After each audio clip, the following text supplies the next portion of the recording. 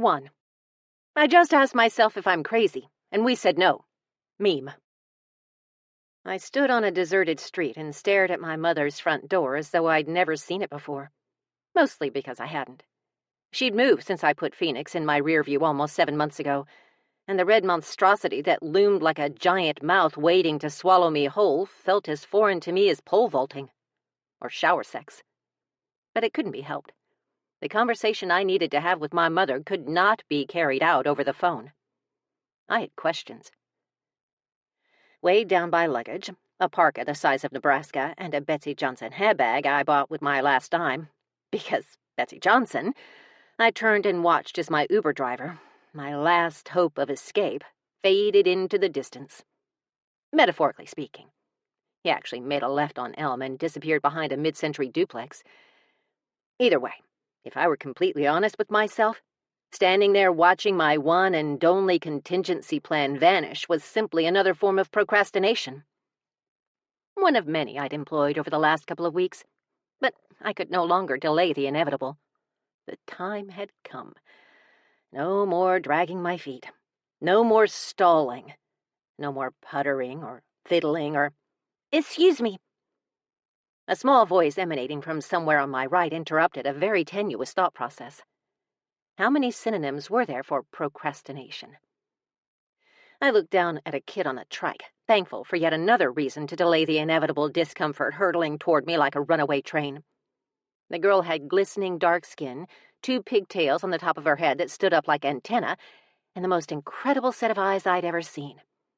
Rich amber irises framed in a centuries-old setting, full of curiosity and mischief and a hint of annoyance. I was apparently blocking her path. Wearing a rainbow tee, pink ruffled shorts, and sparkly cowgirl boots, she rocked her trike back and forth as though unable to sit still, even for a few seconds. Even now. Even with everything that had happened to her.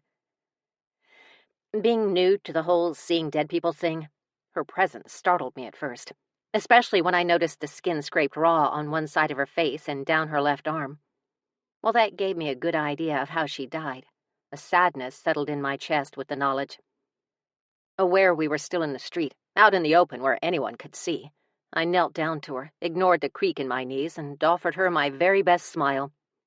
"What's your name?" "Apple Ellen James the First, but Grandma Lou told me not to talk to strangers, so I can't tell you that." I fought a grin. "The first, huh? That's quite an honor." She lifted a slim shoulder. "Grandma Lou says I'm the first because I'm the only girl like me in our whole entire family." I didn't doubt that for a minute. "I bet she thinks the world of you," I said, my heart melting. "She lives in that house." She extended a tiny finger toward a similarly styled house next to my mom's. Red brick and multi-paned windows, only her front door was a soft shade of sand. "And we used to live here," Apple added, swinging her arm to my mom's. "But we had to move, and now a crazy lady lives there with a man who smokes." She wrinkled her nose in disgust, and I tried not to laugh. No wonder my mom could afford the place. She'd hooked up with someone new. Yet again. I could hardly blame the woman for trying to find her OTP, but she'd gone through 5 divorces in her 6 decades on Earth. There comes a time to accept defeat and become a cat lady. That was my plan, at least, especially since the man I was currently in love with died more than 50 years ago and was now haunting my BFF's house in Salem, Massachusetts. C'est la vie. That being said, I did spot a hottie at the airport in Boston, and then again on the flight over. Thick hair as dark as a starless night. What promised to be an exquisite jawline obscured by the upturned collar of a long black coat. The material, cut clean and clearly expensive, emphasized the massive expanse of his shoulders beautifully. But it was his eyes, a shimmering, silvery blue that made me forget how to breathe. At least during that brief glimpse I got before he disappeared around a corner at the airport, or behind a passenger's seat on the plane. I looked for him almost desperately when we landed, my irises fairly begging for another peek. But with all the bustling of deboarding, I never saw him again. A pity, because I couldn't help a niggling of familiarity in the back of my mind. "I like your glasses," Apple said, pulling me out of my thoughts again, and I had to remember which pair I was wearing. While almost always cat-eyed, My glasses tended to change colors with my mood. Today they were blue to help soothe the anxiety coursing through my veins. Thank you. Rising to my feet again, I hefted the parka and the Betsy Johnson onto a shoulder and took hold of my suitcase. Whoever invented wheels for these things deserved a Nobel Prize. Or a lifetime supply of frozen lasagna. Because who doesn't love lasagna? The minute I stepped out of her path, Apple rushed past me like she had someplace to be. I called out to her, "Are you going to be around for a while?" "Maybe," she said over her shoulder, pedaling to her grandmother's house with a fierce determination. "Stay out of the street," I yelled, though it was clearly too late for such warnings. With a deep sigh, I turned back to my mother's front door and resigned myself to the inevitable. If the issue weren't so burning, if it weren't literally a matter of life and death, I wouldn't even bother. But this was no longer about me only. My BFF was a charmling too, but at least her new title made sense. She'd been born into a family of witches. I, on the other hand, had been born into a family similar in consistency and texture to the fruit and fruitcake. I'd never had a magical bone in my body. But suddenly I'm a charmling? Not just a witch, but a very powerful type of witch, one of only 3 in the world. And this was where it got sticky. This was why I needed my mother's help. A blood heir can only be born from a carrier of the magical gene. But the man I'd called father my entire life didn't have a magical bone in his body. Not that I knew of, anyway. Depending on how this conversation went, he would be my next stop. So many questions, so few steps to the front door. I listened to the rollers bounce in the grooves on the sidewalk as I made my way to Mom's new entrance. Only one car in the driveway, a brand-new Mercedes, so I hoped her new man wasn't home. But before I could knock, my phone rang. I pulled it out of my bag and breathed another sigh of relief before answering my best friend's summons. Defiance was still in Salem, enjoying her new sweetheart and a new son she'd brought across from the other side, because apparently charmlings can do shit like that. After tapping the green circle, I waited for her face to appear on my screen. "Well?" she asked, her dark hair falling prettily around her face. She was sitting in the kitchen of her new, gorgeous mansion, a dilapidated Cape Cod-esque manor named Percy any witch would be proud of. "Well, what? Did she tell you who knocked her up?" I stuffed my coat through the telescopic handle on the suitcase. Haven't seen her yet. I'm at her house now. Dude, you landed 2 hours ago. Have you already forgotten what traffic is like here? "Oh," she said, her tone deflating. "Sorry. Call me the minute you find out who your real dad is. Like that very second." "You act like I'm on some grand adventure." "You are. We talked about this.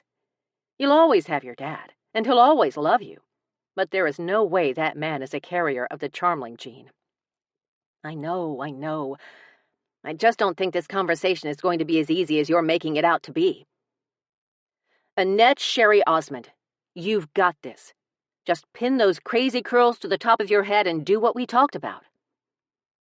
I took a deep breath and nodded. Right. Lull her into an innocuous conversation about the weather, then blindside her. Exactly. And don't give her a chance to retreat. You have a right to know who your real father is, and how the hell she hooked up with a witch. Or a warlock. Either way. True, but before I could expound on the plethora of doubts running rampant through my brain, a tiny voice wafted into my ear, and my heart melted at the sweet sound. "Hi, Aunt Netters!" Defiance adjusted her phone to show the face of a blonde-haired, blue-eyed Puritan wearing a Guns N' Roses t-shirt and a Stay Salty fisherman's hat. The little guy had officially been baptized in the modern era. "Hi, Samuel," I said, cursing the pang of jealousy that spiked every time I saw the toddler. My best friend had rocketed from bankrupt divorcee to fiancé of the hottest journeyman/werewolf I'd ever seen. Not that I'd seen many. And Mom seemingly overnight. And I was so happy for her it hurt. Yet a tiny pang of envy pricked my heart, and I hated it. How could I be jealous of my best friend? "Why you in that phone?" he asked, tapping the screen with his index. He may be wearing 21st century garb, but he was still trying to figure out his new reality. "I'm out of town," I said, laughing at the fact that he was essentially poking my face. "Why are you out of town?" "That's a good question. But I'll be back." "Ink!" he cried before I could finish the sentiment, wiggling out of his mother's arms to chase a scruffy house cat named Ink. Poor creature. At least Samuel could no longer chase him through walls, so he did manage to eke out a few moments of peace in his otherwise frantic days. "Oh, I saw a hottie in the airport," I said, changing the subject to something I knew Def would love. She turned the phone back to herself. "Yeah? Did you get his number?" "Of course not. I couldn't just walk up to him and ask for his number." "Why not? You used to do it all the time." "Yes, as a joke. Also, I kept losing him. Darn. He looks strangely familiar, though. Like I've seen him recently, but I don't know where from. Maybe..." The door opened, and I stopped mid-sentence. Standing exactly half an inch shorter than me, we'd measured, my mother stood across the threshold, her short brown hair only slightly mussed, considering the hour. And the fact that she was still wearing a robe, a red one with candy canes on it. I decided not to ask. "Annette?" she said, as though not sure it was me. Had I changed that much? "Mom?" Her wary gaze slid past me, scanning the street for a car, or my gang. "What are you doing here?" I rolled my eyes. "I'm not here to rob you, Mom. Holy cow." I shoved past her to get out of the heat and came face to face with the daughter my mother never had, my cousin Krista. Of course she would be here. Where else would she be? "I'll call you back," I said into the phone. "Wait!" Def yelled as I hit the end call button. She had just enough time to stick out her tongue, and I almost laughed. Almost. "What are you doing here?" Krista asked, as though worried she'd catch something. My mom closed the door, and I looked between the two of them, suddenly at a loss for what to say. The last thing I wanted on this earth was for my cousin, the super popular one who used to squeeze toothpaste into my hair as I slept, to find out I was questioning my heredity. And why the hell was she here? She and my mother used to do everything together. I thought their close relationship would ebb over the years, but it only seemed to grow stronger. The comparisons, or disappointments, grew stronger as well. Why couldn't I be more like Krista? Why couldn't I cheer like Krista? Why couldn't I paint like Krista? Why wasn't my hair soft and shiny and blonde like Krista's? I was in my mid-40s, and that shit still stung like a tarantula wasp. I had to get over it already. Thank to goodness for my bestie, Defiance. She'd kept me sane. Or at least she tried. The jury was still out. "Oh," Krista said, eyeing the silver bracelets I'd woken up with that morning. "Literally. I'd gone to bed with bare wrists and woken up with delicate silver vines around them. Not the oddest thing to happen to me in Defiance's new house, believe it or not. The fact that said bracelets had no clasps for me to take them off only added to their charm. Or creepiness. Either way. "You should have called," my mother said, walking past me toward a kitchen that set off to the left. I abandoned my suitcase in the foyer and followed. "I didn't realize I needed an appointment." She turned to me in a huff. "That's not what I meant, Annie. I just moved into this house. I don't have a spare room ready." "It's nice." I scanned the open area. White walls accented with soft woods. It was fancy. Especially for my mom. "Thank you," she said, pouring a cup of coffee. "I can't wait for you to meet Brad." "Pitt?" I asked hopefully. Krista released a sound that was part laugh and part scoff. Same old Annette. "I've only been gone 7 months, cuz. Did you expect me to change?" "Not at all." She took a sip of her own coffee and headed toward the living room, saying over her shoulder, "But you can't have my room." "Your room?" I asked, unable to hide my shock. "You live here?" My mom handed me the cup. "She's just staying here while Darren is out of town." I grinned at her. "Trouble in paradise already?" I asked, knowing the question would dig. She whirled around. "At least I have a husband." "Yes, you've had 3, I reminded her, the words leaving my mouth before I had a chance to think it through. A fury overtook my cousin. and I tried not to giggle at the fact that her lips took on a weird shape when she was mad, not unlike the predator.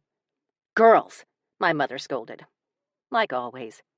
She never curtailed Krista's digs, but the minute I got the upper hand, she'd put an end to our bickering with a single bark. It was simply the way of the world.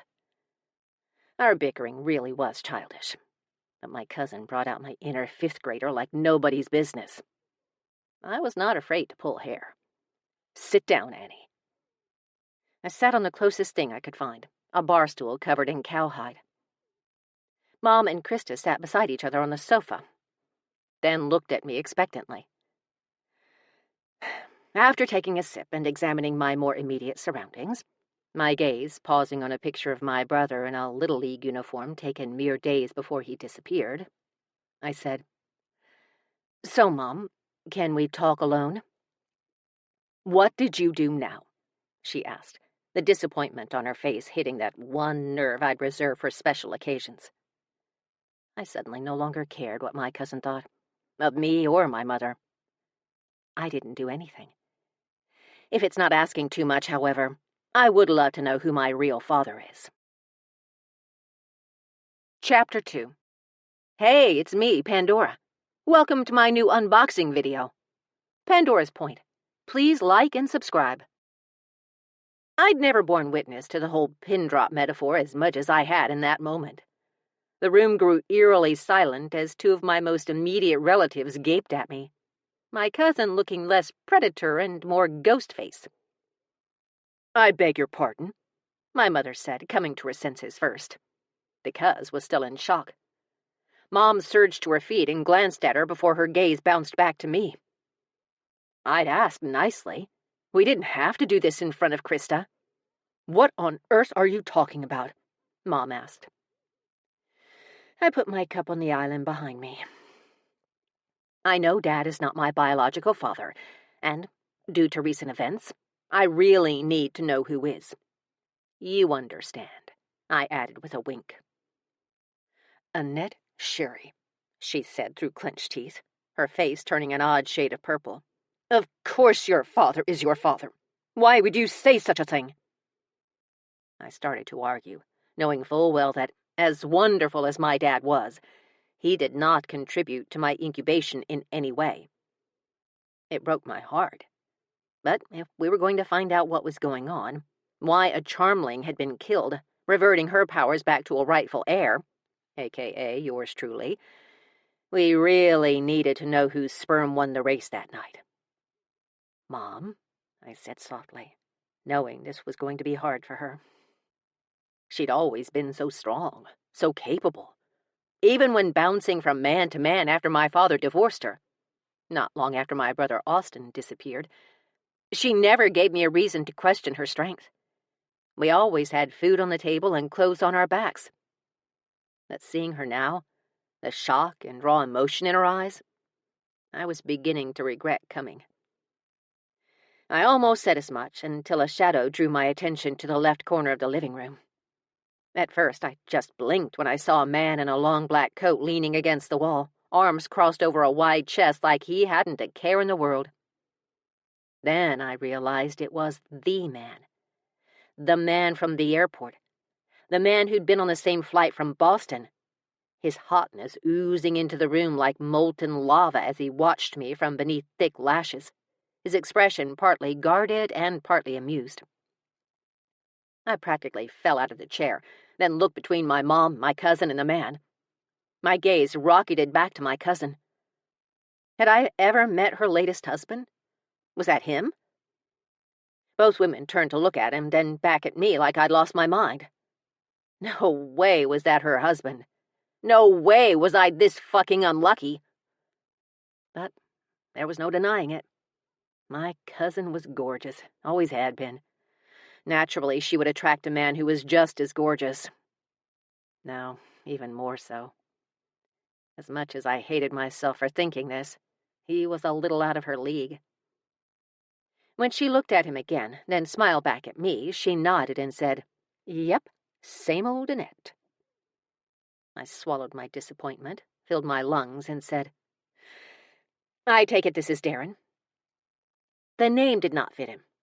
He looked about as much like a Darren as I, with my extra curvy 5-foot frame and brown labradoodle hair, looked like a Taylor Swift.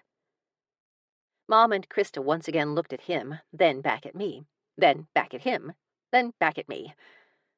All in all, it was a weird exchange. "I give up," Krista said before picking up the remote. She turned the TV on and flipped to the local morning news as though ending the conversation, infuriating me even further. I nodded a greeting to Darren, my heart aching with the knowledge that he was married to one of the most hateful people on earth, yet dancing just a little, knowing they were having problems. I was clearly going to hell, but her treatment of him could be a big clue as to why they were in a rough patch. He nodded back, the same humorous grin lifting one corner of his mouth, the same wariness in his gaze as though not sure what to make of me. I could hardly blame him. I didn't know what to make of me either. "So, Mom," I said, turning back to the woman who supposedly gave me life. I hated to do this in front of not one, but 2 other people, but there was no stopping now.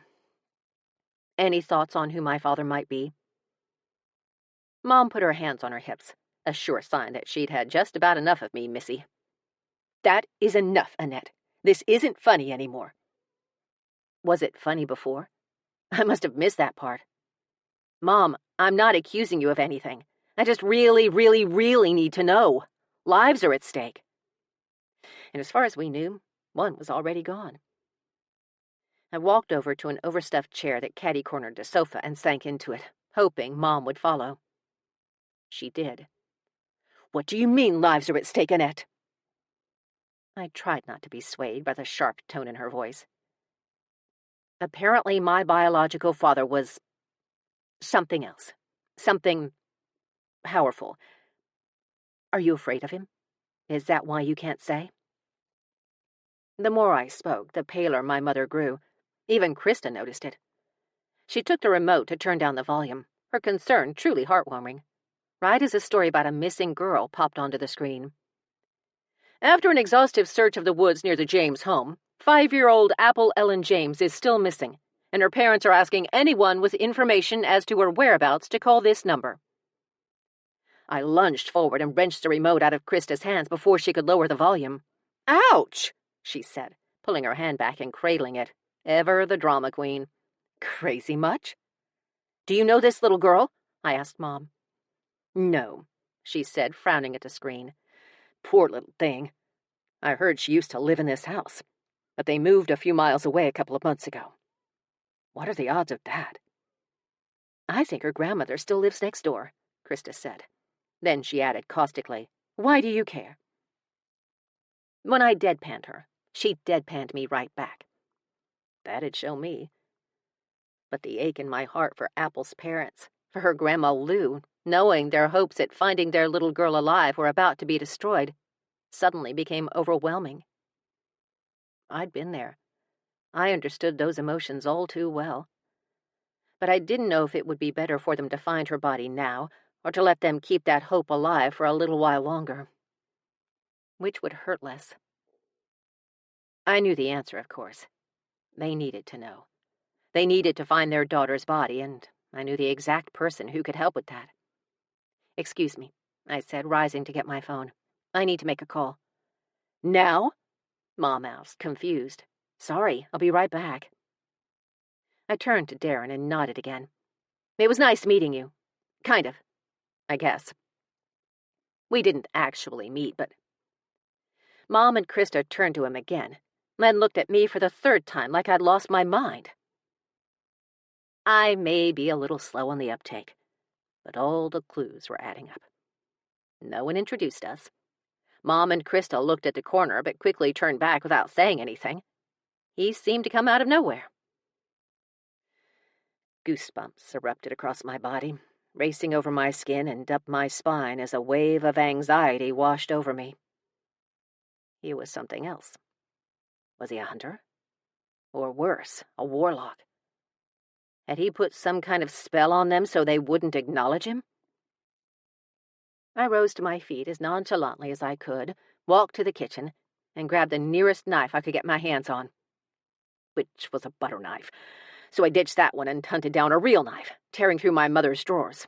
A steak knife would do, or a butcher's knife, or a machete. Mom called out to me, "What are you looking for?"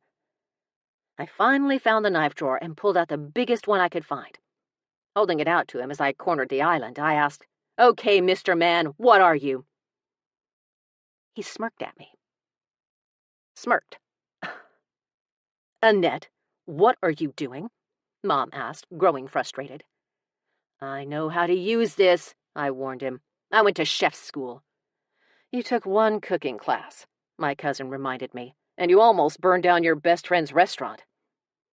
"Still," I said, easing closer, showing my most menacing side.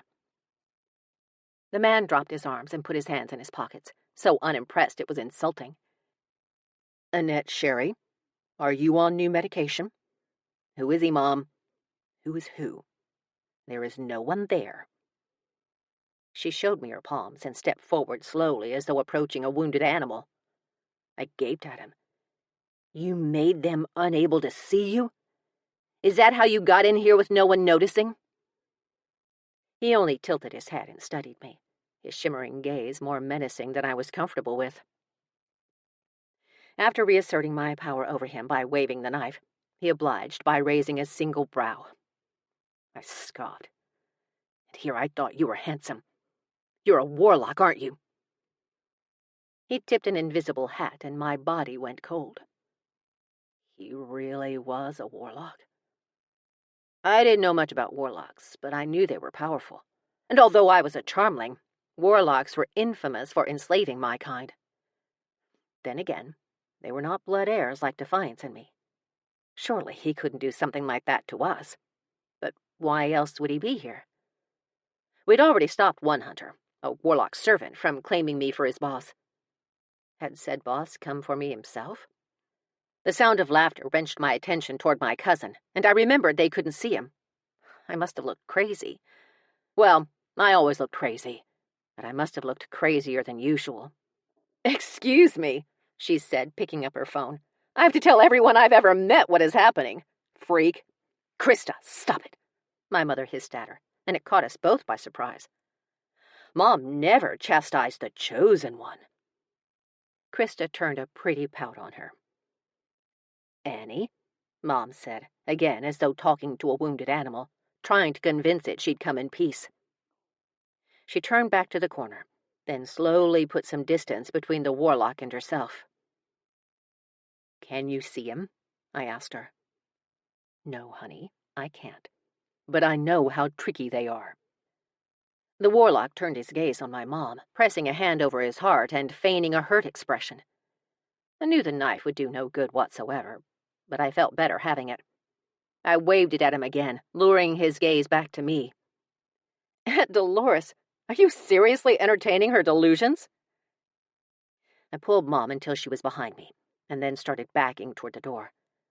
I was absolutely helpless against a warlock. I knew little to no spells, despite studying day and night for 2 weeks, the length of time since I'd inherited my charming powers. Then I remembered. I could shapeshift. Thanks to my bestie turning me into a danged bird, a crow to be exact, I could fly away once I got outside. Surely he couldn't follow me. Even if he could shapeshift, what were the odds his alternate form could fly? But I couldn't leave him alone with my mom. Krista could fend for herself, but my mom... Then again, what would he want with her? Would he leave her alone if I escaped? We'd made it to the foyer. The warlock hadn't moved a muscle, his gaze unwavering, and I started to breathe a hair's breadth easier when my mother's words sank in. "Wait, what?" I asked, turning toward her. What?" she asked, her gaze darting about madly as though trying to see into the beyond. "Why are you wadding me? Keep that knife on him." "Is this a joke?" Krista asked as she lifted her phone to film us. "You said warlocks were tricky. How would you know that?" She stopped and gave me her full attention. "Can we discuss this outside?" "How do you know that, Mom?" "This is so going viral," Krista said right as her phone started to smoke. She yelped and dropped it on the coffee table, shattering the screen. "What the hell?" Mom went still beside me. Did the warlock do that? I turned wide-eyed to the man. He gave his right shoulder the barest hint of a shrug, as though he'd been helpless against the urge to fry my cousin's phone. I liked him. Not a lot, but he was growing on me. I think he did. Krista waved smoke away from her face as her phone continued to smoke. This is a brand new phone, and I didn't get insurance. That's so sad, I said before turning back to my mom and asking her point blank, how do you know warlocks are tricky? We can discuss that later. Mom, how did you know? I pressed, keeping the knife trained on the intruder. She let out a helpless sigh and closed her eyes. Because I think your father may have been one. What? Krista and I said at the same time. My biological father was a warlock and you never told me? She clutched at my arm, practically begging me to pay attention to the elephant in the room instead of her. I'm not saying he was for sure, but I saw things, Annie. Things I can't explain. That being said, can we get back to the warlock in my house? Her fearful expression returned as she scanned the room. Is he still here? Yes, I said toward the warlock, as though accusing him of wrongdoing. He was a warlock, after all. He'd probably done lots of things wrong in his life, so my animosity was warranted. He was so young, though. He couldn't have been more than 30. Maybe 35, but that was pushing it.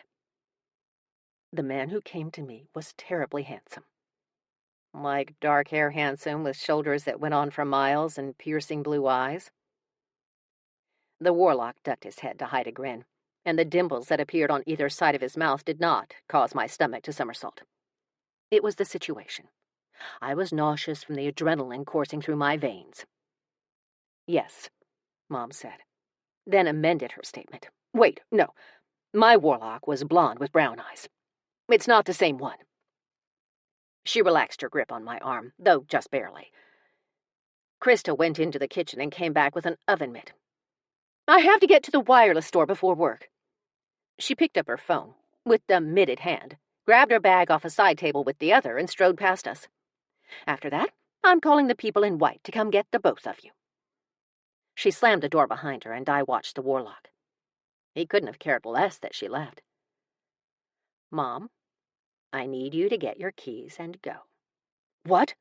No, honey. I can't leave you. Mom, please. And I haven't put my makeup on.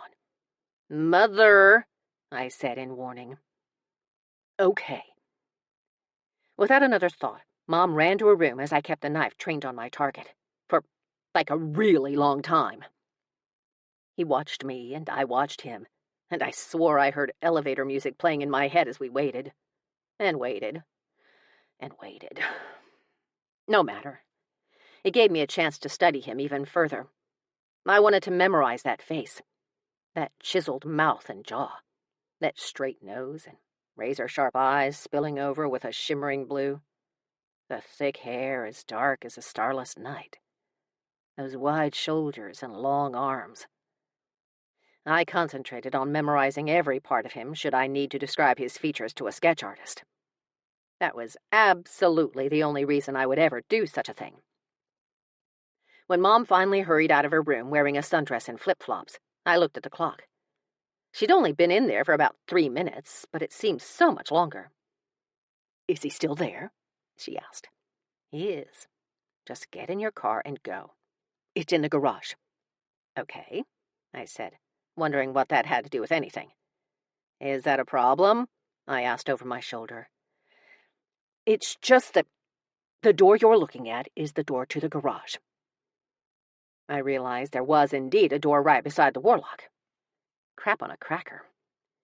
Can't you go outside and open the door from there? She cowered against my backside, gazed over my shoulder, and whispered, I could if I knew the code. I dropped the hand holding the knife and gaped at her, whispering back, You don't know the code? We just moved in last week. I have an opener. I haven't learned it yet. The long, drawn-out sigh I released sounded very much like a dying cow, but I didn't care. I formed a plan and retrained the knife on the intruder. Okay, you. I said, jabbing the knife toward the other side of the room. "Go over there so my mom can get out." He pointed to himself and raised his brows. "Yes, you. Who else would I be talking to? And don't try anything funny. I know spells. I had to think fast, not my strong suit. I can send you to an oblivion so oblivious you'll never be able to find your way out." He raised his brows again, this time pretending to be impressed. I was so bad at acting. I pointed with the knife to my right. "Whatever. Just go that way." He pointed to the other side of the room with a long, almost elegant finger. Damn it, he even had great hands. Yes, I said, waving the knife like a maniac. "That way. Walk over there." At last he raised his hands in surrender and strolled to the other side of the room, taking up his new post in front of a sliding glass door. That wasn't the odd part. The odd part was the fact that I could see daylight streaming through him. How? Was he not really there? Was he astral projecting or something? Could warlocks do that? If so, I doubted I could outrun him even as a bird. "Go, Mom," I said, pushing her away from me. "What are you going to do?" she asked. "I have a few tricks up my sleeve," I lied. "Tricks? What kind of tricks?" "Mom, I'm the daughter of a warlock. I can handle this." "Is this what you and Defiance have been doing in Salem? Learning the black arts?" "Really, Mom?" I asked, appalled. "I just wrangled you a get-out-of-jail-free card. Go already." I shooed her with my knife hand. "All right, but we're going to talk about this later, young lady." "Hell, yes, we are." Why was she mad when I was the one who'd been lied to my entire life? And a lot of other things, too. Mom hurried through the door after taking one last glance at me as though it would be her last. Did she know something I didn't? Besides who my real dad was? Alone at last, with Mr. Tall, Dark, and Deadly, I waited until I heard the garage door closing before turning my attention to him. I swallowed hard and asked, "Why are you here?"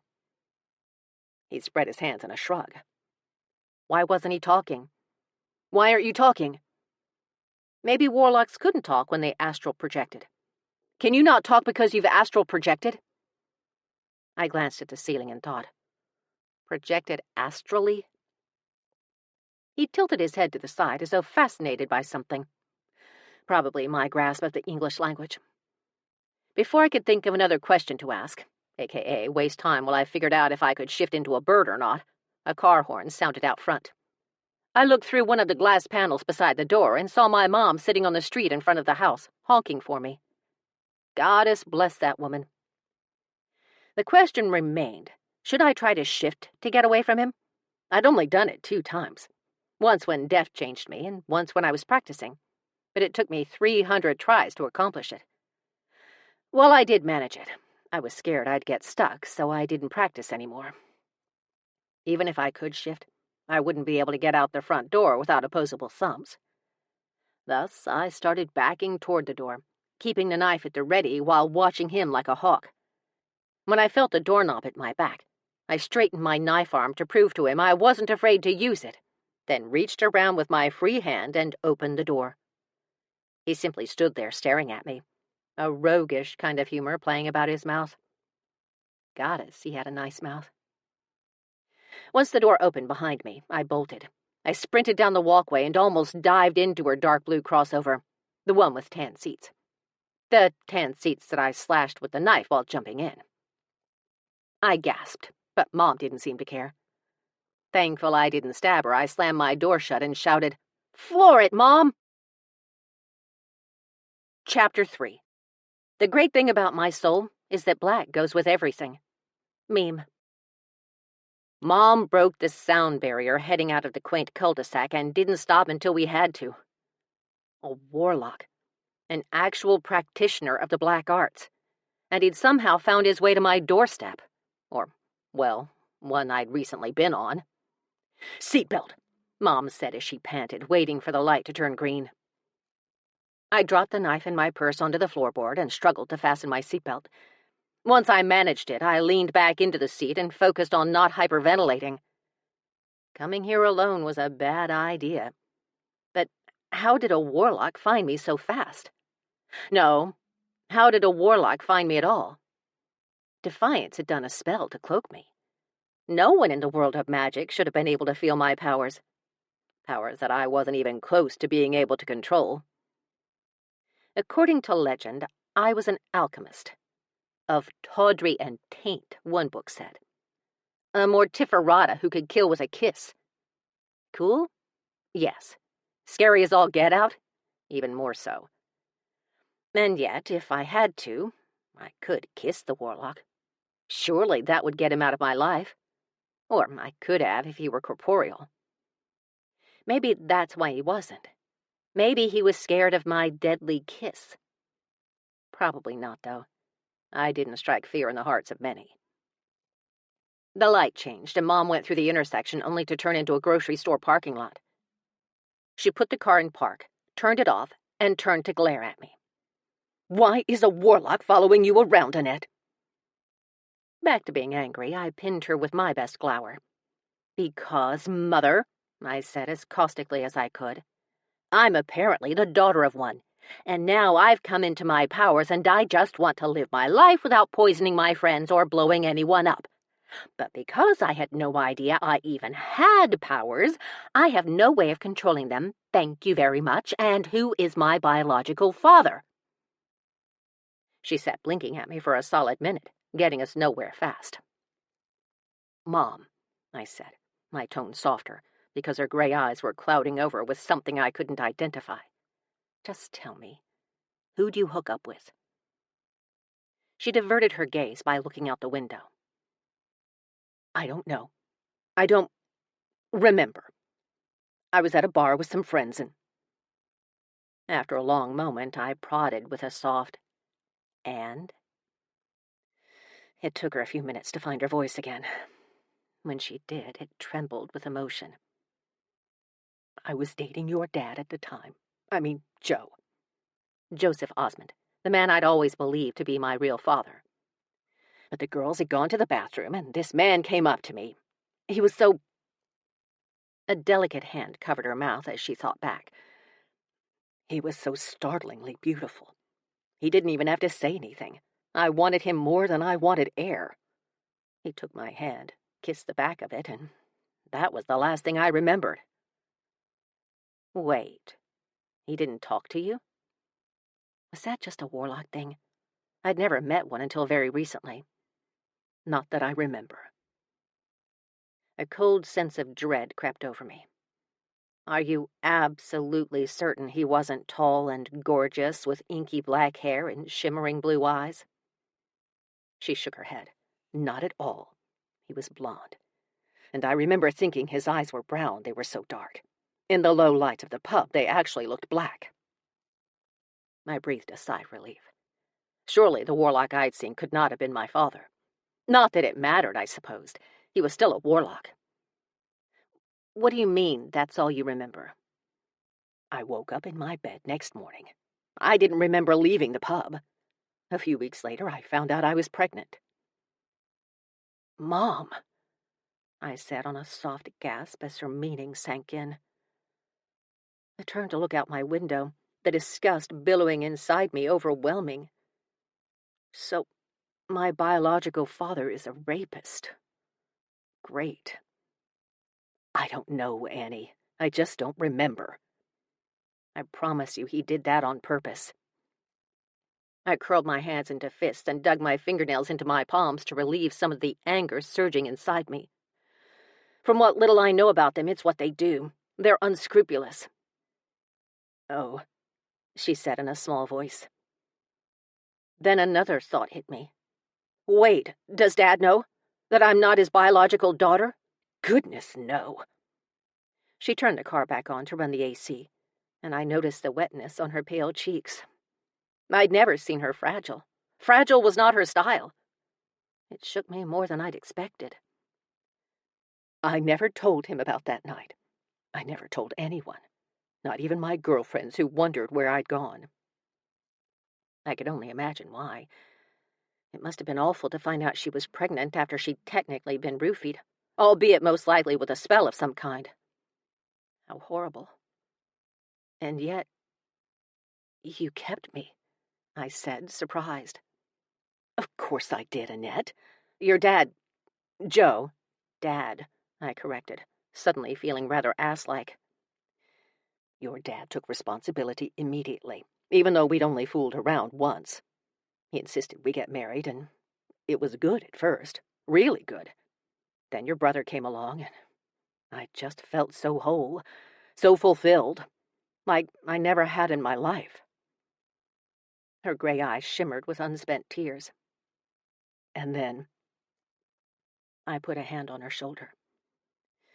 I would never forget the day Austin went missing. The police cars, the news vans, the lights shining in our house at all hours, and my parents crying non-stop for days and days and days. My chest tightened painfully around my heart. I'm so sorry, Mom. I don't know if I've ever told you that, but I am. I was not a very good daughter then. Mom's gaze darted toward me, and she stared at me a solid minute before she spoke. Annette Sherry, you were a kid. You were hurting too. We never blamed you. I winced at the lie that came so easily to her. He went missing on my watch. I understand your animosity now. I understood it then, too, even though I couldn't admit it at the time. She turned in her seat to face me, reached over the console, and took my hand into hers. It was unexpected and almost unwelcome. I didn't deserve kindness from her. Animosity felt better, normal, like it was our shtick and I didn't know how to act otherwise. Annette, she said, her tone softening. I never felt animosity toward you, nor did your father. It's okay, Mom. No, it's not. We were not the best parents, I'll give you that. But we never blamed you, honey. I guess...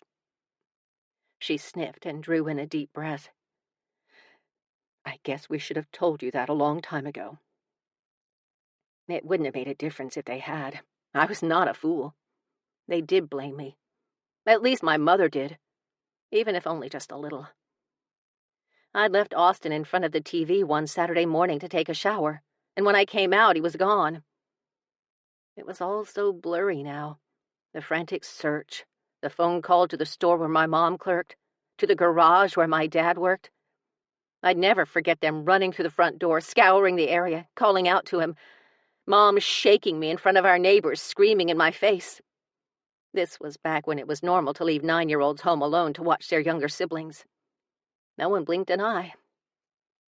That was when I first started believing in the crazy notion that I was psychic. I kept telling everyone Austin was alive. I could feel it. I knew it in my bones. But after weeks of searches and flyers and news appearances begging for information with nothing to show for it, even I was beginning to doubt my connection to him. And then it all stopped. Almost as quickly as it began, it all stopped. The searches, the news vans, the 2 detectives who practically lived at our house. It all stopped, and after a few shaky starts, life began anew. We were just expected to go on living like we hadn't been through the worst thing that could ever happen to a family. But nothing was ever the same. My parents got a divorce a year later. Mom and I moved to a new school district. Then a few years after that, it was gone. My connection to Austin, the one I believed in with all my heart, was gone. I'd truly lost him. I shook out of my thoughts and remembered something else she'd mentioned. You said warlocks are tricky, that you'd seen things, but you don't remember that night? She bowed her head in thought, and I could tell she didn't want to talk about it, but we'd made so much progress. I didn't want to stop now. I don't remember that night, but afterward I began having flashes, visions. I can't explain it exactly. I just knew it was him.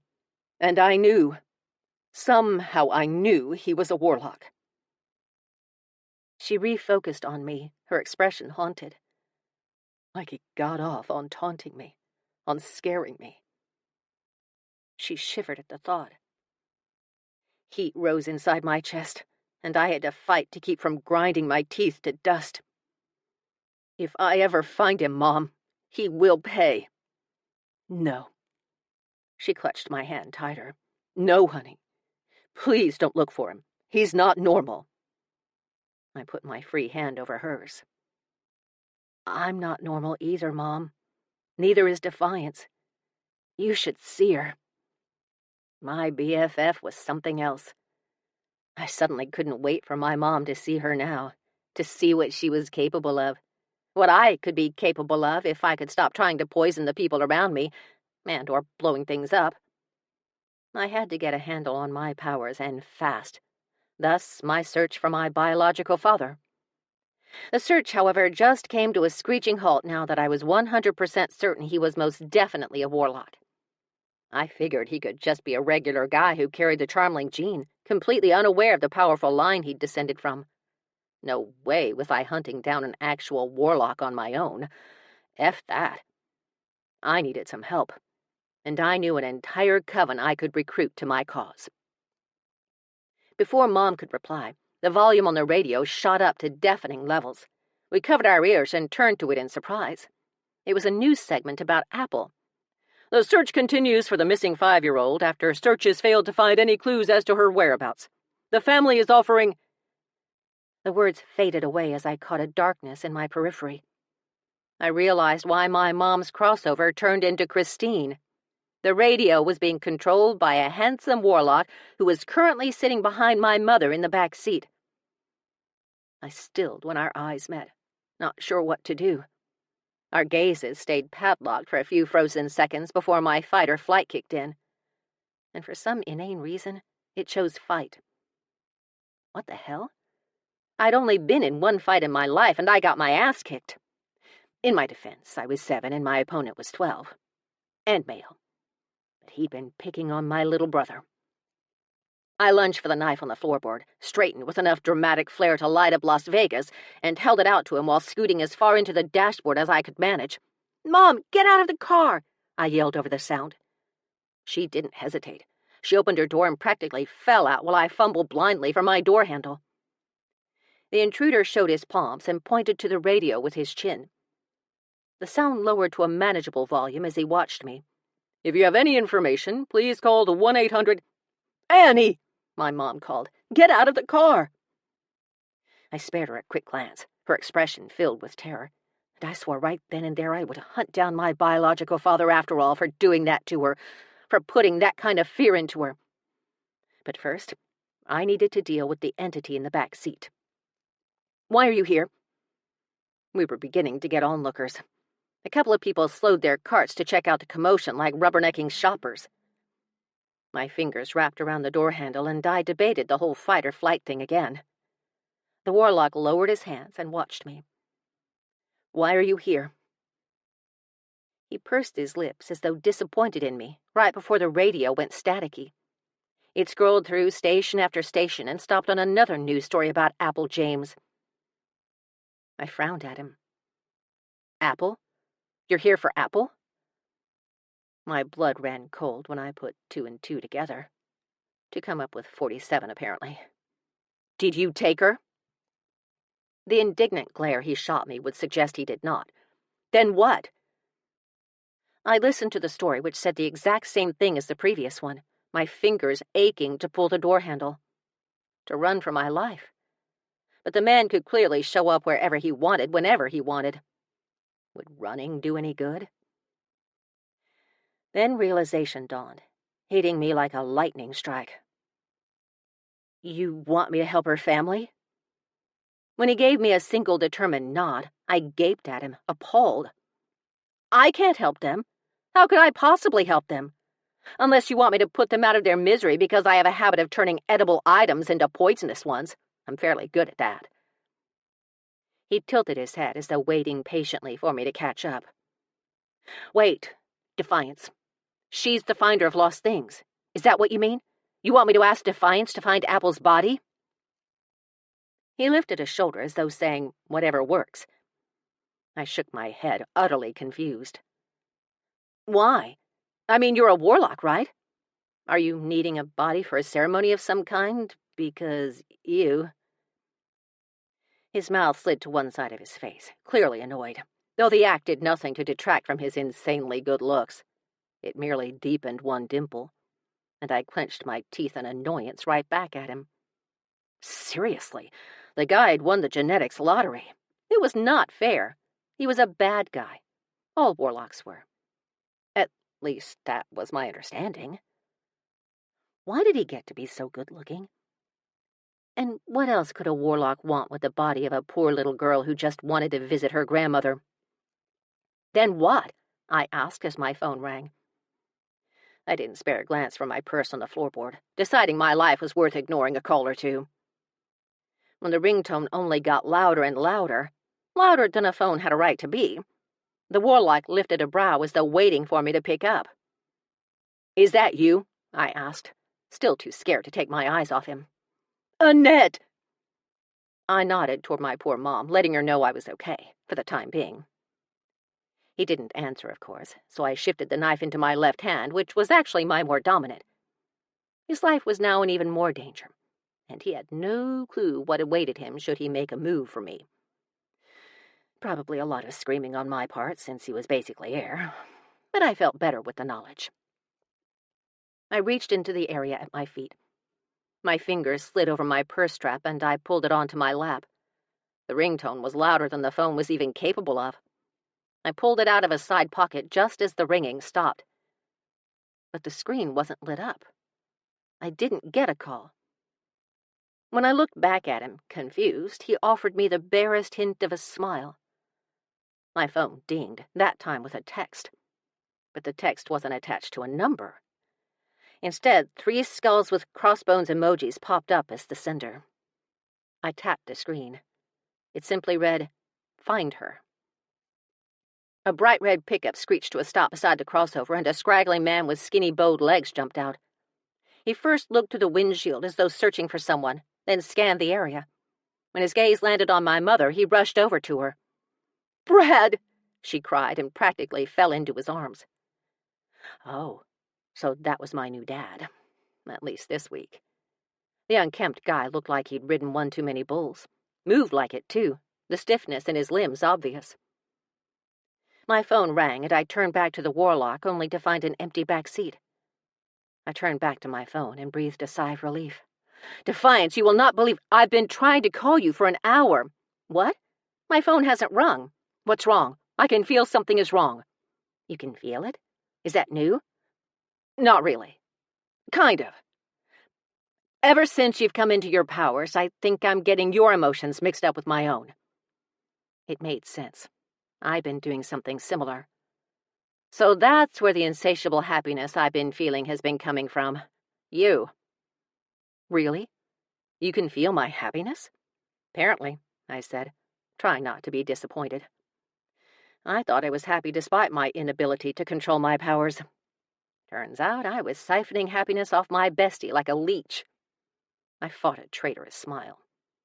It wasn't like I could really be disappointed. My best friend was happy after years of misery. How could I be disappointed? "Wait, can you feel other things?" The minute she dropped her voice, I knew what she meant. "Every single time." When the phone went completely silent, I giggled. "Not really, thank the goddess." Def released a long breath of air she'd been holding in. "Thank the goddess, indeed. Do you know how awkward that would be?" "Yes, I do." Dodged a bullet there. "Wait, why are you upset? Is your mother being mean? Do I need to come down there?" I laughed. Actually, my mother and I had the first real heart-to-heart we've ever had. "Oh, Ned, that's awesome. And?" "Turns out my father is not only a warlock, but a sexual predator. He assaulted my mother, after he magically roofied her." "No," she said softly. "I'm so sorry, hon." "Thank you. Though she doesn't remember much, it really affected her." I shook my head. "But I can't get into that right now." "Of course. Is she close by?" I looked over. Her new beau had sat her on a curb underneath a tree. Close-ish, but Someone followed me here." "Someone followed you?" She gasped aloud. "The hunter?" There'd been a hunter, basically a warlock's bitch, looking for me in Salem before I left. But we'd come to an understanding. He doesn't try to recruit me for his asshat of a warlock, who'd already enslaved the last of the 3 charmlings, and we don't fry him up and serve him to Defiance's familiar, Ollie. "Not a hunter," I said, knowing what I was about to say would send her into a tailspin. "Someone much more powerful. But you can't freak out. If you say a warlock, I'm most definitely freaking out. No, not a warlock. Not a warlock at all. Not a warlock in any way, shape, or form. Except that, yes, a warlock. Only not like you think. He doesn't seem evil. Annette, how else can someone be a warlock? I mean, you're either a warlock or you're not. You're either evil or you're not. There's no middle ground here." "Not true. Remember, Gigi said some can be benevolent. And he seems kind of nice." Oh my God. I could just see her pinching the bridge of her nose. Is he hot? What does that have to do with anything? "Ned, if he's a warlock, he's evil. I've been studying. There have only been 3 warlocks known for their benevolence in all of our history, in hundreds and hundreds of years. You've got to put your hormones aside for 5 minutes. Excuse me, miss, I think I'll just bang the hot, kilt-clad shapeshifter on the kitchen counter, but I think you are getting us confused. How did you... Look, that doesn't matter. My hot, kilt-clad shapeshifter isn't a warlock." She paused for dramatic effect, then added, "A warlock, Annette. A bona fide master of the black arts.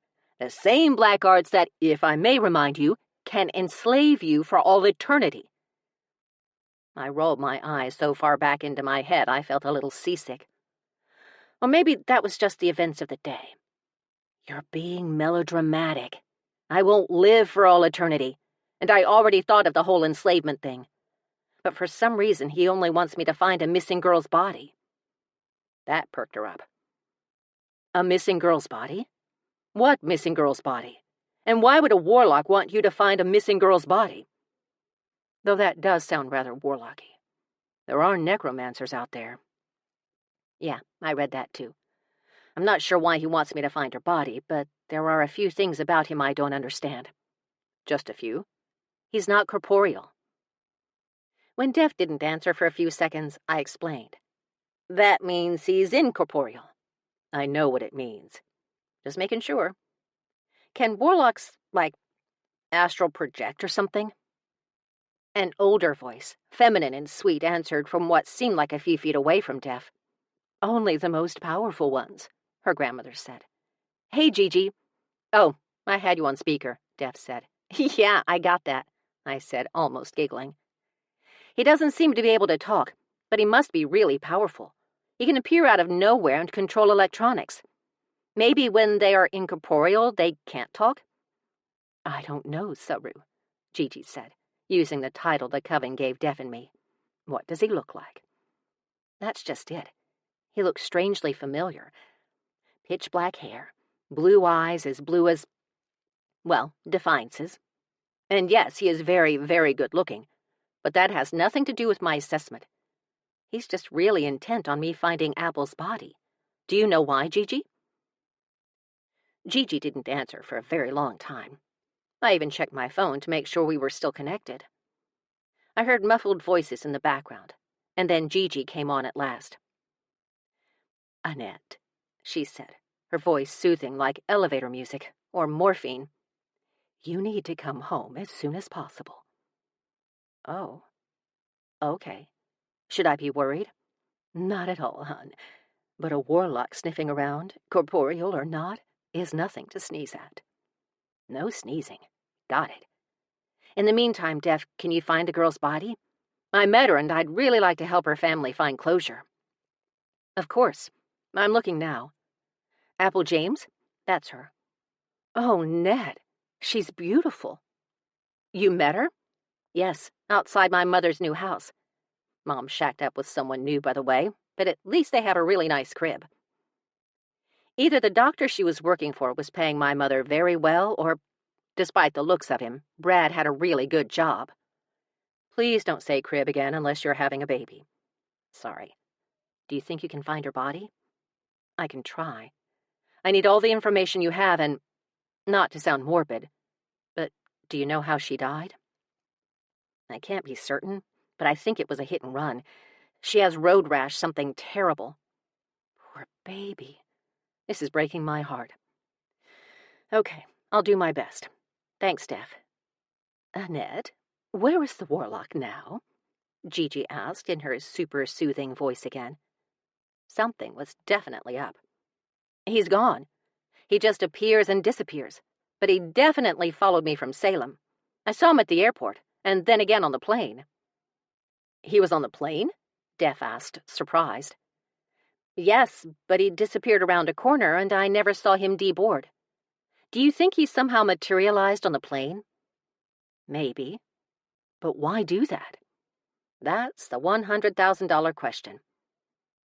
I glanced over at my mom. Her new beau was helping her back to the car. Gotta go. Let me know if you find her. Of course. Text me every half hour or I'm flying out there. I mean it, Ned. I will. Promise. I ended the call and took one last glance into the back seat before getting out of the car to help with Mom. Her beau looked like he'd been a cowboy in his younger days. He wore a denim shirt and threadbare jeans. His appearance surprised me. He didn't match the house they'd gotten together. Maybe that was more my mom's decision than his. And while I was normally a big fan of Scruffy, there was something off about the guy. He gave me a very bad vibe the minute I saw him, and I was suddenly worried about my mom. Where did she find these guys? He helped my mom with a hand on her arm and one on her back. Brad, this is Annie, Mom said, as though proud to introduce me. Another novel experience. This day just got weirder and weirder. Brad gave me a dismissive nod, then looked down at her. Your daughter can drive your car home. I'll take you with me. Do you mind? Mom asked. Of course not. The keys in the car? Yes. Is it clear? After a furtive glance at Brad, not sure what all she told him, I said, It is. She nodded and leaned inside to grab her bag. Handing me the keys, she added, She's kind of temperamental in this heat, but it should be okay. You have the address, right? She has the address, Brad said, his impatience and unmistakable dislike shining through in the tone of his voice. That was okay. He wasn't making a great first impression on me either. He pointed to his truck that was still running, the big motor rumbling around us. The lift kit would make it hard for my mother to get in. The side steps would help, but that thing was, 5 feet off the ground. Mom walked around to the other side. After she'd disappeared around the massive truck, Brad turned back to me. He gave me a good once-over, making me crave a long, hot shower. Then he closed the distance between us, wrapped his fingers around my upper arm, and jerked me toward him. In a few minutes, I would begin rehearsing this situation in my head over and over, and would probably continue to do so for years to come. But at that moment, I was so stunned I just stood there, gaping at him. When he spoke, he was so close I could see the flakes of dry skin across his cheeks and the yellow stains on his teeth. I could also smell the cigarettes on his Bob Seger t-shirt and breath. How could someone so vile wear such a cool t-shirt? I figured he looked older than he actually was. He'd lived hard, and it showed.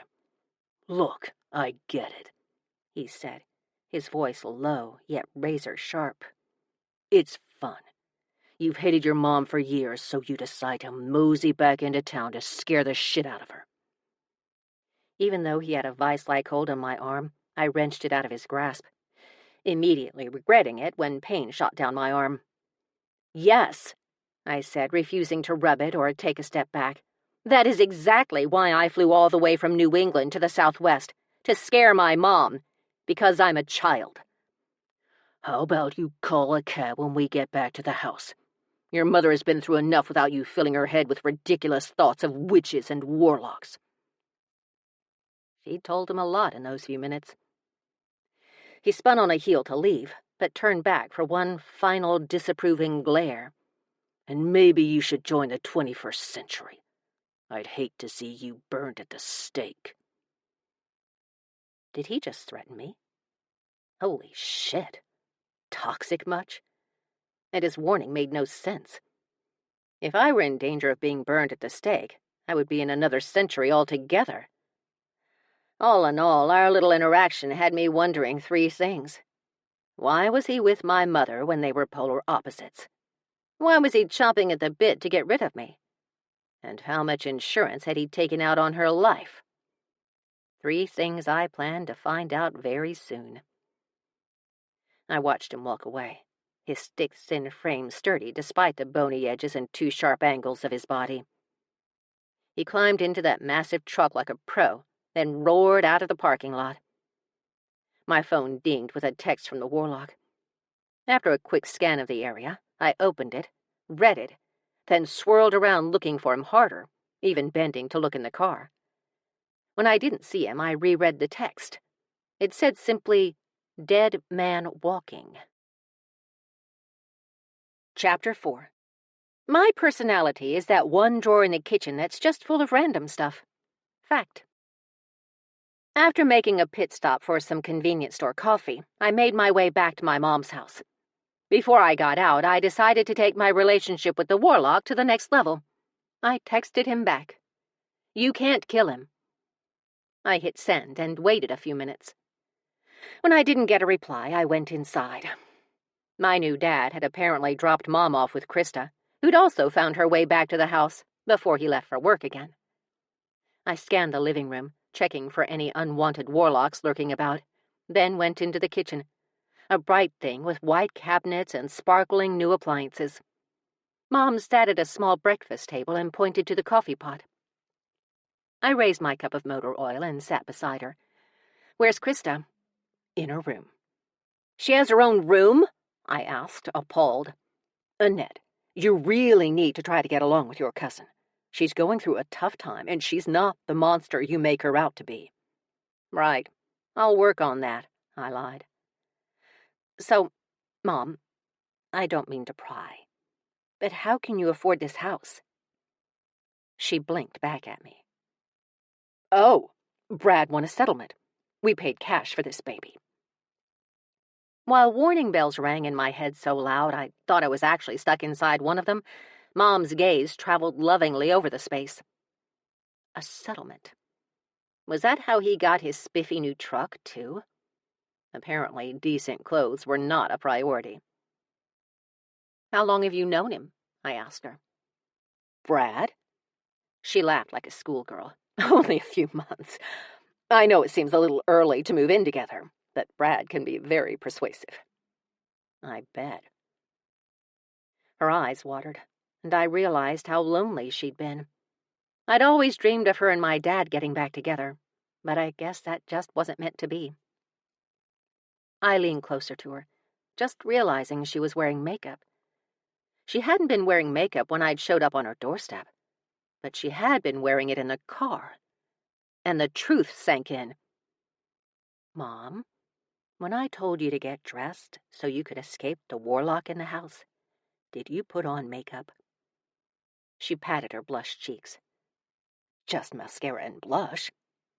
When I tossed her a dubious frown, she added, "And lipstick. But really, Annie, what does that have to do with anything?" "You stopped to put on makeup with a warlock in the house?" "It's not like it was on fire. The house or the warlock?" Krista yelled out to me from her room, I assumed, her voice sounding like fresh acrylics on a chalkboard. "I need to talk to you." Well, she didn't say my name. We both knew who she meant. Mom offered me a sad smile and patted my hand. "Be nice to her." "Sure thing." Nice. I could do nice. I was often nice growing up. Not to her, but still. In my defense, she was mean to me first. I'd always idolized her, but a person could only take being bullied so long before the shine wore off and the true image broke through. Also, again, she put toothpaste in my hair. My recalcitrant curls were difficult enough to deal with. Toothpaste did not help, especially on a camping trip with only freezing cold river water to wash it with. I tended to hold on to grudges for dear life. "Where are you?" I called out after having opened 3 hallway doors to no avail. "In my room." Resisting the urge to roll my eyes, I found her after the 4th try. She was folding laundry and stuffing it into a suitcase. "Going back to hell so soon?" I asked. Her jaw muscles bounced in response, letting me know I'd hit a nerve. Mission accomplished. "I'll have you know, I'm going to Mexico for a couple of weeks." Running from the law again? Her head snapped around so fast, her neck audibly cracked. For a minute, I thought she broke it. Then I remembered the possessed can do things like that without any permanent damage. I saw it in a movie once. "Just kidding, cuz. What's the occasion?" "I need to get away for a few days," she said, her voice shrill. Kind of like mine when in bird form. "Is that asking too much?" "Sorry I asked." I glanced out of her window, which faced the street, and watched little Apple ride her tricycle toward her grandmother's house again. How many times had she done that over the last few days? I suddenly wondered if Death and I could do more. Could we help her move on? Help her go into the light, so to speak? I'd have to ask. "What are you looking at?" I turned back to my favorite, and only, cousin. "What do you want, Krista?" She leaned over her bed, picked up her phone, and tossed it to me. It was the wrong thing to do. She should have given me a heads up or shouted something like, "Think fast." Instead, I swatted the device away like a wasp and it crashed into the wall. In my defense, she could have been throwing a snake at me, or an artichoke. I hated artichokes. "Was that new?" I asked. She crossed her arms and faced me. "It was until it got fried by whatever thing you brought into this house." "I thought you didn't believe in such things." She did a sassy bob with her head. It wasn't a good look for her. "How else do you explain it, then? I had a brand new phone go up in smoke. I tried to record you so I could finally go viral. Life goals. And this happens." She stepped closer, towering over me. "Everything goes to shit when you're around. Why did you even come back?" I'd had enough of being bullied for one day, so I stepped closer too, forcing her back until the bed stopped her retreat. But I had to admit she had a point. Maybe it wasn't the warlock. Maybe I'd really fried her phone when she tried to record me. I'd certainly done worse in the last couple of weeks. But Krista's behavior was a bit too caustic, even for her. Was something else going on? "What do you want, Krista?" She sat on the bed and pointed to the phone. "I want a new phone." I gave her some space and leaned against her dresser, which looked brand new as well. The whole place reeked of newness. "And you want me to buy it?" After tilting her head playfully, she said, "It's like the antique store. You break it, you buy it." "Okay, but I only have $3 in the bank. It'll take me a while to scrape the funds together." Her jaw dropped. "How did you get here, then?" "Credit card." "Then use that." "Maxed it out getting here," I lied. "Look, your phone malfunctioned. Just take it back." "I can't," she said, jumping to her feet. I didn't get the insurance." "But it was clearly faulty. Just take it back, insurance or no insurance." Her face turned a bright shade of pink, and I knew that was my cue to get the heck out of Dodge. I turned toward the door, but a reflection in the mirror caught my attention. I squinted to make out what I was seeing. A bag sat on the closet floor, half opened with a pile of cash inside. I caught Krista's gaze in the mirror, hers just as stunned as mine. Where did that come from? And why was she asking me for money to buy a new phone when she clearly had plenty of the stuff? I wish you hadn't seen that. She picked up a cheerleading trophy, which, what the fuck? She was only staying here for a few days and she brought her trophies? When she raised it over her head, I realized my cousin was planning to kill me right then and there. Again, what the fuck? But instead of blind panic like I thought I'd feel when my ultimate demise loomed so very, very nigh, a calmness took over. A calmness like I'd never felt before. It filled my heart, fueled my lungs, and nourished my body as I looked up at my cousin with new eyes, as I saw the darkness poisoning her heart and soul. She brought her hand down, the movement lightning quick, but it stopped in midair. Her expression morphed into one of pure shock a microsecond before it turned to cold, hard alabaster. She put up her other hand to stop me and reared back as though trying to take a breath, but she froze, staring at me, her arm ready to strike, her other one trying to push me away. Her mouth open with the panic I should have felt. Like the rest of her, the summery blouse and capris she wore hardened to stone. Even the trophy she'd planned to kill me with turned to alabaster before my eyes. I looked down and realized I'd touched her stomach. Just barely. 2 fingertips. Just enough to turn her to stone. Gasping, I threw both hands over my mouth and stumbled back against the dresser. My mom called out to us, "Is everything okay in there?" I pressed my hands tighter over my mouth and squeezed my eyes shut. The room spun, and I felt the world tilt underneath my feet. I'd done it up good this time. How was I going to explain this?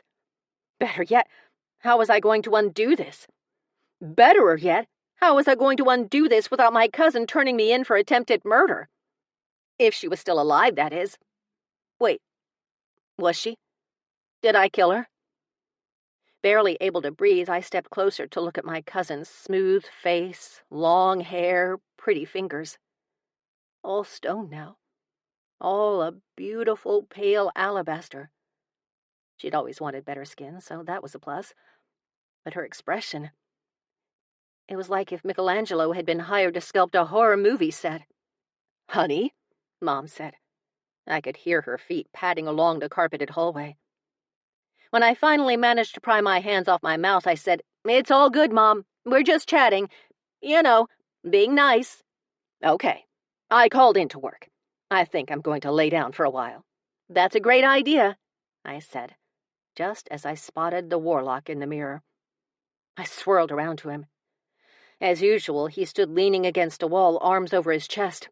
But he no longer wore the coat, so his biceps bulged, testing the strength of the t-shirt he wore so exquisitely. Despite his chosen profession, I was glad to see him. He looked at Krista, back at me, then at Krista again. I know, I whispered, the sound like a radiator leak in the quiet room. "What do I do? Is she still alive? Can I bring her back?" My phone dinged in my pocket. I took it out. It was him, naturally. When I kill people, I never worry about bringing them back. Not my strong suit.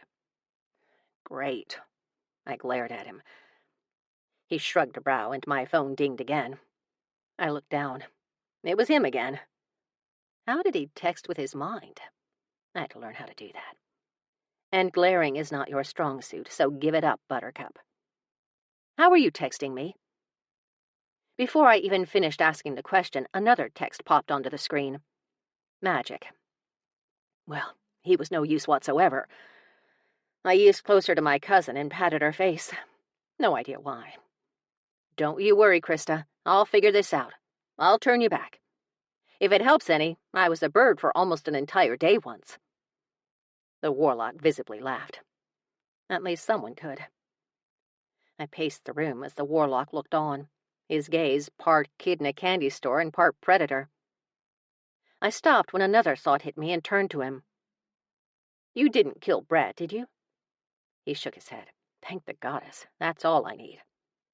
My phone dinged, only this time it wasn't the warlock. Speaking of whom, I really needed to learn his name if he was going to follow me around like this. At least when I got back to Salem, he wouldn't be able to enter the house. Percy was locked up tight against supernatural elements like him, corporeal or otherwise.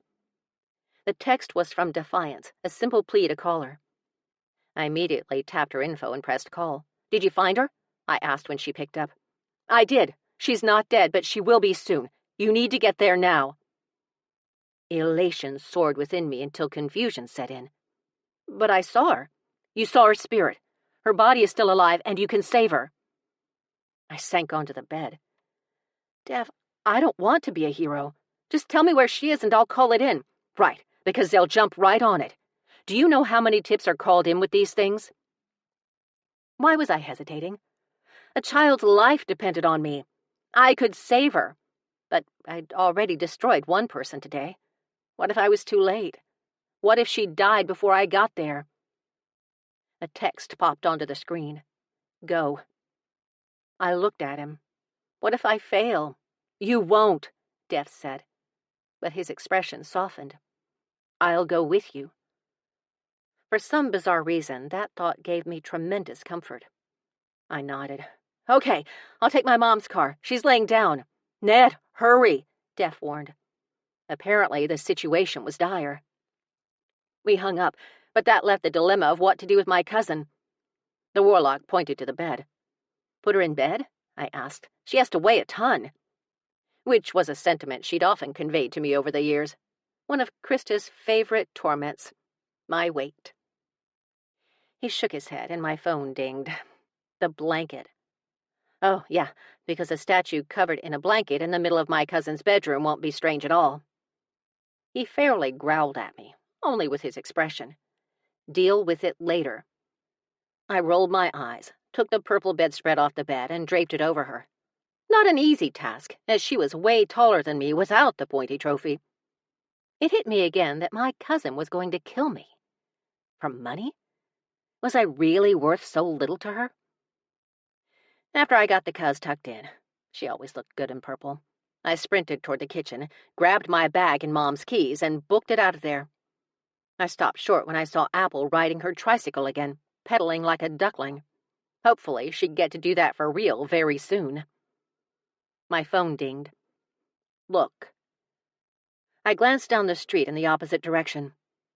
A massive red truck was barreling its way toward us. Chapter 5. You are what you eat. The fuck? When did I eat anxiety and back problems?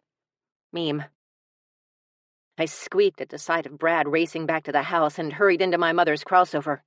I pulled out seconds before he screeched to a halt in front of the drive as though he were going to block me in. He jumped out of the truck, every muscle in his body angry, but I didn't give him time to walk to the car. I floored it and watched him in the rear view, hands on his hips, an expression on his face that only a mother could love. He clearly wanted to stop me from leaving. Or, well, taking my mother's car. He'd made it abundantly clear he wanted me gone. I followed Def's directions. Actually, hers and Gigi's, as they argued over which route would be fastest. Def's powers didn't come with actual GPS coordinates, but to say she could find a needle in a haystack would be quite the understatement. She was guiding me based on a map she'd printed of the area off the internet. It's some kind of landfill, Def said, her tone filled with regret at even having to say something so terrible out loud. I could hear it in every syllable she spoke. This sucks, I said, making yet another left. At this rate, I was going to end up where I started. I know, hon, but you can do this. I nodded and tried, for the 10,000th time, not to look at the warlock in the passenger's seat. Even incorporeal, he filled the space with a presence that harkened back to royalty, his stoic confidence startlingly alluring. He pointed to a sign. We're almost there. We just passed a sign to the landfill. Who's with you? I mean, me. I'm almost there. It's probably regulated, a man said. And I realized Salem's police chief and Gigi's fiancé, Houston Metcalf, had joined the effort. Hey, Chief, I said. Hey, you. How are you holding up? Great. Wonderful. I'm terrified. I don't think I can do this. You'll be fine, hon. You may have to either sneak into the pit area or somehow convince the employees you have a good reason for combing through the landfill. Did you bring protective gear? Protective gear? I asked, hyperventilation becoming a real danger. I'm still wearing my travel clothes, which are neither protective nor gear-like. The closer we got to the entrance, the more aggressive the butterflies in my stomach grew. Little assholes. It's okay. You should be fine. But if you have a mask, wear it. I do. I will. I took a right, at last, into the dump grounds of a small community on the outskirts of Phoenix. Def, if she is here, she's been buried for days, baking in the Arizona heat underneath tons of garbage. She's still alive, babe. I can feel her heartbeat. It's faint, but she's a fighter. I smiled at that knowledge. I called the local sheriff, the chief said. He's going to meet you there. What did you tell him? I asked as I turned toward the dumping area where cars could pull up and toss their rubbish over the side of a short but terrifying cliff. I told him you're a psychic who's helped me solve several cases. And he believed you? I squeaked. No, but he's willing to give it a go.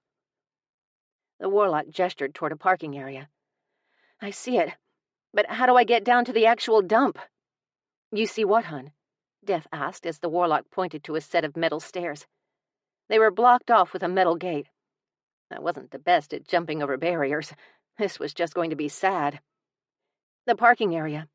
I'm here and I don't see any workers, but there's a bulldozer running below. You have to stop it, Death said. I did. I knew it. And annoying people was kind of my area of expertise. I've got this, if I can get down there. You go, girl, Gigi said, and I might have giggled if I wasn't scared out of my mind. I walked past a moving truck dumping garbage over the side of the cliff. Was that even safe? Signs covered the area.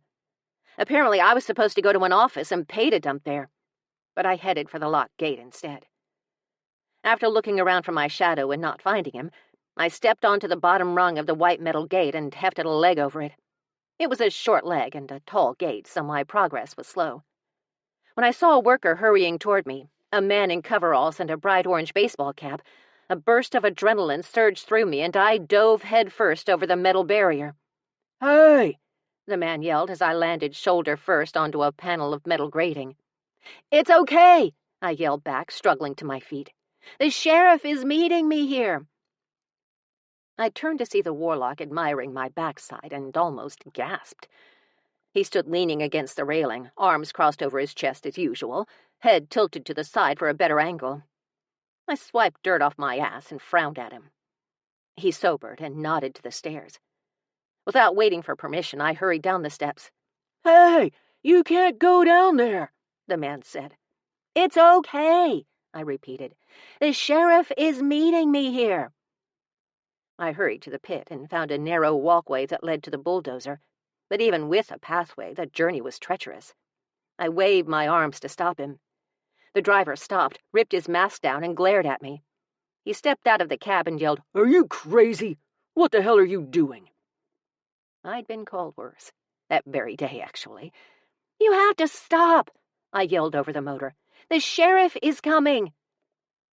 He tossed his hands into the air and shook his head before climbing back into the cab and cutting the motor. That was so much easier than I thought it would be. I gave him a thumbs up. He offered me another choice of fingers, but that was okay, too. I turned back to see the man coming up behind me, breathless and annoyed. You can't be out here, he said. I was still on the call with Def when my phone vibrated. I looked down. Want me to take him out? Without answering, because then I'd really look crazy, I just glared at the warlock, who was now sitting on top of a pile of trash as though he were playing King of the Mountain. He had one leg drawn up and an arm balanced on it, the grin he wore infectious. I shook my head, then turned back to the worker. Look, I said, realizing just how out of breath I was. The sheriff got a tip. The missing girl, Apple James, is buried somewhere in here. That startled him. He looked around as though he'd find her with one glance. If only it were that easy. He pulled down his mask, one of those post-apocalyptic things with filters on either side, and pulled out his radio.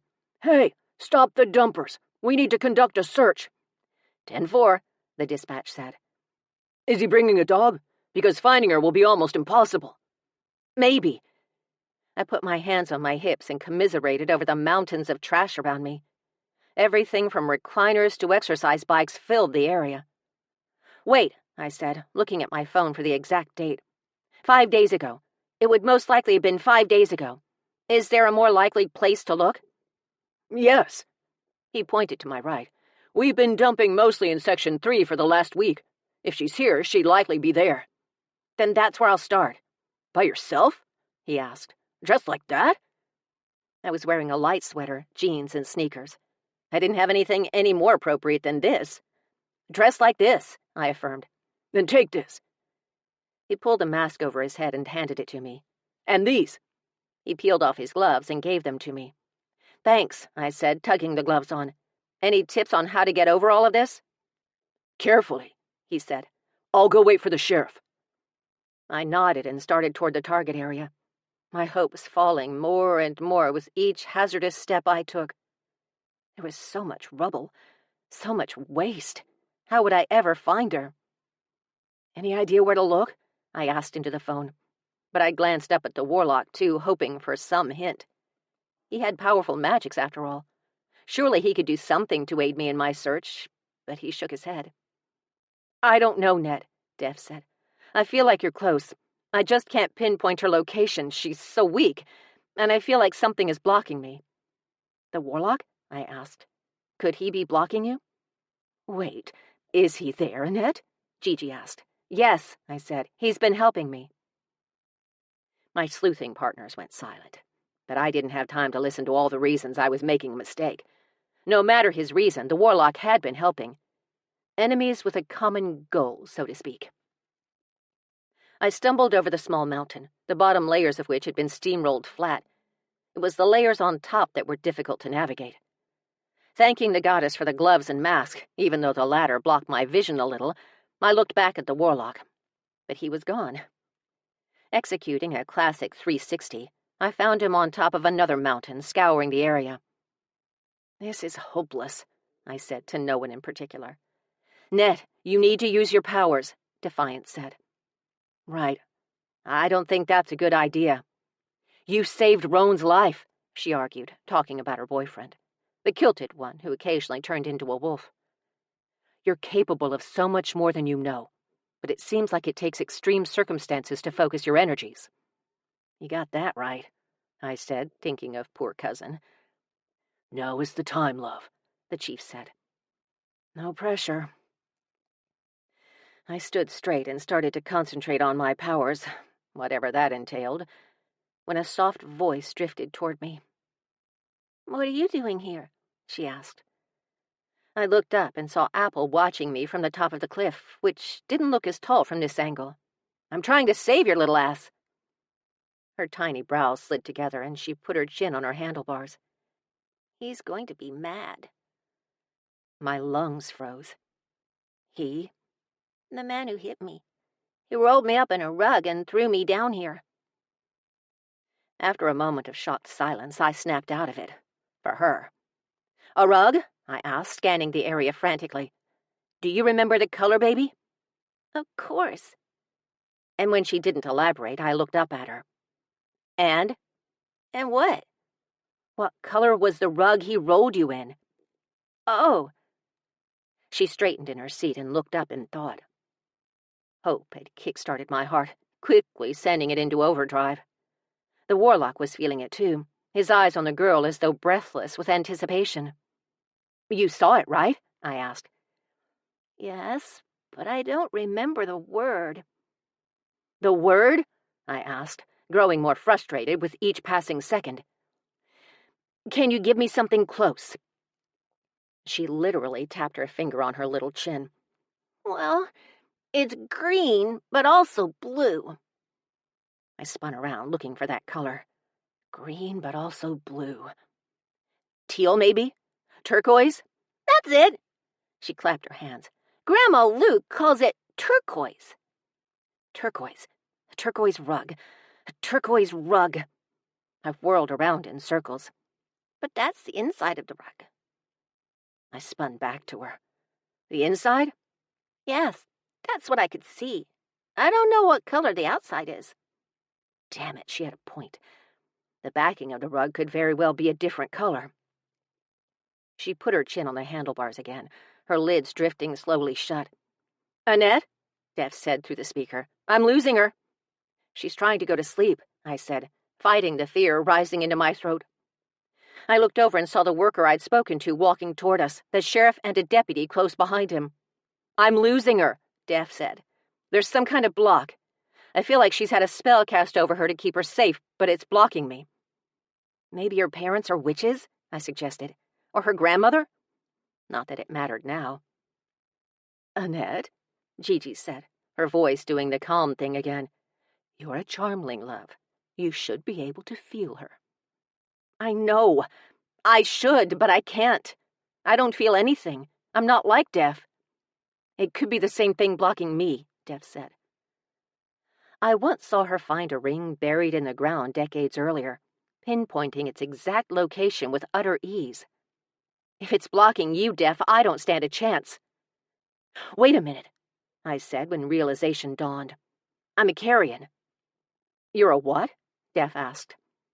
I looked over at the warlock. His mouth slid into a knowing smile. I'm a carrion. Like the luggage? Gigi asked. No, I said, laughing. Not a carry-on. I looked for a place to hide and quickly found a drop-off to my left. It was perfect since the men were coming up on my right. I looked up at the warlock and said, Wish me luck. He shook his head, refusing. The jerk. After one more glance at Apple, her antenna tilting to the side as she drifted into oblivion, I ran to the edge of the trash pile and jumped down the side, focusing with all of the concentration my ADHD-riddled brain could muster. I shifted before my feet hit the ground, which was good. I was not a spring chicken. Laughing at my own joke, I flew up past the men who tried to see where I went, my black wings spread wide and flapping to gain altitude. Hopefully, that would shock the men enough to keep them from looking over the side and finding my clothes. Annette? Def said, but no way was I speaking to her. I could, but my voice was ridiculous, and it would definitely freak out the men wading through the trash pile. But it worked. Despite the filth and rotting trash, the poor baby girl's scent drifted toward me. It both saddened and exhilarated me. I circled close by as the men cupped their hands over their eyes to watch me, but we were on the wrong pile. I landed on a hill close by and pecked at the top layers, moving plastic bottles and torn garbage bags until I made a small opening. Until I saw her antenna poking out at me. Relief filled every molecule in my body. Now to shift and get dressed without the men spotting me. But the odds of that were slim, since they were all three now looking over the edge, having seen my clothes. I had no choice but to shift behind them. Ignoring the fact that the warlock could see everything, I aimed at the men's backs and drifted toward them, shifting seconds before landing. The sound of me landing was enough to get the deputy's attention. He turned, but I lifted my hand and drew a spell on the air. A neon green burst from the symbol I drew, the neon light bleeding through the lines I'd drawn. It was a simple spell, an invisibility spell, because I was naked in front of several men. And while I did consider stripping in college once for a little extra spending money, being naked in front of a landfill full of men was not my idea of a good time. I only prayed the spell worked on the warlock as well. Judging by the expression on his face as he knelt on the top of his mountain, balancing on the balls of his feet, his head tilted to the side again for a better view, I hazarded a guess and said no. Not allowed. The spell was for invisibility. It had nothing to do with sound. Or touch, as I found out when I tried to hurry past them to my clothes. I brushed against the worker as I navigated the filth barefooted and quickly found myself in his grip. His hand caught my wrist, and he looked as surprised as I felt. Before I could react, the man went sailing back. He landed several feet away. I refocused on the warlock, the anger on his face apparent. He offered me a quick nod and then vanished. I did a 180, but gave up quickly. I had to get to Apple. After half-sliding down the edge of the hill, making a note to get a tetanus shot ASAP, I hurried into my clothes, then canceled the spell with a swipe of my hand. I found her! I shouted to the men. They were still trying to figure out what happened to the worker, but hurried over to help me up the man-made structure. The sheriff and deputy caught my hands and pulled me up over the edge. The worker seemed no worse for the wear, so I rushed to the next hill and found the spot I'd cleared. She's here. You found her? Def asked in unison with the sheriff. I did. Together, we dug through the rubble and pulled the rug out of the rubble as I watched Apple on her trike. Apple! I yelled, pretending to be yelling at the girl in the carpet. But I was trying to get the girl on the trike's attention. It worked. She blinked sleepily and looked over at us. How fast can you get an ambulance here? I asked the sheriff. Pretty damned, he said. Normally, they would never mess with a crime scene, but I assured them she was still alive. I could feel her heartbeat with my psychic powers. They didn't buy it, but went along with it anyway. We carefully put the rug on the top of the mountain and rolled it open with painstaking slowness. A little girl covered in filth and blood appeared. Some of her skin was stuck to the rug, and my brain couldn't even process the insects crawling all over her. The deputy knocked them off as the sheriff checked for signs of life. It took only seconds before he was on his radio calling for a helicopter. I was more grateful than he would ever know. An ambulance would take too long. 10 minutes, he said. Then he took his bottled water, poured some into his hands, and patted it over her face, neck, and bare arms, trying to cool her down while the deputy used the water to unstick her limbs from the fabric.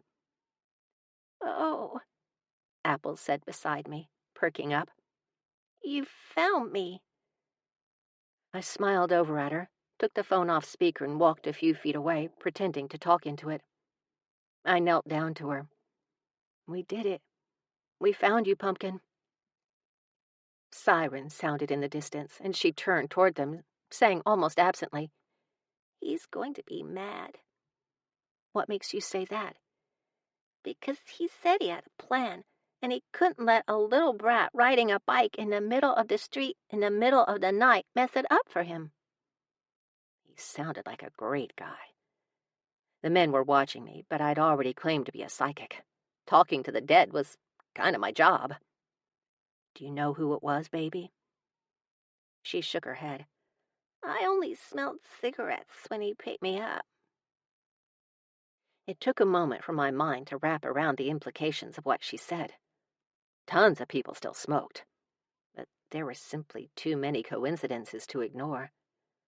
I closed my eyes when all the pieces fell into place. "Sweetheart, were you going to your grandmother's house?" She nodded, but before she could say anything, she vanished. I hurried to her side as a soft moan escaped her throat. The men high-fived each other, their faces lighting up with elation when they looked up at the helicopter hovering overhead. "We need to wait for a stretcher," the sheriff said. "Okay." I fought back tears, the adrenaline rush intoxicating as I spotted another piece of the puzzle in my periphery. I pointed to her trike, the same trike that had somehow made it into the spiritual realm with Apple. "That's her tricycle, by the way." The sheriff turned and nodded. "We'll have forensics process it and take it in." 2 first responders in hospital masks and black uniforms hurried toward them, the male carrying a bright orange stretcher, the female a medical kit. She was pretty, her bronze hair pulled back into a bun at the nape of her neck, showing off her clear, dark skin. We moved back to let them work. The man called in her vitals. The woman wasted no time in starting an IV. But Apple wasn't out of the woods yet. She'd made it this far, fought so hard to stay alive, yet she'd been in the heat too long. If nothing else, there could be extensive brain damage. I had to question my purpose again. Why me? Why was I a charmling, an alchemist, a healer? And who needed healing more in this moment than this little girl? While the EMTs worked, I stepped closer. Unless someone here was a witch or was burdened with a mental illness, no one but me would be able to see the light spilling out of a spell if I performed one. I'd practiced several healing spells, but to really put one to work required a skill level I had yet to achieve. I'd healed Def's boyfriend, but that was so random. It just came out of nowhere. Could I do something like that again? I had no choice but to try. Still, a little confidence would have been nice. I closed my eyes and sought the spell I needed in the vastness of the magics I had inside me. Apparently, they came with the gig. I rushed past this spell and that, looking for the exact symbol to draw in the air when I almost missed it. I stopped, reached out, and took it into my hand. Bringing it forward into this world, I drew the spell as nonchalantly as I could manage on the air above Apple. Light burst from the lines, and a brilliant green flooded the area. Apple cracked open her eyes to look at it. She barely caught a glimpse of the light before it sank into her, flooding her body with magics to heal body and mind. Spirit would be up to her. The trauma would always be there, but I had a feeling, with the proper help, she could handle it. Apple moaned softly again as the warmth of the spell soaked into her, and the sweetest smile widened across her face. "That's it, baby," the female EMT said as she secured a brace around her neck. "This is a walk in the park. You're going to be just fine." I took that as my cue to leave, after looking around for the warlock to no avail. How could I be surprised? I'd fulfilled my purpose. I'd found the girl like he wanted. But a goodbye would have been nice. Still, the thought of being enslaved for all eternity convinced me to leave it alone. As another set of first responders descended the stairs, I hurried past them. The sheriff and his deputy could take all the credit. The last thing I needed was for the news to get a hold of my name. "Chief," I said into the phone, not sure he would still be there. "I'm here, sweetheart. You did good." The three of them clapped and cheered into the phone. "Thanks to you guys. I know she's not out of the woods, but at least we gave her a fighting chance. And I know who hit her." "Who?" Def asked.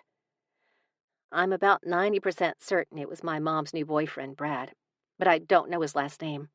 I'll find out and get that info to you if you wouldn't mind calling it in to the sheriff, Chief." "I can do that." "And can you check in with him? Let me know how Apple is doing." "I can do that, too." "Thank you." "Be careful, Annette," Def said. "I will. I have a few things to tie up, then I'll head back." 2 questions loomed over my head like a dark cloud.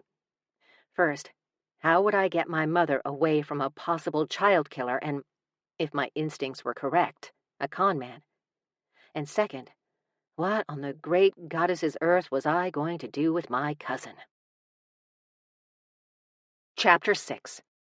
Do what you love and money will follow. Ate pizza, drank wine, took a 5-hour nap. Now I wait. Meme. I drove back to the house in silence, mostly because I was alone. The warlock wasn't with me. Not that isolation ever kept me from talking to myself, but I just wasn't in the mood for my shit right now. It had been a busy day, and it was barely 5 in the afternoon. I still had hours to go before bedtime, yet I wanted nothing more than a hot drink, a cool shower, and a soft bed. Oh, and a surefire way to hide a statue from my mother while keeping her away from the new man in her life. My mother had to come first. Krista wasn't going anywhere. My priority would have to be getting Brad away from her for good, which meant proving he'd not only driven the truck that ran over Apple, but that he dumped her body as well. Intent. That was the key to locking him up for a long time. I silently thanked Investigation Discovery for my education in criminal investigation. God, I learned a lot from that channel, including how to gather evidence. I didn't see any cameras at the landfill, but I wasn't looking for any at the time either. And surely we could get other camera footage that would have been along his path. When I got back to the house, Mom was asleep. "Mom," I said, sneaking into her room. The curtains had been drawn, blocking much of the sunlight from entering. If there was one thing Arizona had an abundance of, it was sunshine. She turned over in her bed to face me and said sleepily, "Hey, honey, where have you been?" "I had an errand to run. Sorry I took your car without asking." Brad was pretty upset. I'm sure he was. "Where is he?" She scooted up to rest against the headboard and spared a moment to take me in, only making me a little uncomfortable. It was strange to be in my 40s and still worry about what my mother thought of me. One side of her short brown hair had been squashed, and she wore a short-sleeved peasant gown with colorful stitching along the neckline, and the image was kind of adorable. I'd never in all my years thought of my mother as adorable, but there you go. She seemed tired, however, and it was probably my fault. She'd had to deal with Brad when I stole her car and went for a joyride. At least I was certain that's what he thought. "Are you like him?" she asked, almost forlornly, and for some reason I knew exactly who she was talking about. I chewed on my bottom lip in thought, trying to figure out how to answer her, and then shook my head. "No, I'm not. But I do come from him, from his blood." "So, he's a part of you." "No matter what I do, yes, he is." She nodded, absorbing the information. "Will you become like him?" To become like him, I'd have to practice the black arts, and I have no intention of doing that. That's what everyone thought about Willow, and look what happened to her. I blinked in surprise. My mother just referenced Buffy the Vampire Slayer. I couldn't have been more shocked if she'd hauled off and slapped me. "You're a Buffy fan?" "Duh," she said. Again, a shockwave rocketed through my core, shaking my brain. Who was this woman? "Well," she said, as though changing her mind, "I guess you could say I'm more of a Spike fan, but apples and oranges and all." Spike, huh? I figured you for more of an Angel fan. Like me, because damn, there was nothing sexier than a tall, gorgeous man who could wear clothes that well. "I was at first," she said, "but then Spike showed up and I lost all sense of morality." "Yeah, that happened to a lot of people when Spike showed up." I laughed, but cut it short when I saw a dark figure, the dark figure, standing in the corner of her room. A tiny thrill laced up my spine. Talk about tall, gorgeous men who wore clothes well. I didn't tell Mom. No need to send her into a frenzy after this morning. "Are all warlocks bad?" she asked me. I glanced over at him, and he raised a single brow, clearly very interested in my answer. Ignoring the rush of heat that gesture sparked inside me, I lifted a non-committal shoulder. I'd actually heard there were warlocks who weren't completely evil. They practiced the black arts, but they didn't use them to hurt or take advantage of others. Maybe tall, dark, and deadly was like that. Not so much evil as experimental.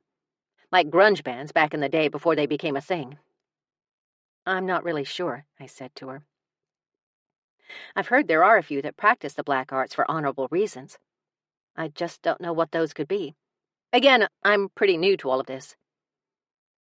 She nodded and glanced to the side as though looking out the window.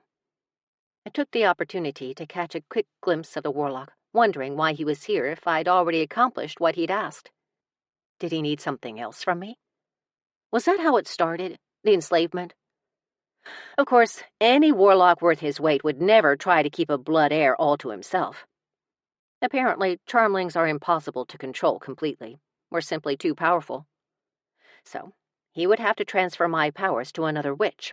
A female witch, since males could not assume our powers. A female witch he could control. And the blood heir, aka moi, would die in the process. Perhaps that was his ultimate goal.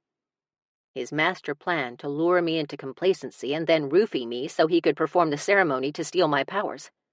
If so, he was doing a bang-up job of it. "I was scared of you," Mom said in a small voice, still pretending to look out the window. "What?" "When you were growing up, I was scared of who you would become. And then when Austin went missing—" "Oh my God, Mom!" I eased away from her. "Did you think that was me? That some dark part of me, what, killed my own brother?" "No," she said, leaning forward to take my hand and pull me back. "Not exactly." "But it was there in the back of your mind," I said, matter of fact. She nodded. "I'm sorry."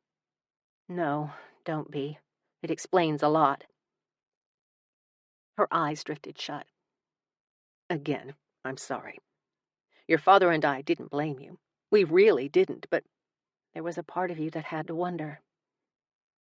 And how could I blame her for that? It was only natural after what she'd been through, after what I'd come from. It explained why I'd gotten that impression from my mother, too, and not my dad. "It's okay, Mom." Since we were being so open and honest, now was the perfect time to bring up her taste in men. I glanced at the warlock in the corner, and an old saying about the pot calling the kettle black came to mind, but I barreled forward regardless. "Mom, we really need to talk about Brad." She drew in a shaky breath and refocused on me. "Do you want to talk about how he's a schemer and a con artist? Or the fact that he ran that sweet little girl over and left her for dead?" Again, the shockwave that shot through me like a bullet left me speechless. Not for long, but still. You knew? Her small shoulders rose in a hapless shrug. I suspected. When I heard she used to live here, and she spent most of her time at her grandmother's house next door, I began to wonder if she'd taken it upon herself to come for a visit. And that led to your suspicions? She examined her half-eaten nails for a moment, then said, Well, that and the blood on Brad's clothes after he came home late one night. My heart tripped on its own beat. Blood on his clothes? That there was what we armchair sleuths call evidence. I cleared my throat and asked as though almost uninterested in her answer. And where are those clothes now? After a moment of staring off into space, she turned back to me as though she'd lost her train of thought. Then she said sadly, "With the police." It took a long while for me to comprehend what she just said. When it finally sank in, I asked, "You turned him in?" Of course, Annette. What do you take me for? And you knew he was a con man? Not at first. But there are red flags, and then there are glowing scarlet banners the size of skyscrapers. She scooched her lips to one side of her face and explained, He's the latter, by the way. I grinned. I figured. But why are you still here if you knew what kind of person he is? Honey, she said, patting my hand as though I were a little slow on the uptake. Do you remember that time you got out of finals by pretending me and your father had gone missing and you hadn't seen us in a week, and you were sure we got sucked up in the Bermuda Triangle? After a reminiscent laugh, I sobered and bowed my head apologetically. Yes. And the fact that your teachers fell for it? Yes. Sorry about that. Where do you think you get that skill from? Wait, you're acting? I tried not to gape at her. I failed. You know what he is? The atrocious things he's done, and you've been going along with it? Why? Because he is very good at what he does, and I think he's conned your cousin into something terrible.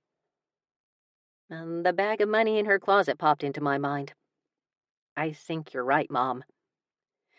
I've been working with the police for a couple of weeks now, and if all goes as planned, I'm going to say she has been in on it with me the whole time.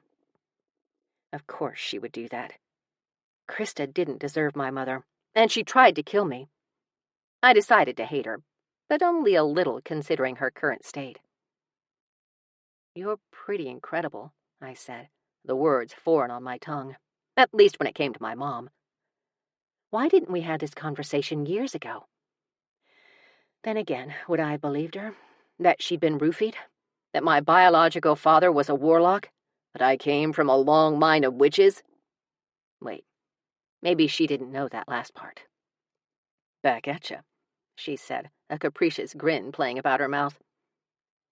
I leaned forward and pulled her into a deep hug, the kind that heals wounds, the kind I've dreamt of my whole life. Annie, she said at my ear almost meekly. Yes? I did have one more question. I set her at arm's length. Shoot. She held up a finger. First, I want you to know I'm not accusing you of anything. Uh-oh. Lines like that always led to an accusation of some kind. Okay, I said warily. And if the answer is yes, I will understand. Okay, I said even more warily.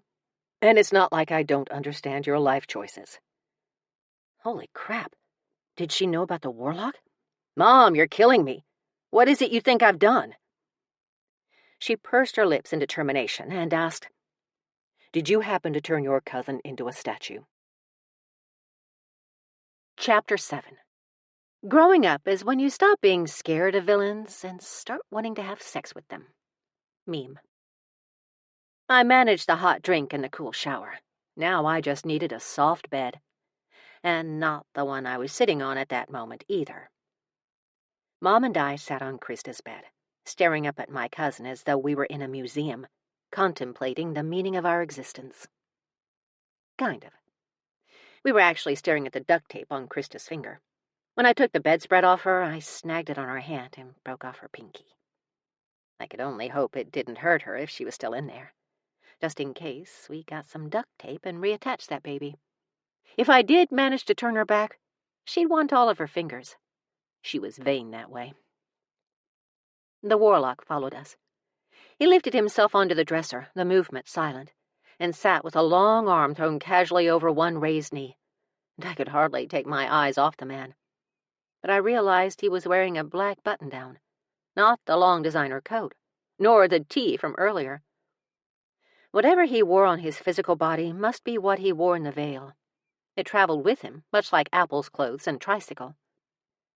"You have to take her back to Salem with you and figure out how to de-stone her," Mom said, drawing me back to her, aghast. "How am I going to get her to Salem? She has to weigh a ton." I snickered. I love saying that about her. Weight was always such a big deal to her. I prayed she could hear me from the great beyond, or the mediocre here, either way. Let me think. She began chewing on her nails again. I'd never noticed her do that. "Wait, what happened to the warlock?"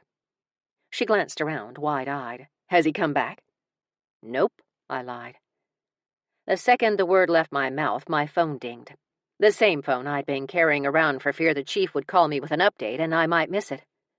I'd called him letting him know the police here were well aware of Brad's evil deeds and were on it. Hopefully the man would be arrested soon. I read the text. "Liar, liar, pants on fire," and glared at him. First, how the hell did he text so fast? Second, what other things did he do fast? "What about the money?" she asked, breaking into my thoughts yet again. "If Brad finds it, he'll run." "Do you know how she got it? What he'd conned her into doing?" "If he conned her at all." My mom may be a savvy goddess, but Krista had always been able to pull the faux wool over her eyes. For all I knew, it was Krista who wrangled Brad into her machinations. Unfortunately, I don't. That was one reason it took me so long to go to the police. I was trying to figure out what those two were up to, what he was trying to convince her to do. "Where's she working now?" "At a bank." I deadpanned her. "And you don't think that might be pertinent to our investigation?" "Well, now that you mention it. You know what? I have a friend of a friend who might have an answer." That doesn't sound sketchy at all. "With how my harebrained cousin managed to pull off a bank job?" "What? No. And we don't know it was a bank job. Wouldn't it have been on the news?" She had me there. "Then an answer to what?" "How you can get your cousin to Salem." She changed subjects as quickly as I did. Now I knew where I got it from. "Oh, right," I said, deflating. "I guess it has to be done." "Did you break her finger off on purpose?" I gasped for a solid 30 seconds, then said, "Maybe subconsciously. I'm not sure." She leaned closer and whispered, "Did you turn her into a statue on purpose?" "No," I said, shaking my head. "I never even knew I could do such a thing." We turned and stared at her some more until another thought hit me. "Oh my God, I know what to do." "Okay." I surged to my feet and started walking in circles around my nemesis. "You're already talking to the police. How about we forge a note from her to you saying that she regrets everything she did? She wants you to turn the money over to the police while she goes away for a few weeks to get her head straight." Mom stood and pointed at me. "That's not bad. Do you think you can figure out how to turn her back in a few weeks?" "I have no idea. But with Def's and Gigi's help, not to mention the entire coven, I'm sure we can come up with something." "There's a coven?" I smiled. "There's a coven. Okay, let's get the money." Mom rushed to look out the window to make sure Brad wasn't home, then hurried to the walk-in closet to help me. "We can put it in the freezer for now. I'll write a note, then we can transfer the money to my car when Brad is at work tomorrow." I'd bent to pick up the bag of money. She'd stuffed it in a blue sports duffel bag, but left the zipper open so anyone walking into her room could see it. Krista wasn't the brightest, but she wasn't an idiot either. Leaving it open like that was a bit much. Then I noticed several more duffel bags, exactly like the first, scattered along the ground, only these were empty. One was stuck underneath one of the bare shelving units. She hadn't brought that many clothes with her. I went to pull it out, and the entire unit moved. That was when the shiny wallpaper behind the shelves grabbed my attention. I slid them out further. The wallpaper didn't match the rest of the house, so I looked closer and froze. "Oh, my God," Mom said, trying to pick up the heavy duffel. "This is so much money." Mom? What did she do, Annie? How could she ever get a hold of this much money? Mom? I repeated. Giving up on lifting the bag, she stood and raised her brows at me in question. This isn't bank money. She stepped closer to what I was looking at. What do you mean? This is drug money. I turned to her. This is cartel money. She squinted at the bales of 20s, at least a dozen, wrapped in plastic and stacked high behind the loose shelving unit. What the actual fuck? I motioned for her to follow me. We have to get out of here. What? Why? She leaned into one of the bales. Is that money? There has to be millions of dollars here, Mom. I pushed the unit closed and tugged at her gown. We have to go, now. What did that girl get herself into? I don't know, and I don't want to find out. I turned to the warlock. Did you know about this? He shrugged a shoulder like it was no biggie. Who are you talking to? Oh, my God. Is he here? Crap, I forgot. He is, but it's okay, Mom. He helped me find Apple. He helped? She asked, spinning in circles looking for him. I thought he was a warlock. He is, but he's not my worry at the moment. We need to leave. Before we could get to her car I'd parked in the garage, however, we heard the sound of a motor revving up the drive. We rushed to the window. Brad threw open his door and got out, his movements agitated as he slammed it shut behind him. He's here, Mom said, and he's none too happy by the looks of him. He'd opened the garage door and walked into the living room via the access door there. Mom swallowed hard. We just have to act nonchalant. Right. Nonchalant. I can do nonchalant. But could I do it knowing the man I was acting for was a cold-blooded killer and a thief? And who knew what else? Time to put that one semester of drama I had in college to good use. She nodded, and we hurried out of Krista's room and into Mom's. She put on a robe, and we walked out to greet the man at the house. The warlock was already there, holding up yet another wall. He had a tough job. Hey, you, Mom said, a warm smile on her face, and I found myself in awe of her. While I was fairly quaking in my boots, she was as calm as a summer breeze. He tossed me a hard glare, then strode past us to his and Mom's bedroom. I have to go out of town for a while, he said over his shoulder. Oh? She followed him, and I fought the urge to grab onto the sleeve of her robe to keep her from doing so. For work? Yes. I heard him rummaging through drawers.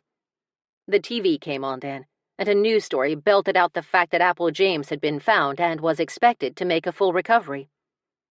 I turned to the warlock. One corner of his mouth tilted heavenward. Brad stormed out of the bedroom, looked at the TV, then at me, then back at the TV before turning it off by punching the power button with his fist. And a satisfaction like I'd never known before washed over me. She beat him. A 5-year-old girl won, and he was not taking it well. But was that why he suddenly had to get out of town? Can you believe it, honey? Mom asked him. They found that sweet little girl. He grunted and opened the door to Krista's room. I held my breath. This was it. Would he go for all of the money? Would he just take a little now, then come back for more later? Why the fuck does Krista have a statue of herself in the middle of our guest room? Does she? Mom hurried over and peeked inside. Good heavens, that is beautiful. It looks just like her. He slammed the door shut, almost hitting my mom in the face. I started forward, but the warlock appeared before me, blocking my path. Then again, could he? He was incorporeal. Couldn't I just walk through him? What could he do to stop me?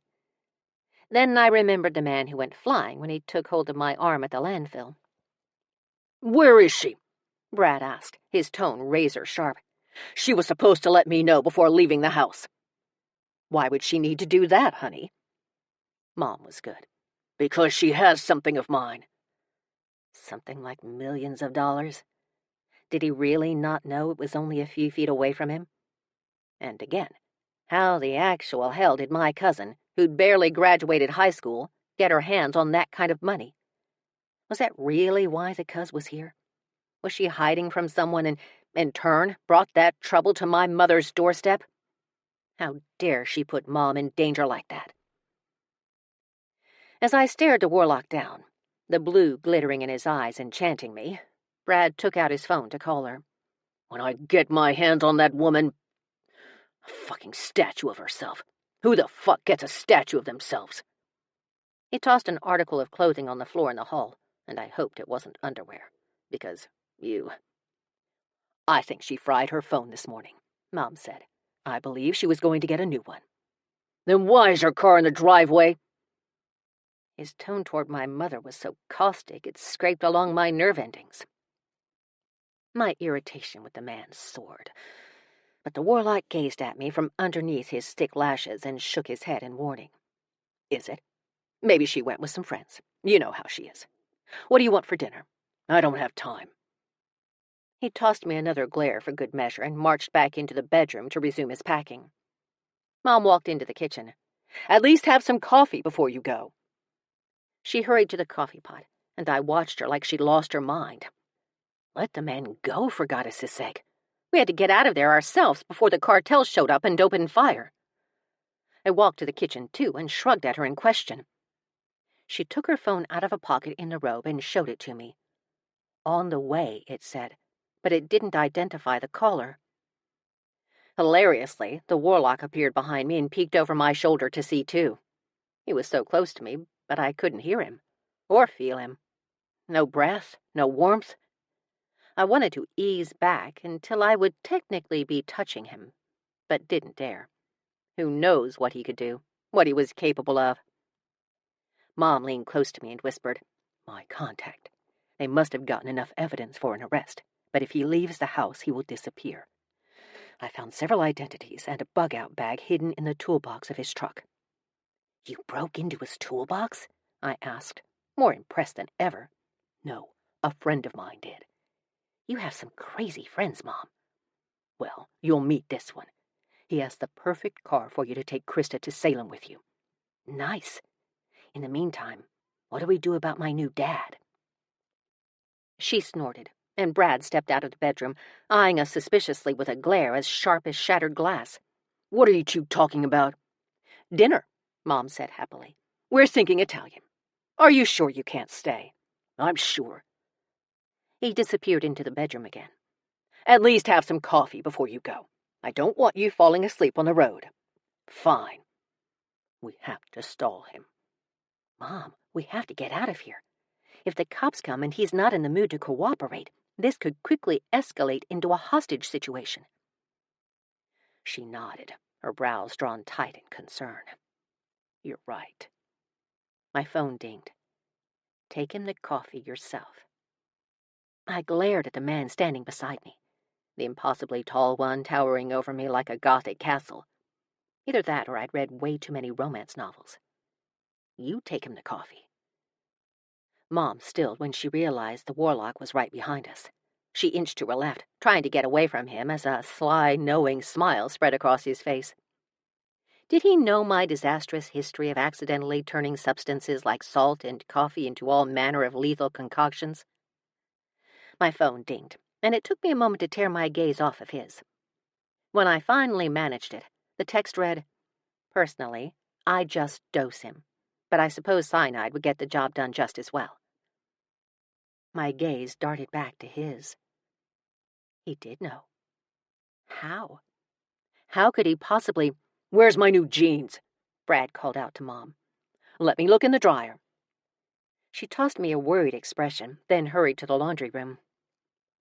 The warlock leaned against the counter where my mom had been standing and gestured toward the pot.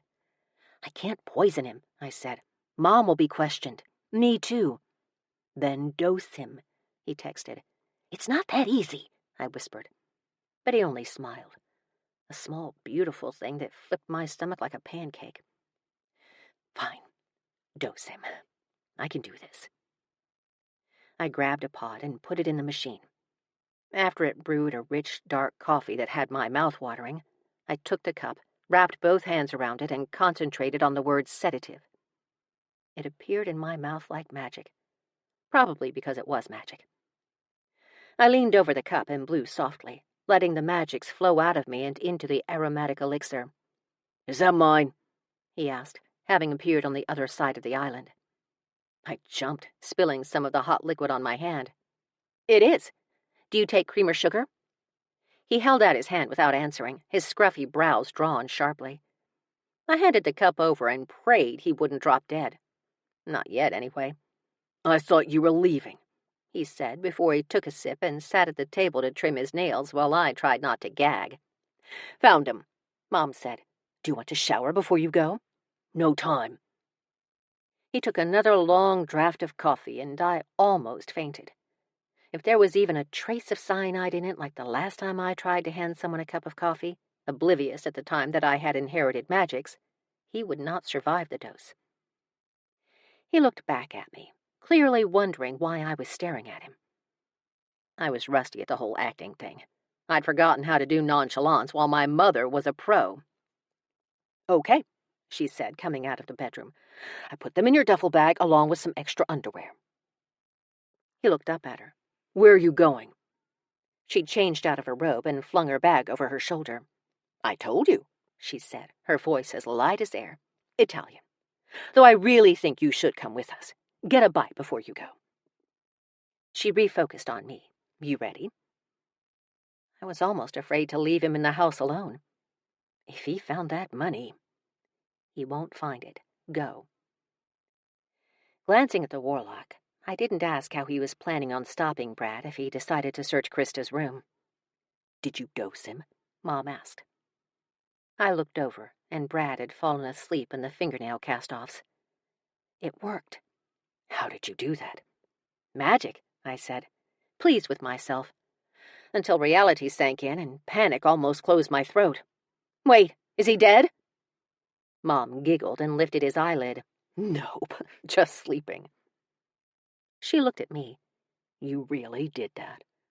"I really did that," I said with a sigh of relief. "He's not foaming at the mouth or anything?" "No." "Okay, now what?" Without thinking, I turned to the warlock. He didn't take his eyes off me, but my phone dinged. He could text without looking. So jelly. "Go, or I'll make you go." Ballsy. "Do you know how Krista got that money?" He nodded. "Tell me," I said, anticipation rising inside me. "Her husband is a courier for the cartel. He brings semi-trucks full of cash into the country to launder." I didn't want to know how he knew that. "Mom," I said, showing her the text. Mom gaped at me. Is he texting you?" I nodded. "Did you know this?" She read it again. "No, but it explains everything." She sank into a chair across from Brad, who was now snoring. Thank the goddess. "When we met, he had a lot of questions about my family, namely Krista and her husband. I just thought he wanted to get to know me better." "Then why does she have a stash like that here?" "Idiot or suicidal," he texted. I glared admonishingly. Not that I disagreed. My cousin's too vain to be suicidal. There has to be another reason. "And I promise you, Brad has something to do with it," Mom said. "His phone." I reached into his back pocket, took out his phone, and held it up to his unconscious leathery face. "Maybe they've been texting." The phone opened, and I scrolled through the texts. Mom stood behind me to watch, as did the warlock, and I tried not to be overly pleased. Okay, no Krista, but he was texting someone with the initials KD. "Krista Diaz," Mom said. "Click on it." Most of the texts have been deleted, but this is interesting. "Is it set?" KD texted. "Everything's set. Where's the shipment?" "It's hidden. You'll get it when I'm safe, but you better hurry. It won't take long for him to figure out I never crossed the border." I sank into a chair. "Mom, was she a courier for the cartel?" Mom collapsed into the seat beside me. Her husband must have put her up to it. Think about it. A clean-cut businesswoman in her 40s. She'd never be suspected at the border checkpoint. I nodded as my phone dinged. She wanted out. Yes, I said, showing the text to Mom. But she knew too much. She knew she'd be killed. And Brad promised to keep her safe, Mom said. For a price. The warlock nodded, deep in thought himself. So she steals $1 million shipment of cash? Mom asked. She really is crazy. I'm not so sure. Why did she hide the money from him? Maybe she figured out she couldn't trust him as far as she could throw him. That's my guess, too. Red and blue lights flashed on the window panes as 2 cop cars pulled to the front of the house. They're here, I said to Mom, a little worried about her. This was not going to be easy for her, no matter how much she'd cooperated with the cops. There would be a lot of questions from a lot of people. How are we going to explain him? She asked. I hurried to a sidebar and took a bottle of whiskey down. After sprinkling some in his hair and shirt, I said, "He drank too much." "And the money?" she asked. Once again, I turned to the evilest person in the room, barring Brad. He shrugged as though leaving it up to me. Mom started to panic, not knowing what to do. "It's cartel money. Maybe we should call the DEA directly." "And you have their number?" I asked her, teasing. She pursed her lips at me. There was the mother I knew and loved, and was a little afraid of. "Okay, you deal with them, and I'll call the chief. He'll know what to do." Before I could bring up his number, one of the cops knocked on the front door. Mom opened it, and 2 uniforms walked inside, which surprised me. Considering the charges, wouldn't they have sent a detective? They ignored the unconscious man at the table and glanced around the place, taking Mom in first, then me. The female officer nodded toward me. "You Krista Diaz?" "Shit. I'm her cousin. She's out of town." "Where out of town?" I drew in a deep breath, trying not to wet myself, and said, "Mom, I don't think these are the cops." Chapter 8. I wish I was as thin as my patience. Fact. Mom and I sat at the table, hands tied behind our backs as the fake cops/cartel lapdogs, 4 of them total, tore the place apart. Krista's husband must have figured it out sooner than she'd hoped. One of the men hefted the duffel bag onto the table in front of us, the loud thud stirring Brad. I was going to kill him if they didn't. He went back to snoring while Mom sat in utter panic. I did too, but that drama class was finally kicking in. "It's not here," the guy said. "This is all I found. She must have stashed the rest." A dread like I'd never felt began to creep into my bones like ice. "Are you real cops?" I asked the woman sitting with us at the table. She smiled at me, and the breath fled my lungs like I'd been punched. They were really cops, and they were on the cartel's payroll. There was no way we were walking out of here alive, unless it was to dig our own graves in the desert. Sensing something amiss, Mom cast me a quick, questioning glance. I shook my head and closed my eyes to think. I was a charmling, damn it.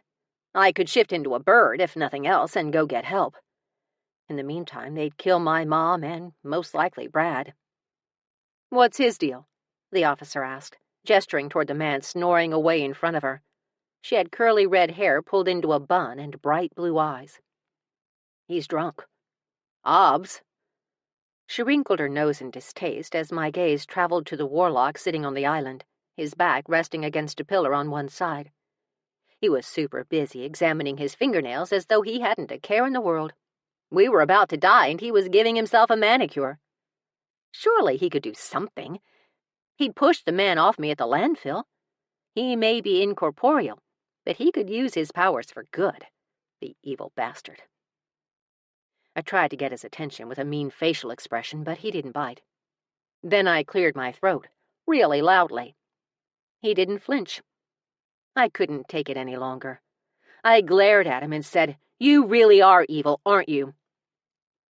The officer sat up on full alert and scanned the kitchen while the warlock, the one I'd had such high hopes for, grinned. Yet he couldn't be bothered to tear his gaze away from the task at hand. "You could do something, you know." Another of the officers walked into the dining room and asked his partner, "Who's she talking to?" The woman got up to search the area. "Who are you talking to?" the man asked when the woman didn't answer him. I sank back into the chair with a loud sigh, giving up on him. "A warlock, if you must know. But don't worry, he's not the least bit concerned for my safety." "Not the least?" Mom asked, deflating. "Apparently not." He grinned while examining yet another nail.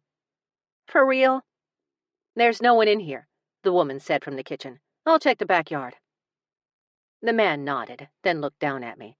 "Shut the fuck up if you don't want to die." One corner of my mouth lifted at the threat. "You think I'm funny?"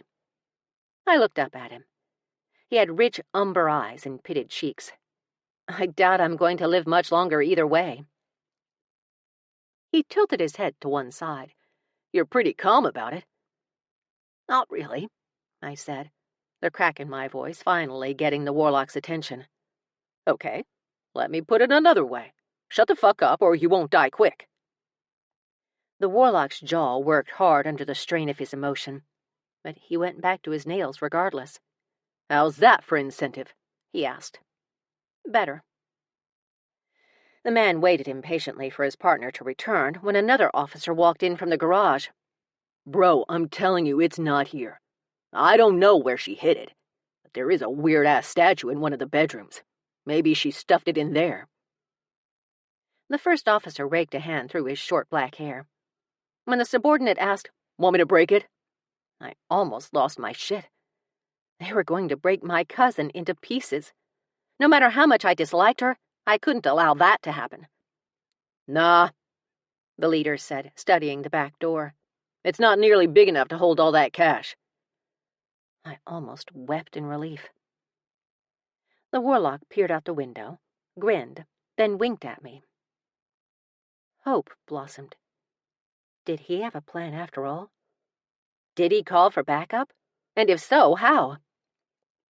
I didn't have to wait long for an answer. To the first couple of questions, anyway. Two men dressed in tactical gear stole out from my mother's bedroom and slid through the hallway like ghosts. They snuck up on the two officers in the dining room without making a sound, and I couldn't help but be impressed. Before the officers had a chance to react, two rifles had been trained point blank at their heads. The leader slid his hand into his duty weapon anyway, as though in reflex, but the tactical officer pressed the tip of his rifle to the back of his head. "I wouldn't," he said, and I'd never loved two words more in my life. In the next few minutes, SWAT spilled into the house. The team freed me and my mom while securing the corrupt officers and leading a drowsy and handcuffed Brad to a waiting van. Knowing the officers' careers were over was almost enough to make me smile, but the adrenaline coursing through my veins was making me nauseous. I fought the bile in the back of my throat as my mom hugged me for a solid 10 minutes, and I was so not a hugger. Her body shook uncontrollably. I looked at the warlock. He was still doing his nails, and a smile finally broke free. The captain of the SWAT team sat at a table with us. He had salt and pepper hair, skin the color of wet sand, and kind eyes. And he looked amazing in tactical gear. "You two okay?" Mom nodded. "But you need to look in the closet of that room." She pointed from over my shoulder, refusing to release my neck. "Yeah?" he asked, interested. "What's in there?" "Move the shelves in the back of the closet," I said. "There are millions in cartel money." His gaze snapped back to me. "It's in the closet?" "It's a long story," Mom said. "I've been working with a Detective Hatch at Maryvale. He knows everything." The man's face fell and he lowered his head. "What?" she asked. He drew in a deep breath and refocused on her. "Detective Hatch was killed tonight in a car accident." She covered her mouth with one hand. "I'm sorry," he continued. "He was one of the good ones." "It wasn't an accident, was it?" "We suspect not," he said, pressing his mouth together. Her breath hitched in her chest, and I pulled her tighter. Then the warlock's strange behavior resurfaced in my mind. I looked at the island, but he was gone, so I turned back to the captain. How'd you end up here? Now that's an interesting question. He turned to speak softly with one of his men, then turned back to us. We got a phone call from a police chief in Salem, Massachusetts, of all places. Says he knows you. I laughed, wondering how he knew before it hit me. The warlock. Did he text the chief like he'd been texting me? If so, I'd love to know what he said to make him send in the cavalry. Yes, I said, shaking my head. Death was probably beside herself. I'd need to hunt down my phone ASAP. The corrupt officers took them from us. Well, he was very persuasive. A soft laugh escaped me. He has that effect on people. The man the captain had spoken to earlier stepped out of Krista's room and nodded. You might want to take a look for yourself, Cap. A childlike grin stole across the captain's handsome face. This I gotta see. Enjoy, I said. Seconds later, we heard a loud whistle coming from Krista's room. He came out, his grin now more shit-eating than childlike, and sat back at the table. Someone is going to miss that. Speaking of which, I got you two set up in a hotel for the next couple of nights. The cartel could come looking for their missing Jacksons. Well, there are a lot of them, I said in the cartel's defense. Any thoughts on where your niece is? He asked Mom. She shook her head. I have no idea, but I do know she had planned on turning that money over to the detective I'd been talking to. Even in her state of shock, she could lie with the skill of a seasoned actor. Okay. Well, I'll have one of my men take you to the hotel. Before he could give the order, an officer rushed up and spoke softly to him. He didn't hesitate. He whistled to his men to gather and went out front to organize what looked like a search. Call in the chopper, damn it, he said through clenched teeth. When he walked back inside, I asked, What's going on? He shook his head. Brad Gaines slipped past the uniforms. Mom gasped and eased closer to me. He got away? He did. I'm sorry, ma'am. Seems the EMT thought he was still out and left him alone in the ambulance for a few minutes.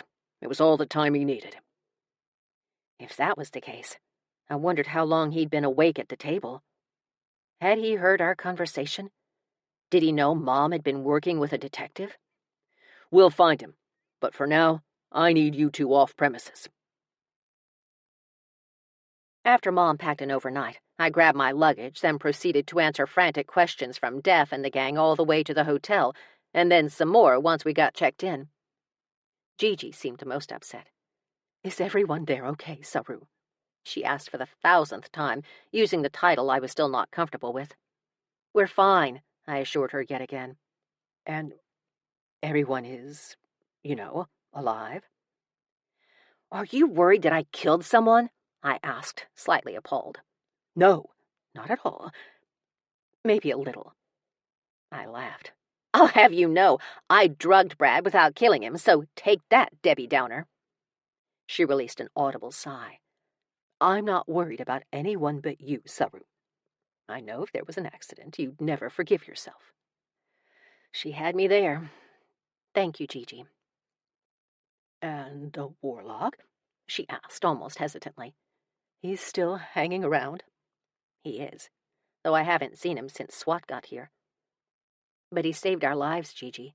I'm certain he was the one who texted the chief. Actually, I think his intentions may have been even more noble. In what way? I asked. I'm not certain yet. I'll explain when you get back.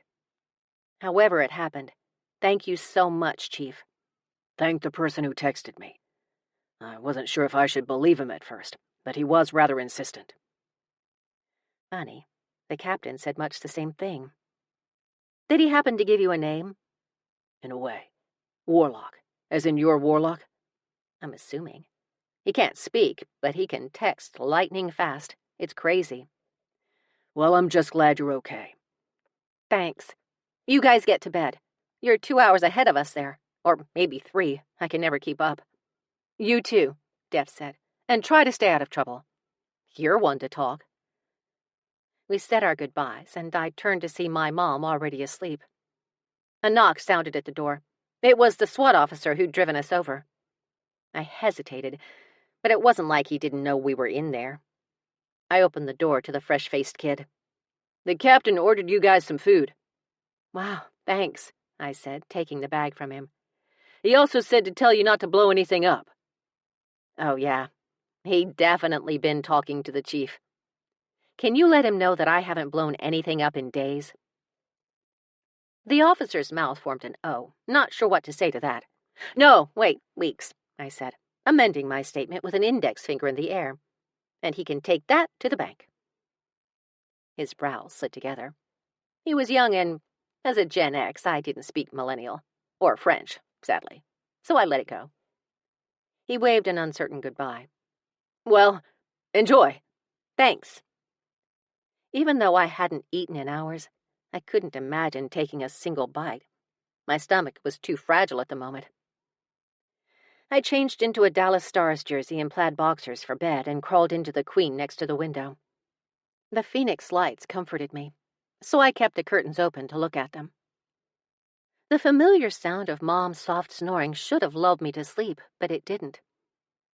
Even after I just lived the longest day of my life, from catching a flight at 5 a.m. to catching an attempted murderer 12 hours, give or take, later. And yet, I lay there for 2 hours, unable to sleep. Dark hair, radiant blue eyes, wide shoulders, a slim stomach kept me awake. Also, the fact that I'd turned my cousin into a statue.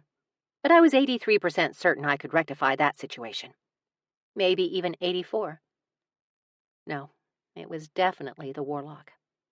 Those eyes, and the shoulders, and his hands. Holy Mother of God, his hands. Masculine and elegant at once. I grabbed my phone and did something crazy. I texted him back. It was stupid. I knew it was stupid. This was the bad boy fantasy I'd had in high school, and pretty much every year after that, all over again. Only this boy was truly bad. There were few things on Earth more dangerous than a warlock. A T-Rex, maybe, but those weren't much of a concern these days. Also, he didn't have a phone. Not that I saw, anyway. How could he receive a text? Yet, in my infinite wisdom, I did it anyway. I texted him, like the nincompoop I was. I typed slowly, meticulously. Not sure what to say. In the end, I went for less is more. "You saved my life." I received his reply a split second after I hit send. It startled me so much I almost jumped off the bed. How the hell did he do that? "Actually, I didn't," he said. I sat up and looked around. Nope, no warlock that I could see. So I typed back, "What do you mean?" "I simply saved you from a lifetime of regret." Had Gigi been right? Had his intentions been more noble than saving our lives? Because that was pretty damn noble in my book. "What do you mean?" "Tomorrow, get some rest." "I'm trying. It's not working." He sent a thinking face emoji. "How are you getting my texts?" "Who says I am?" I stilled. Was he watching me text? Was he here? I looked around again, but still couldn't see him. Maybe he could make himself invisible even to me. The best way to find out was to ask, "Can you make yourself invisible to me?" He didn't answer for a few torturous seconds, and when he did, he was very cryptic. "Does it matter?" Filling my lungs to capacity to buy some time, I asked him aloud, "Are you here?" Again, no answer for a solid minute. Then, "I am." "Then show yourself." He appeared instantly. Standing at the window, he watched the lights glisten along the horizon, his profile the most perfect I'd ever seen. I had so many questions. I didn't know where to begin, so I charged ahead with some of the more basic ones. "Where are you? I mean, where's your corporeal body?" My phone dinged. "Very far away." "Vague much?" "So, like, Alaska?" When he didn't answer, I guessed again. "Siberia?" Still nothing. "Hell?" You're getting warmer. My lungs stilled in my chest. He didn't look... I never thought... Are you dead? The implications of that hit me hard. No clue why. It wasn't like we could go on a double date with my bestie and her new fiancé. Warlocks were not widely accepted in the witch world. He turned ever so slightly and smirked, only on the inside. The breath I'd been holding rushed out. Good. I thought I was losing what little grip I had on my powers already, because you don't look dead. I've noticed the departed have a certain monochrome finish to them, and they don't look solid, not entirely, but you... I circled the air with an index finger, gesturing to pretty much all of him. You're definitely solid. The smirk turned wolfish, and a ferocious heat exploded inside me. My neck and cheeks grew hot, as did other parts. I lunged for the light. Well, okay then. Good night. I pulled the covers up to my chin just as my phone dinged. I can see perfectly in the dark. Of course he could. Oh, I said with an airy giggle. What's to see? Just a girl trying to get some sleep after an exhausting day. Nothing interesting here. I begged to differ. When I looked back, he was no longer at the window, but sitting in a tub chair by a rather hideous floor lamp. I could just barely make out his outline, his perfect proportions, his mussed coiffure with every hair in its place. Oddly enough, the more I watched him, the heavier my lids grew. You can't sleep in that chair, I said softly. It'll kill your neck. He didn't answer.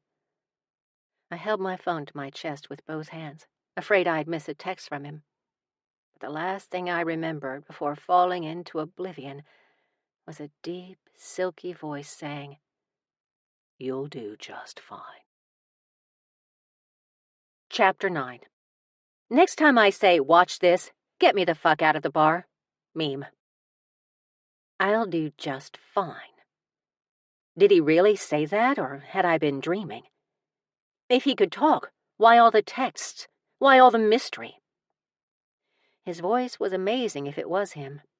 Deep, smooth, as silky as cool satin sheets on a warm night.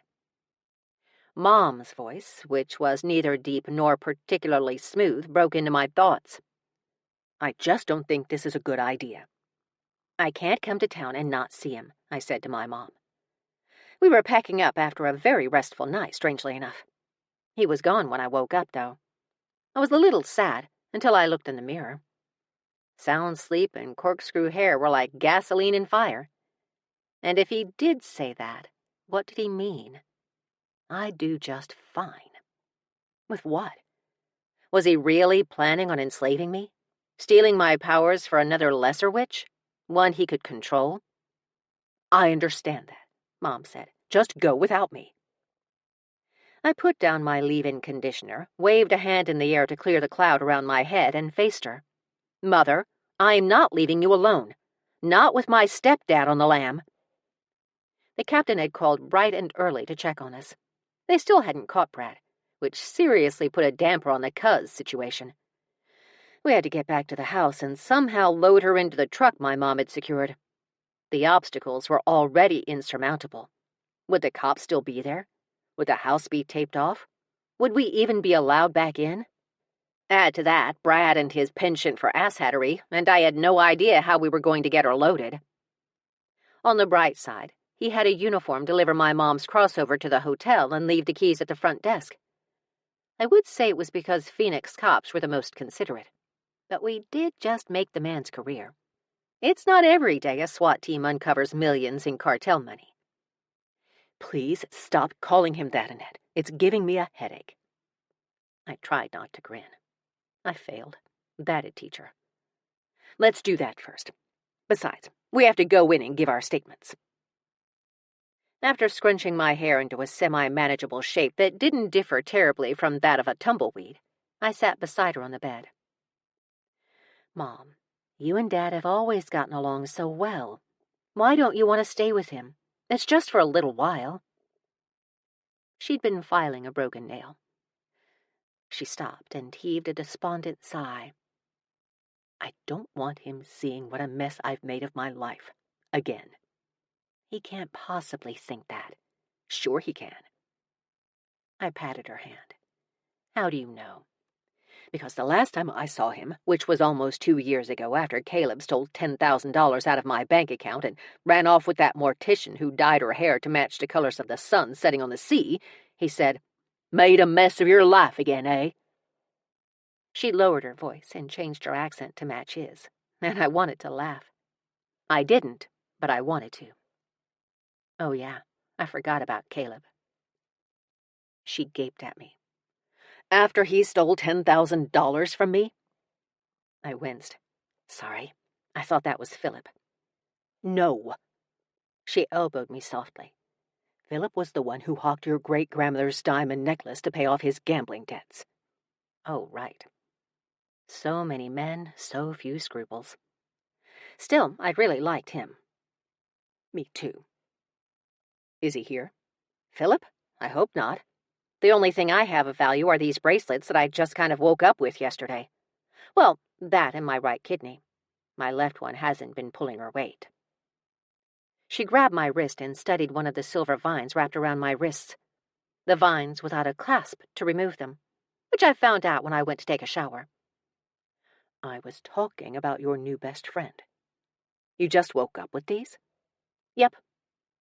I held it up to the light and watched it sparkle. I'm telling you, Mom, the things that happen in that house.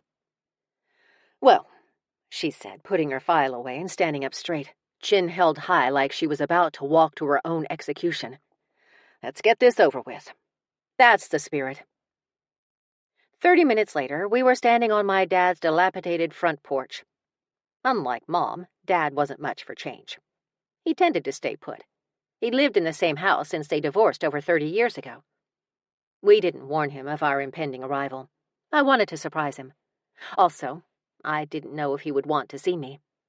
The last time we spoke, I told him he needed to get out more. Apparently, that was the wrong thing to say. I knocked on the door, hoping he was home. He still worked, but only part-time, and his maroon pickup was sitting in the driveway. When he didn't answer, I peeked in a cracked window. He was sitting in his living room, reading. I tapped on the glass. Without looking up, he yelled, "You can come in. Your mother may not." See, Mom said. I told you this would not work. She started to storm off.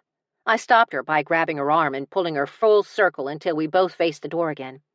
I opened it and said, "Dad, we need your help." He looked over his half-moon glasses at me.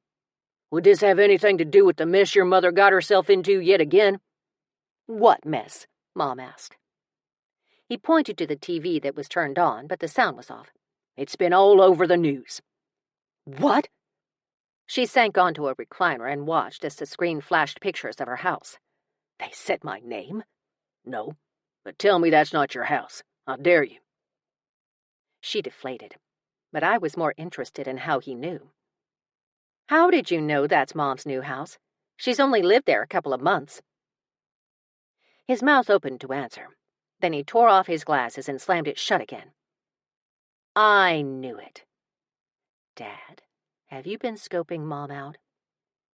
Mom blinked in surprise. I happened to see her in the yard one day. Yes, because Mom is known for her stellar yard work. Annette, Mom said, slapping my arm, or trying to. I dodged her hand with ease as Dad unfolded to his full 6'4" and pulled me into a hug, knowing my sketchy history with hugs. But it felt wonderful. I sank against him, now understanding why I never got any of his height. He stood me at arm's length. How have you been, Annie Pot Pie? No way would I ever tell this man he was not my biological father. He was even better. He was everything a girl could have asked for. To say I was a daddy's girl growing up would have been a vast understatement. I'm good. Sorry I haven't called in a while. He nodded to Mom. Dolores? She raised her chin a visible notch. Joe? It was not lost on me that my parents had the same names as Dolores Claiborne and her husband Joe in one of my favorite Stephen Kings, or the fact that my parents called me Annie. While I could be a little obsessive about fictional characters, I would never kidnap my favorite author and hobble them. That just seemed counterproductive in the long run. "So you gonna fill me in?" he asked Mom, gesturing for us to sit. She crossed her arms over her chest and refused to talk, so I had no choice. 20 minutes later, Dad sat in utter shock, shaking his head at Mom. And I'd left out most of the good stuff. He did not need to know about his niece's current state. "I told you," Mom said, defending herself. "I figured out what he was up to. I was working with the cops." "But he got away, Dad. We need her to stay here for a few days." "You just happened to show up in the middle of this mess?" For the first time, or maybe just the first time I paid attention, I felt him before I saw him. The warlock. He appeared seconds after I felt him, standing at the front window, looking out with his arms crossed over his chest as usual. Dressed to the nines, also as usual, he wore the black button-down and slacks that molded to a set of slim hips and steely buttocks. It was weird how much I was growing accustomed to his presence, how much I looked forward to it when he was gone, how much I craved those tiny glimpses at him I stole every chance I got. I blinked back to Dad. "Yes, and I'm glad I did. I wouldn't have wanted Mom to go through that alone." I also left out the fact that Team Def and I had helped the police find Apple James, so when he asked, "Mind telling me how you found a missing girl no one else could find?" I was a little more than stunned. "Security footage. It's all over the internet." "I'm famous? Wait, does anyone else know it was me?" "Not that I can tell. You always said you were psychic, but once a month you also claimed your ovaries were possessed by a rare tropical punch demon. It was difficult to take your claims seriously." "That was just a phase, Dad, and I'm no more psychic than my ovaries are possessed." "Then how did you find the girl?" I filled my lungs and decided to throw my BFF under the bus. "Def, she's a very powerful type of witch called a charmling, and she can find missing things. I gave her a call, and voila, she found Apple in no time." I didn't lie so much as kept my part out of it. The warlock tossed a knowing grin over his shoulder, while my dad just stared at me, probably trying to decide if I was messing with him or not. Apparently giving up, he slapped his hands on his knees and stood. "Okay, you get the couch," he said to Mom. "I don't have a bed in a spare room." I stood too. "Thanks, Dad." Mom cleared her throat. "I appreciate it."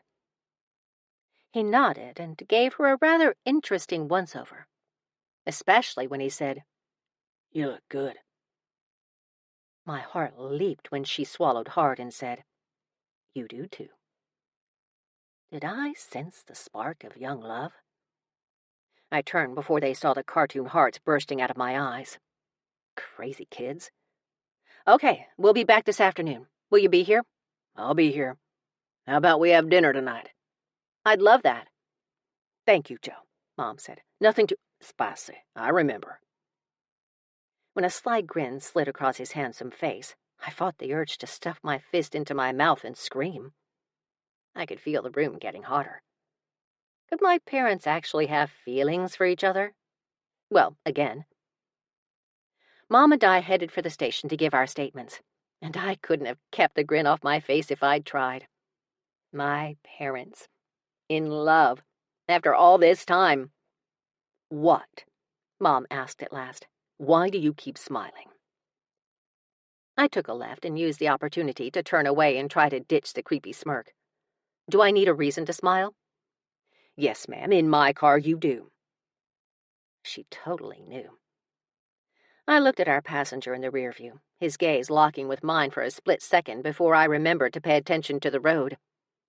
"I'm just happy to be alive, Mom. And you'd be surprised how often I've said that over the last few months." "Me too. This was all worth it to find that sweet little girl. Speaking of which, I'm going to run by the hospital first, if that's okay. To check on her. Will they let you see her?" "Maybe not, but I'd like to at least get her a gift." "Of course." Unfortunately, a uniformed officer stopped us before we could get to her room. "It's okay," I said, handing him the bright pink bag I got at the gift shop. Can you make sure she gets this?" "You can put it there." He pointed to a table stacked high with flowers and gifts for Apple. "Thanks." I stopped to write a note on the card I bought. Mom handed me a pen. "I was hoping you'd get to see her before you leave." "Me too, but that's okay. She's doing well. That's all that matters." I wrote a note wishing her well and put the bag on top of a huge stuffed unicorn. "What did you get her?" Mom had gone to the bathroom while I shopped. A tiny Betsy Johnson clutch with pink hearts all over it. Who knew I'd find Betsy in a hospital gift shop? The warlock raised a brow when he saw the price. He took it a notch higher when I picked up 2. "She'll love that," Mom said. "Right?" "Did you buy yourself one as well?" she asked, a knowing smirk on her face. Heat rose up my neck at having been caught. I may have. "You never could resist that woman." "I love her, Mom. You can't fight what's in your heart. Love is blind and all that shit." I folded my arm into Mom's and steered us toward the elevators when a woman's voice stopped me mid-stride. "Excuse me?"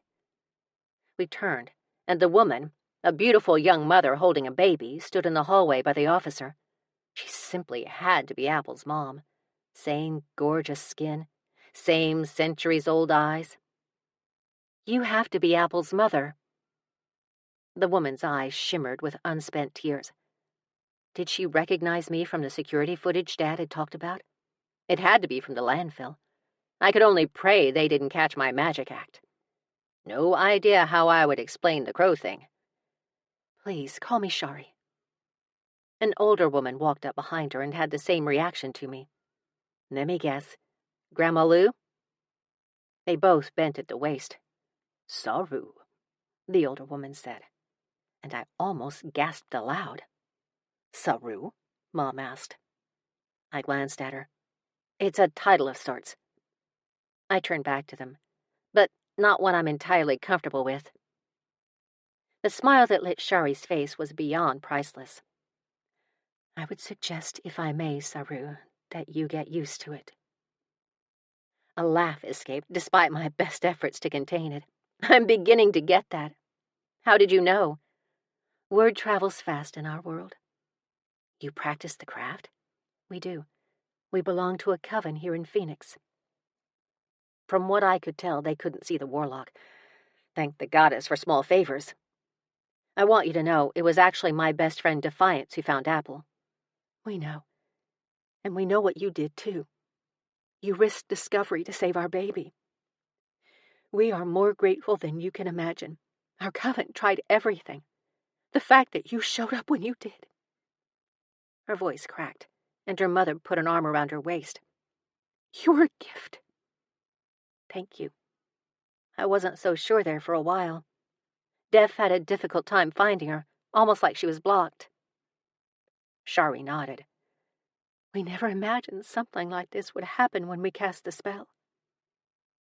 I led them to a row of chairs in the hall and gestured for them to sit. "The spell?" The older woman took the baby while Shari explained. "We cast a spell years ago. Apple's father is not a very nice person.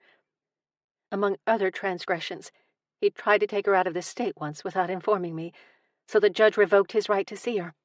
We were afraid he would try to kidnap her, so we cast a spell to keep her safe, to keep her biological father from finding her." I tried to ignore the warlock standing over Apple's grandmother, gazing lovingly at the baby in her arms. "Ah, and that blocked Def as well, and me. Def said I should have been able to feel her, but I couldn't."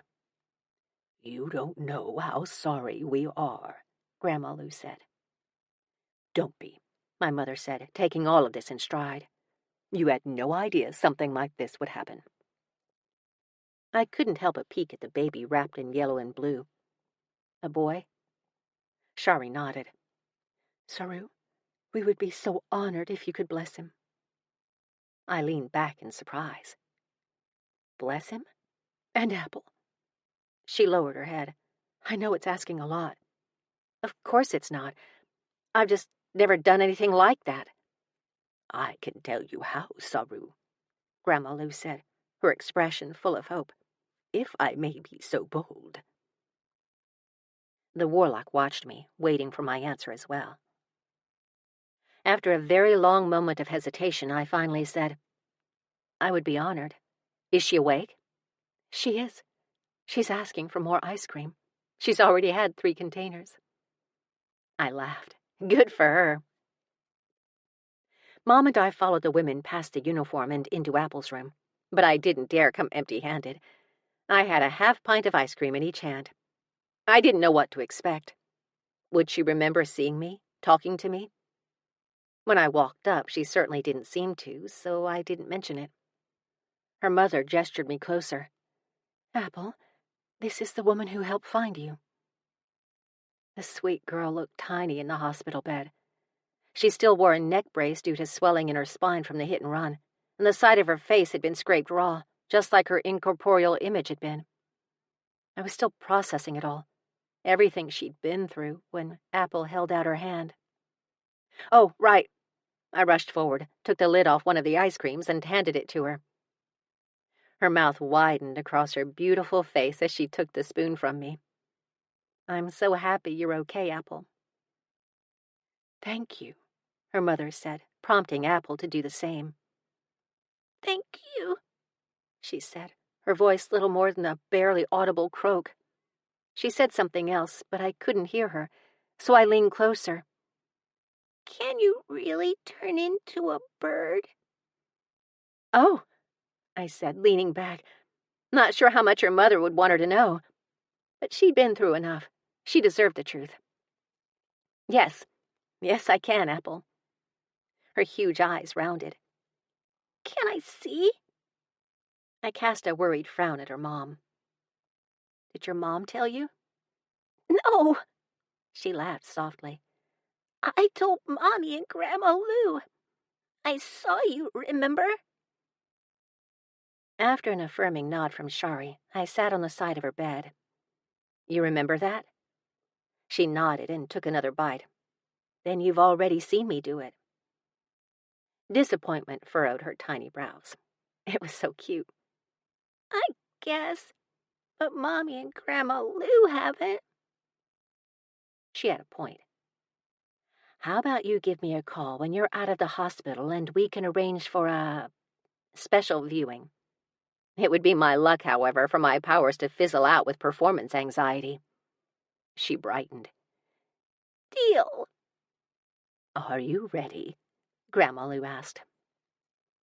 I nodded and proceeded to bless the kids under Lou's expert tutelage and the unwavering gaze of a warlock. But it didn't take long for a spell to find its way to the forefront of my mind. I drew it on the air over the baby, and just like before, a bright green light spilled from the lines of the spell. I repeated the spell over Apple. She watched the lights flare to life and the spell sink into her. She rubbed her tummy and giggled as though it tickled. I wouldn't be surprised. "Thank you, Saru," Shari said, bowing again as we left. Mom studied me like a scientist would a lab rat. "What?" I asked. "They treat you like royalty." "I guess. They do that to Def and me both now. It's so weird, Mom. I don't think I'll ever get used to it." My mom stared at me for several minutes as we walked. She was so absorbed she nearly took out a nurse and a medicine card at the same time. "It's like I don't even know you," she said when we got to the elevators. I nodded. "Samesies, Mom. Samesies."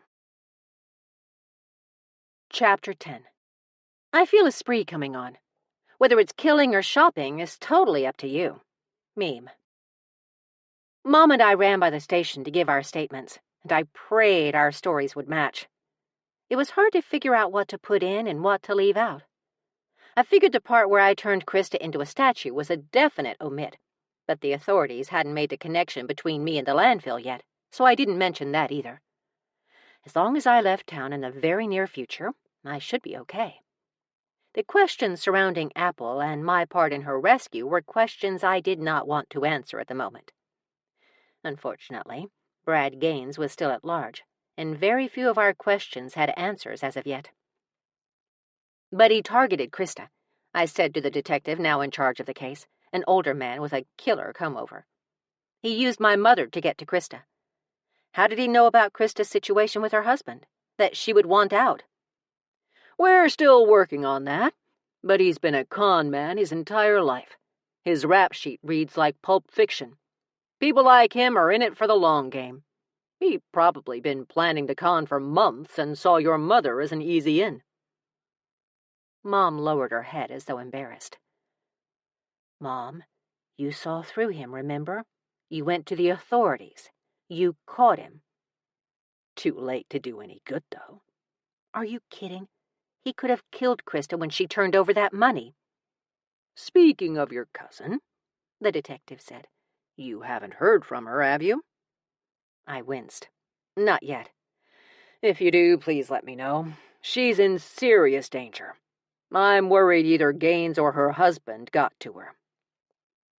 I don't know, I said, trying to put the detective's mind at ease.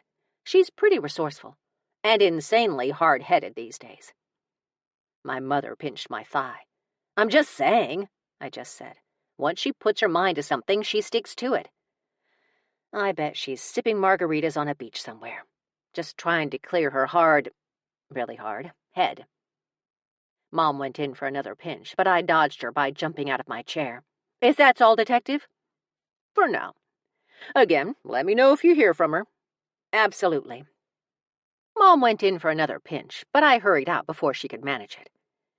After giving our statements, we ran by Twister's for a bite, and then drove to the house to meet Mom's friend with the truck. I wondered if I should get a tarp to cover Krista with for the trip until I made her ride off Elm and saw a vehicle sitting in the driveway. I screeched to a halt in the middle of the street and stared. It's perfect, Mom said, patting my arm with the excitement of a chihuahua with an overactive thyroid. When I turned to look at her, my jaw gaping unattractively, she shrugged. What? It's absolutely perfect. It was around that moment I noticed the warlock laughing in the back seat. He covered his eyes with one hand, his shoulders shaking. I refastened my jaw and glared at the woman who gave birth to me. You cannot be serious. Annie, are you not seeing the beauty of this? Beauty? I can't drive that thing across the country. It's actually quite comfortable. I thought the warlock had disappeared again, until I glanced over my shoulder and saw him laying across the back seat, laughing uncontrollably. This was getting ridiculous. Mother, don't mother me. You made this mess, young lady. You have to clean it up. And that begins with you getting your poor, petrified cousin to Salem. My poor, petrified cousin? I screamed, reaching an octave only a dog could hear. And people wondered why I never married. She was going to kill me. A car behind me forced me forward. I had no choice but to pull into the driveway beside it. I can't believe this is happening. Mom elbowed me. He's getting out. Don't be rude. I rolled my eyes. After she stepped out, I turned to the peanut gallery. It's not that funny. He shook his head in agreement, then doubled over again. I ground my teeth together and decided to ignore him. It wasn't nearly as funny as he was making it out to be. It was, in fact, mortifying.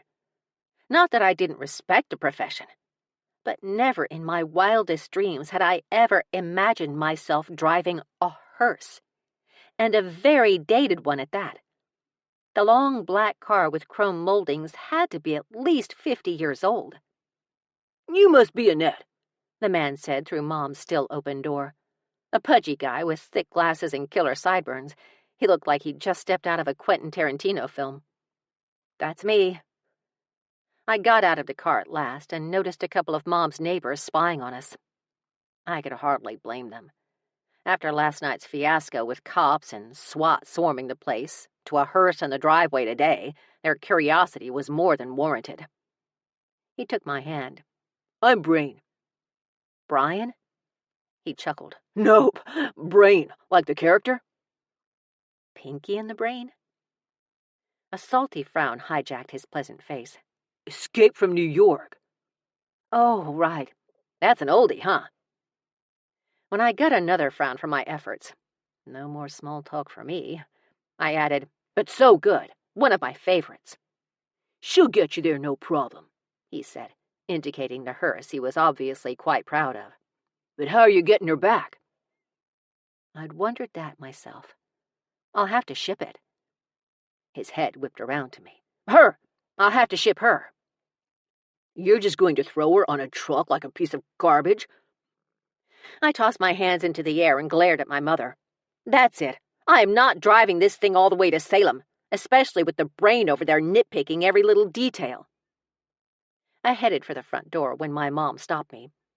Annette Sherry Osmond, just how else do you plan on getting my niece there? Your niece is dead? Brain asked, the color draining from his already pasty skin. You have to be licensed to transport a dead body. What? No, Mom said, laughing. We had a statue of her made, remember? And Annie needs to get it to Salem pronto. It's kind of an emergency. You had a statue made of your niece? The horrified look on his face cracked me up. On the inside, my outer parts were still fuming.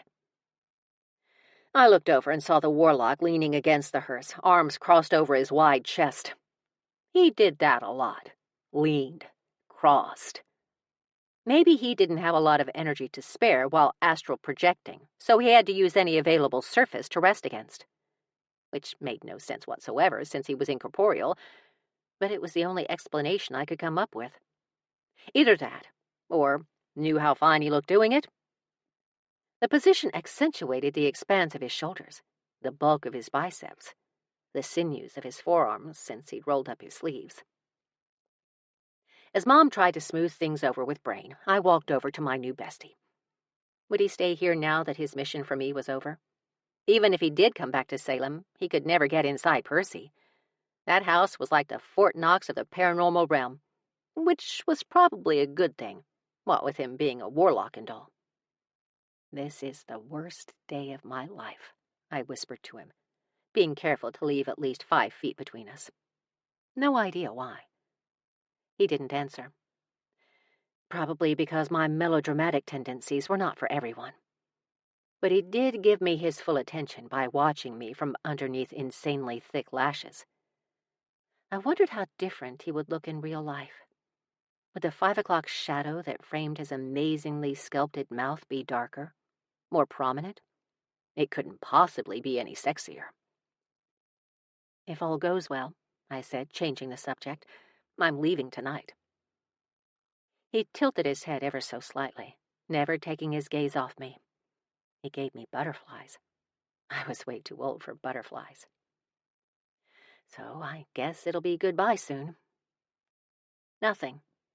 Just his rapt attention that seemed to be focused primarily on my mouth at the moment. Can I ask what your name is?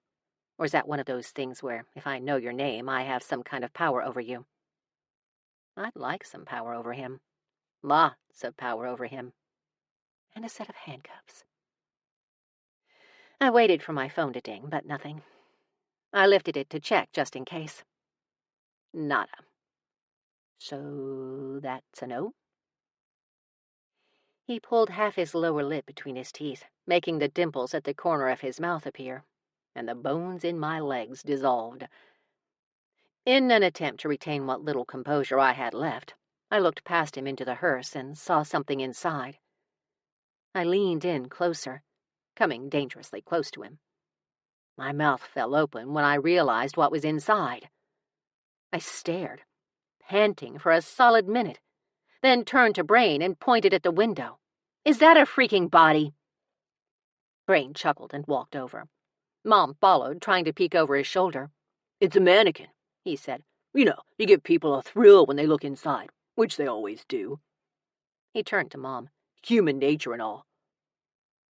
I had a very hard time believing that, but Mom laughed and nodded in agreement. Freaking loons. I glared at her when Brain walked to the back to open it up. Where did you find this guy? Oh, we've been friends since high school. How come I've never met him? Are you sure you haven't? I deadpanned her. I think I would remember him. Brain chuckled to himself. Guess I should have taken Martha out at the house, eh? I groaned aloud. 20 minutes later, after borrowing a dolly from a neighbor, the three of us were struggling to get Krista in the back of the hearse. Brain had some kind of gurney that was supposed to be used to move bodies, but he said it had a flat tire. In other words, it was missing a wheel. Naturally. "But we can use it to get her into the coach," he said, cheerful as ever. Great. In his defense, he'd been right. We were able to load Krista onto the gurney, with lots of huffing and puffing, and raise her up using a very cool lever until she was level enough with the floor to slide her inside. I draped myself over the back of the driver's seat to pull her toward me as the rollers in the floor were very old and uncooperative. The warlock sat in the passenger seat and watched me. Or watched my ass, since it was impossible to miss. "Oh, gosh," I whispered to Krista. "I hope we don't accidentally break off your head. Then again, it's not like you were using it." "Seriously? You married a member of the cartel? Have you ever had even an ounce of common sense?" Then again, I was thirsting after a warlock. I pinched the bridge of my nose. It must run in the family.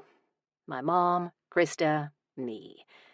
We were all suckers for the tall, dark, and most likely to commit a crime in broad daylight.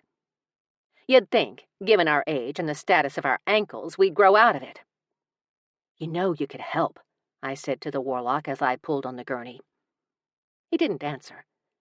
But when I got my hair caught in one of the rollers, he did peek over the seat in mild interest, so there was that. "Can I ask you a question?" Brain asked. I tugged at the lock of hair and winced when I heard strands rip. "Sure." "Why did you buy a statue if you didn't have a way to get it back?" "She's an impulse shopper," Mom said. She walked over, reached inside, and patted my back as though consoling me. "She's in therapy and taking medication. We have high hopes this time." He showed a fist in solidarity. "Good for you. Stick with the program." I nodded, my internal reaction somewhere between a laugh of wild abandon and an all-out ugly cry. Even if I did manage to get Krista back to Salem, I had no idea how to turn her back. "Thank you. I'll take good care of her." "Patty," he said. "Patty?" "That's her name. Patty Hearst." I fought the urge to rant about the inappropriate nature of that name, but decided against it, knowing that whatever I said would go in one ear and out the other. We finally got Krista secured, and the three of us, 4 counting the warlock, stood back and admired our work. "I think we did good," Brain said. Mom beamed at him. "I agree." I wanted to cry. If not for all the broken limbs and duct tape, I would totally agree. Brain scrunched his nose at Krista's new disfigurements, and I had to wonder how those would translate into her human self if we did manage to turn her back. "I don't know," Brain said. "We only broke off an arm, 2 toes, and a finger." "Oh no, I broke the finger earlier." "See? Not too bad in my book." As Mom and Brain discussed the particulars of how we could get the car back to him, I scooched closer to the warlock. "Okay, you're clearly more experienced at these things. Is she still in there, my cousin?" He offered me the barest hint of a nod, and I didn't know if I should feel elated or sad. Does she know what's going on? What's happened to her?" One of his wide shoulders rose and fell in a half-hearted shrug. "You don't know or you don't care?" He grinned. Mom waved as a friend of Brain's picked him up. "Thank you again, Brain, and tell your mother she still owes me that camel." I did not want to know. "I guess we should get to Dad's." "I don't know, Annie." She looked at her house forlornly. "I think I'm okay to stay here." "Do you? Let me ask the warlock." She went completely still. "He's here?" "He's here." "What do you think, Mr. Warlock?" He frowned at his new title. "Ah," I said, absorbed in what he was telling me. "Absolutely nothing, but Mom didn't need to know that. He says, yes, you should absolutely stay here tonight, alone, unprotected, with a killer who happens to have a vendetta against you on the loose." I turned to her and added, "Not to mention a warlock skulking in the shadows." "Your dad's it is." She ran to her crossover and jumped into the driver's seat as I tried not to giggle. My phone dinged. I pulled up my messages and saw the familiar skulls and crossbones. "You're talking to me again?" No reaction, so I read the text. I do not skulk. I turned with as much sass as I could muster and whistled from over a shoulder as I walked to Patty's driver's side. Looks like I struck a nerve. He was already in the passenger seat when I got inside, much to my delight, and he was pouting. Arms crossed over his chest, which was his usual M.O. But he was looking straight ahead with his eyebrows furrowed so adorably I wanted to kiss him. Him. A warlock. Who possibly wanted to enslave me for all eternity. Death was right. I needed to put my hormones aside and consider the situation with a level head. Then he turned to look at me as though wondering what was taking me so long. "Sorry," I said, starting up the engine. Of a hearse. A hearse I was about to drive across the country. God, I missed my charger. Chapter 11.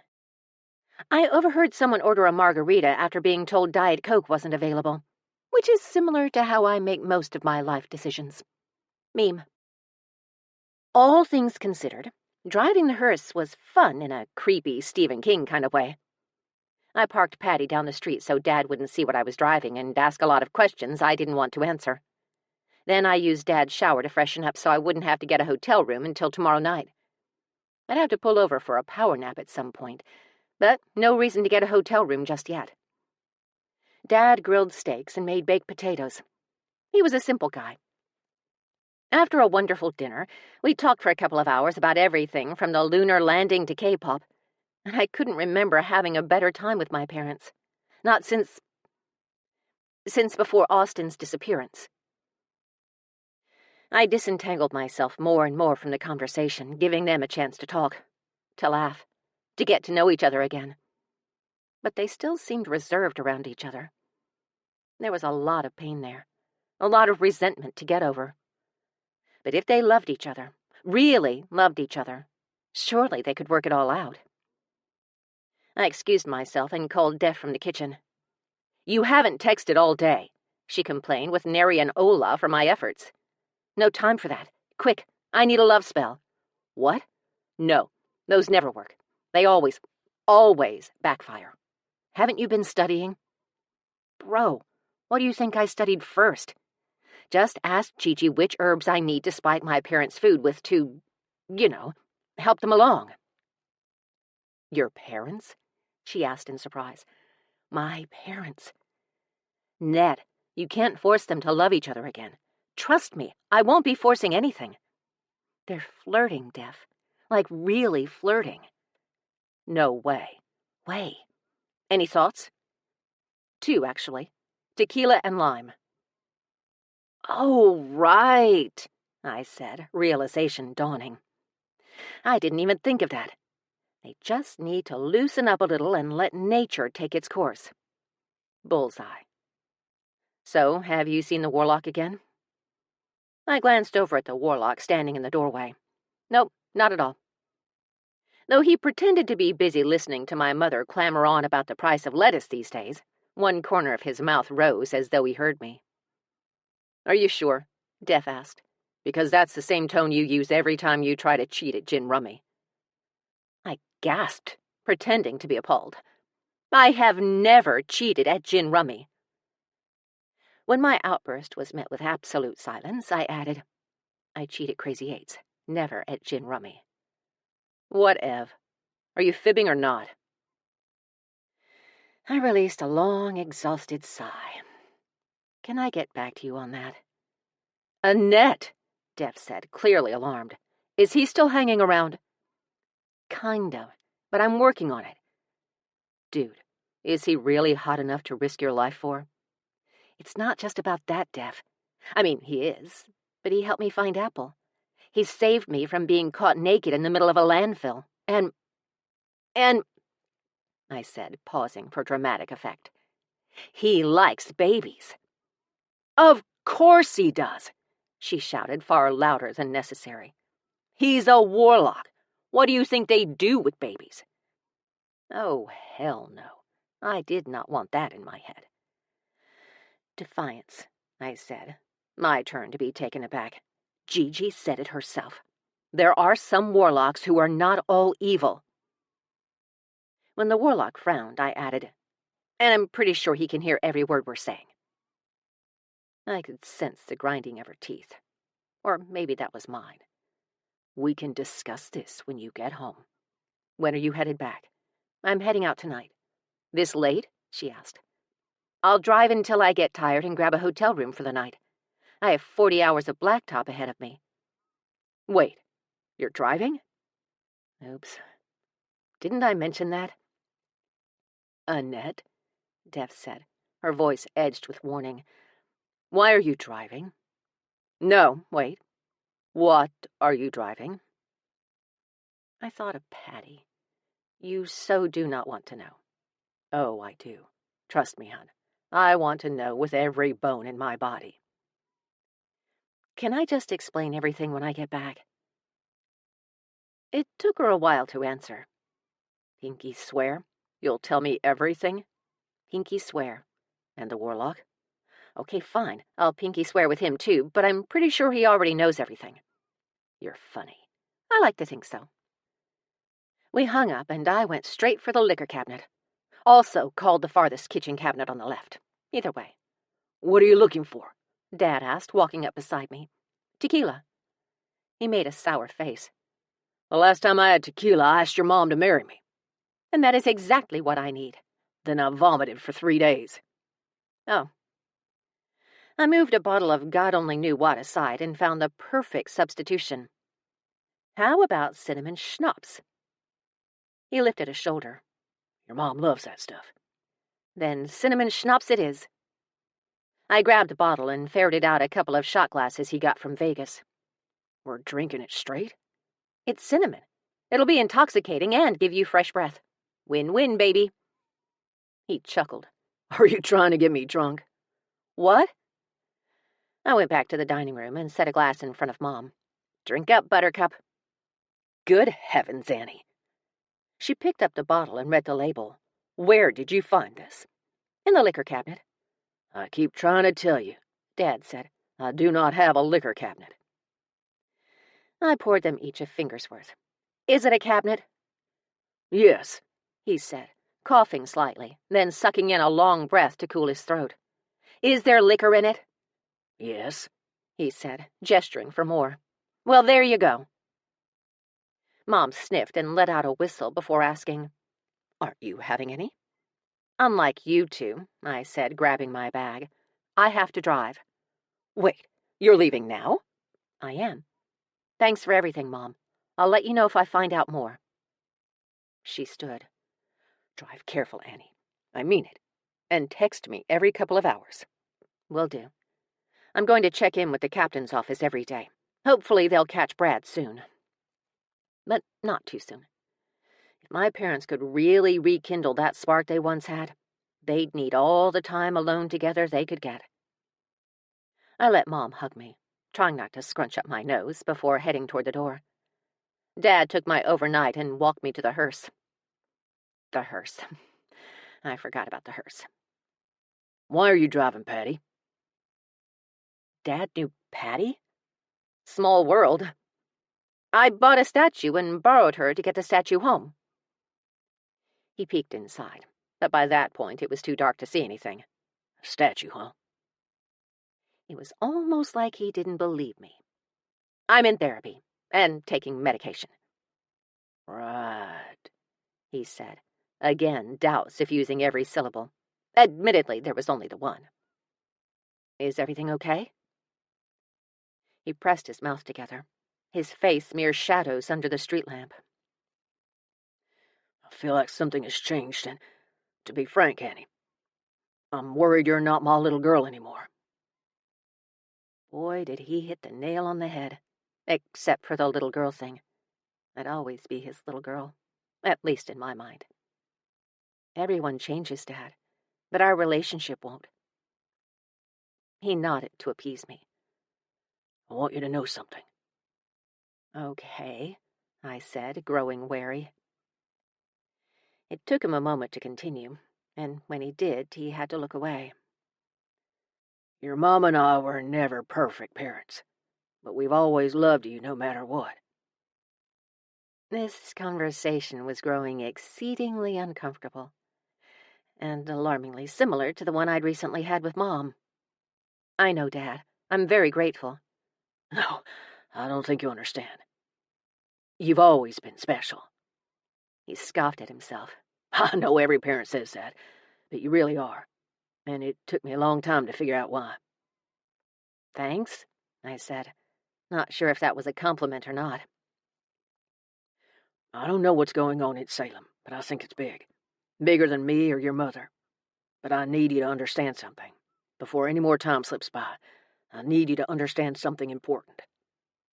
Okay. My stomach clenched painfully. Perhaps it was the pessimist in me, but this did not sound good. He drew in a deep breath and released it slowly, then said softly, I've always known I wasn't your biological father. I stared at him, absorbing what he just said before losing my shit completely. Dad, how did you know? I just found out yesterday. When he narrowed his eyes at me, I said, well, okay, due to some rather unusual occurrences, I've suspected for a couple of weeks now, but I didn't know for sure until yesterday. He pressed his lips together and nodded in thought. How long have you known? Since the day your mother told me she was pregnant. Wow. I leaned against Patty. That's a really long time. Hun, I'm telling you this now because no matter what happens, I want you to know that I don't care. I never cared. I've loved you from the moment you were born, despite all the gray, slimy stuff you were covered in. That's so sweet. I mean, it was hard to get past at first, but once I got you all cleaned up, you were like this little angry raisin and, well, I just fell in love. An angry raisin. That sounds like me. You do what you need to do. I'll take care of your mother. I have a feeling you have bigger fish to fry. Someday you're going to have to explain to me how you know all of this. The patient smile that spread across his face was familiar and yet somehow brand new. Drive careful, and don't pick up any hitchhikers. He'd been giving me that same set of instructions since I got my learner's permit. Pinky swear, unless he's hot. He laughed softly and pulled me into a hug. I didn't mind at all. After he walked back into the house, I turned a full circle, hoping for a little company on the road. The warlock was gone. I could have texted him, but it wasn't like I could invite him home with me. We'd have to part ways at some point, no matter what. Maybe he hated goodbyes as much as I did. Looks like it's just me and you, Patty. I climbed behind the wheel and set out for a little town called Salem, only freaking out a little when I saw Krista's statue in the rear view. But I kept doing it. About once every half hour, I would catch a glimpse of her unexpectedly and almost jump out of my skin. I kept wondering if she were conscious, aware of what happened to her and watching me out of her calcified eyes. Plotting her revenge, reveling in the thought of my demise. After 6 hours of that shit, I'd had enough. I considered getting a hotel regardless of how spring fresh I smelled. Dad had great soap. But I decided against it for 2 reasons. 1, I was flat-ass broke, and I didn't want to use the company credit card any more than I had to. And 2, I didn't want to pull up to a hotel in a hearse. The looks on the road were enough. I horrified children, unsettled adults, confused cows. Or that was my take on the cows I saw trailered in Gallup. All in all, it was fantastic. I never knew the power I could wield over a person's sanity. I totally needed one of these babies for everyday use. After barely putting a dent in my trip, I pulled into a casino parking lot outside of Albuquerque for a snooze. I stretched the zombie sunscreen. Brain had quite the sense of humor. Across the inside of the windshield, grabbed my parka to use as a pillow, and settled in for a quick nap. Just in case, however, I decided to set my alarm for 2 hours. That would put me back on the road before 5, and I could get through Albuquerque before rush hour hit hard. Instead of going to sleep, however, I lay there and thought of the one person I'd been trying not to think about the entire trip. "I don't want to hear it," I said to Krista, in case she was trying to tell me what a loser I was. "I already know I'm a loser. I'm not pining over him. I'm just upset that he didn't say goodbye." She didn't answer, which was fine. Actually, more than fine. If she had answered, I would have flown out of that hearse so fast I would have left vapor trails. Also, I'm sorry about the duct tape. It's all we had. I'll try to find something that matches a little better when we get home. Thankfully, the car was so old that it had a single front seat for me to recline on. I stared out the driver's side window at the flashing Route 66 casino sign, refusing to think about him. Thus, thinking about him constantly, just like I did the entire trip. On the bright side, I figured I was safe for the time being. On the not-so-bright side, I would probably never see him again. I cradled my phone and turned onto my side to block out the light. What felt like 5 minutes later, I checked my phone and shot upright. 9 a.m. How was it 9 a.m.? I brought up my alarms. The one I'd set was turned off. I did that so often. Turned off my alarm without ever waking up. Damn it. With nature calling me, her ringer turned up to 11, I hit up a nearby convenience store to answer her call, wash my face, and brush my teeth. Then I grabbed an extra-large coffee and a breakfast sandwich and hit the road again. Thankfully, Brain had a really decent set of CDs. I hadn't used CDs in so long I forgot how to work the player, but it all came rushing back fairly quickly. Not unlike the occasional memories of that acid trip I took once. At least Brain didn't install a cassette player. I didn't have a pencil eraser should tragedy strike. For the next few hours, I chatted with Krista, making bets with her on how many out-of-state license plates we would see. Strange thing was, she won every time. We listened to a variety of music, ranging from Celtic and bluegrass to grunge and heavy metal, and debated the merits of each. Finally, around midnight, I decided to get a hotel. The shower and cool sheets were heavenly, and I only got a few strange looks about Patty. But all the while I debated texting the Warlock. Over and over my hand went to my phone to see if he'd texted me, only to be disappointed yet again. And so went the next 2 days until I pulled into Salem very late one night. I called someone I hoped was an ally, hoping he would still be awake. "Hey, Roan," I said to Def's boy toy, infusing my voice with a lightness I did not feel. "I'm almost at the house. Can you meet me out front?" "Sure thing." "Oh, and bring a dolly?" "A dolly?" "Yes. Also, can we maybe keep this to ourselves for a while?" "The part about the dolly?" "No, all of it. I'll let Def know I'm back tomorrow morning, but I have a couple of things to move into the house first." "Such as?" I took a ride and headed down Chestnut to Percy. My beloved Percy. My suitcase, for one. "It was supposed to be a 2-day trip. What the hell did you take?" I can get the suitcase, actually. I just need help with a statue I bought at a flea market." "You bought a statue at a flea market?" See, it's a funny story. I pulled into the drive. Even in the dark, Percy was magnificent. A moss-green, ivy-covered manor with 6 gables forming a circle over the main part of the house and accented with a black roof and trim. I'd missed him. Maybe it had only been my imagination, but it seemed like he was warming up to me lately. The fact that Percy, a.k.a. Percival Channing Good, was actually Defiance's grandfather was of little consequence, at least in my humble opinion. I stole a picture of him from when he and Gigi were dating back in the day. Curly black hair, wide shoulders, thick biceps. The pic was a sad testament to the fashion styles of the 70s. But that man had been hot before Gigi and her coven burned him in hellfire, at his behest, leaving her a widow, and Percival the guardian of the house. "And?"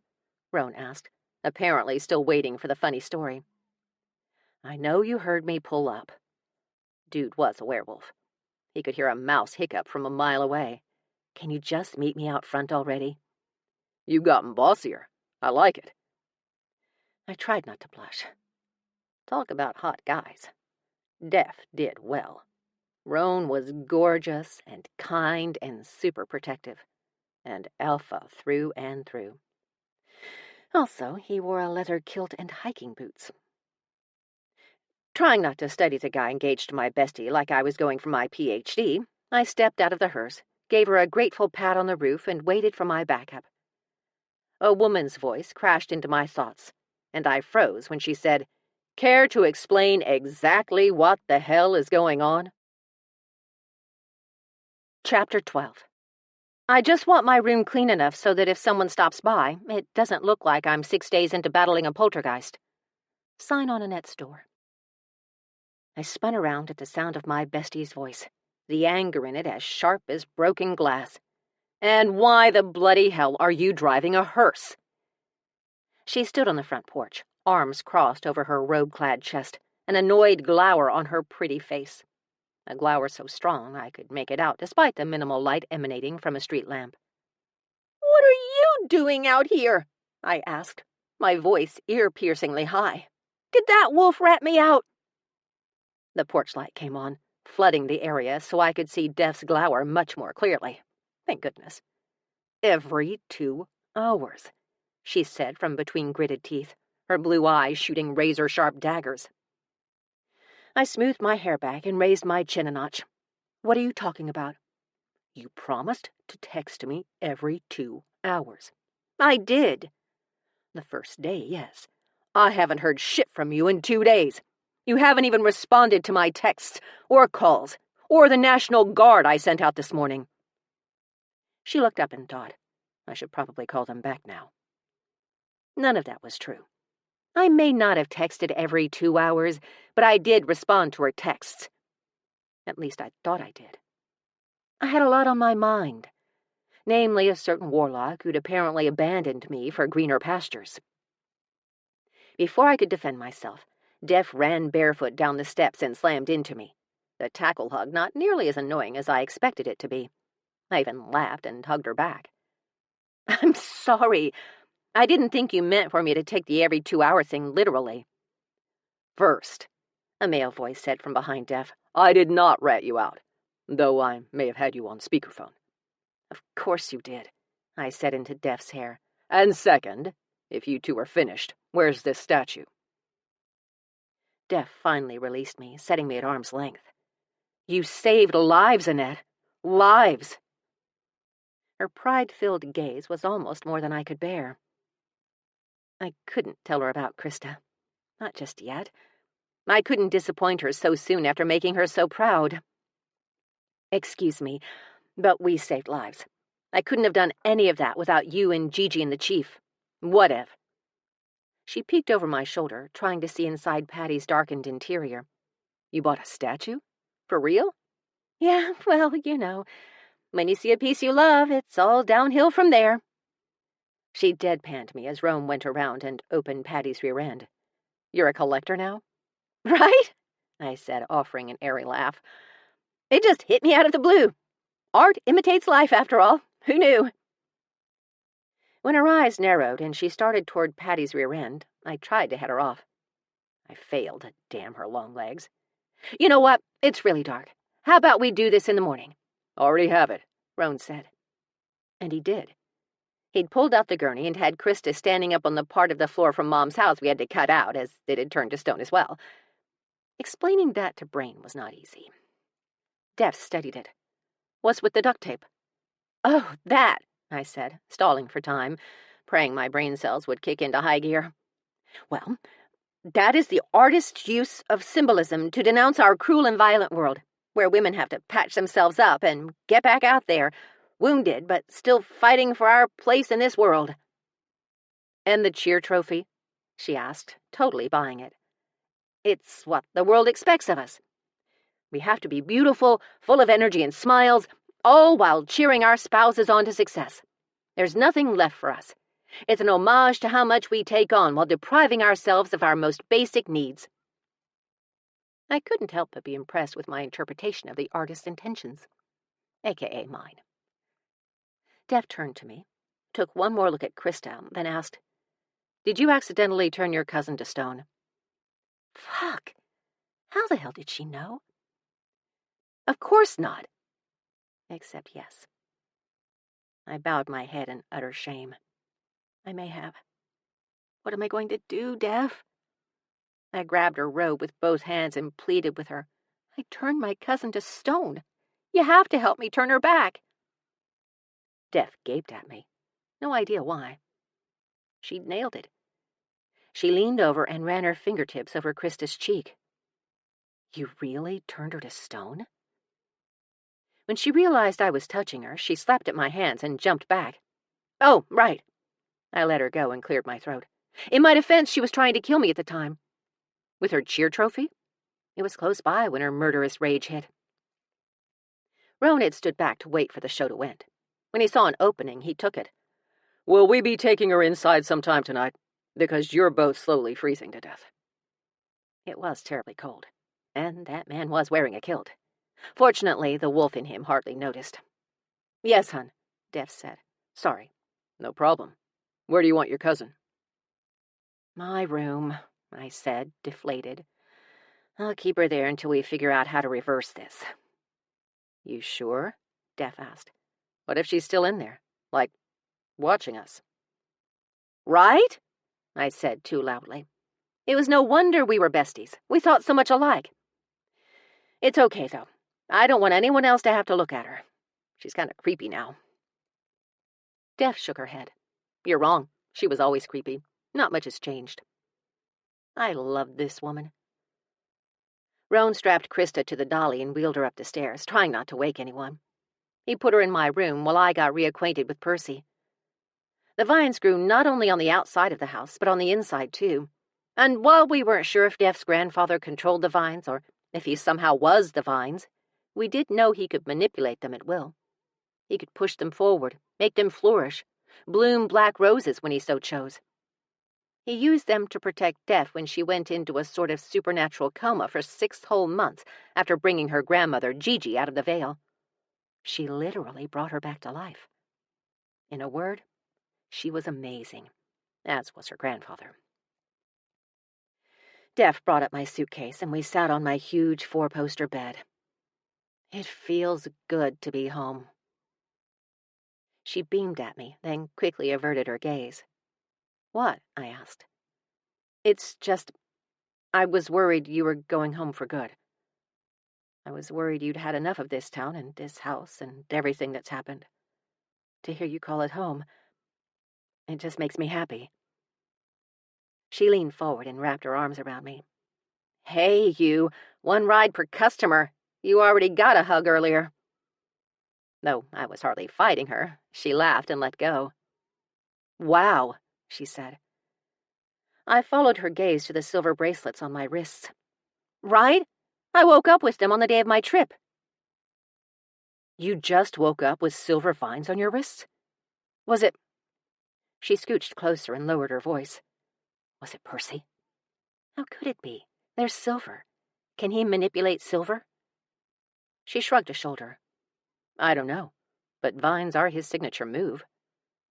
Speaking of which, why is my grandfather wrapping vines around your wrists? She frowned at me. Is there anything you want to tell me? I did my own signature move and rolled my eyes. She held up an index finger to put me on pause. Hear me out. First, you steal his picture out of the hutch and display it on your dresser like a lovesick teen. That was true. Then he wraps silver vines around your wrists. She took one of my wrists and turned it over. Vines that don't come off? Are there no clasps? Nope. I lifted it into the air to admire it. I've worn them since that morning. But we don't know it was your grandfather, Def. I said the words to appease her, but I could hardly contain my excitement. What if it really was him? What if he gave me the bracelets as a sort of amulet to protect me? Maybe they were keeping the warlock at bay, making sure he didn't get too close. Def leaned back to assess me with a critical eye. I know a lot of strange things happen in this house. You think? But I find this very sus. I find your face sus. So, just by the by, would you be weirded out if your grandfather liked me? She rubbed her mouth in thought. I'll tell you what. I'll answer that the minute you tell me everything, and I mean everything, that happened this week. I want to hear more about this warlock, and the hearse, but mostly the warlock. You mean the warlock who abandoned me in my 40 hours of need? That drive never got any shorter. My heart sank. I would never find a soulmate. I was in love with both a warlock, who only wanted me for my charming powers and would probably kill me for them in a heartbeat, and a house. I must admit, you look exhausted. Really? I smoothed my hair. It was always my hair. Do you think Percy saw me? Def laughed softly and bounced off the bed. Get some rest. We can talk tomorrow. Okay, but shower first. I fell back on the soft mattress. I miss this bed so much. Sleep, she said before closing the door behind her. The bed, the covers, the smell. I loved this house. I loved the town. I could hardly believe that at 45 I'd found a brand new life. And I kind of had superpowers. I thought about all the crazy turns my life had taken in the last few months. My lids getting heavier and heavier. When I felt a vine slip around my ankle, I smiled and let myself fall into oblivion. Unfortunately, Mother Nature had other plans. I woke up an hour later, padded into my bathroom, and saw to her needs. When done, I looked in the mirror. I had yet to turn on the light. My hair had absorbed the humidity of the Atlantic. The image in the mirror sent my heart into my throat, and I fell back against the shower door. Definitely a sign to take one. A shower, not a shower door. I started to shower, then rummaged through my overnight bag until I found my essentials, meaning my many hair care products. The finicky mop atop my head required a lot of TLC. While showering by candlelight was a favorite pastime, I had to actually turn on a light. Mostly because the last time I tried it, I ended up in the emergency room with a bruised spleen.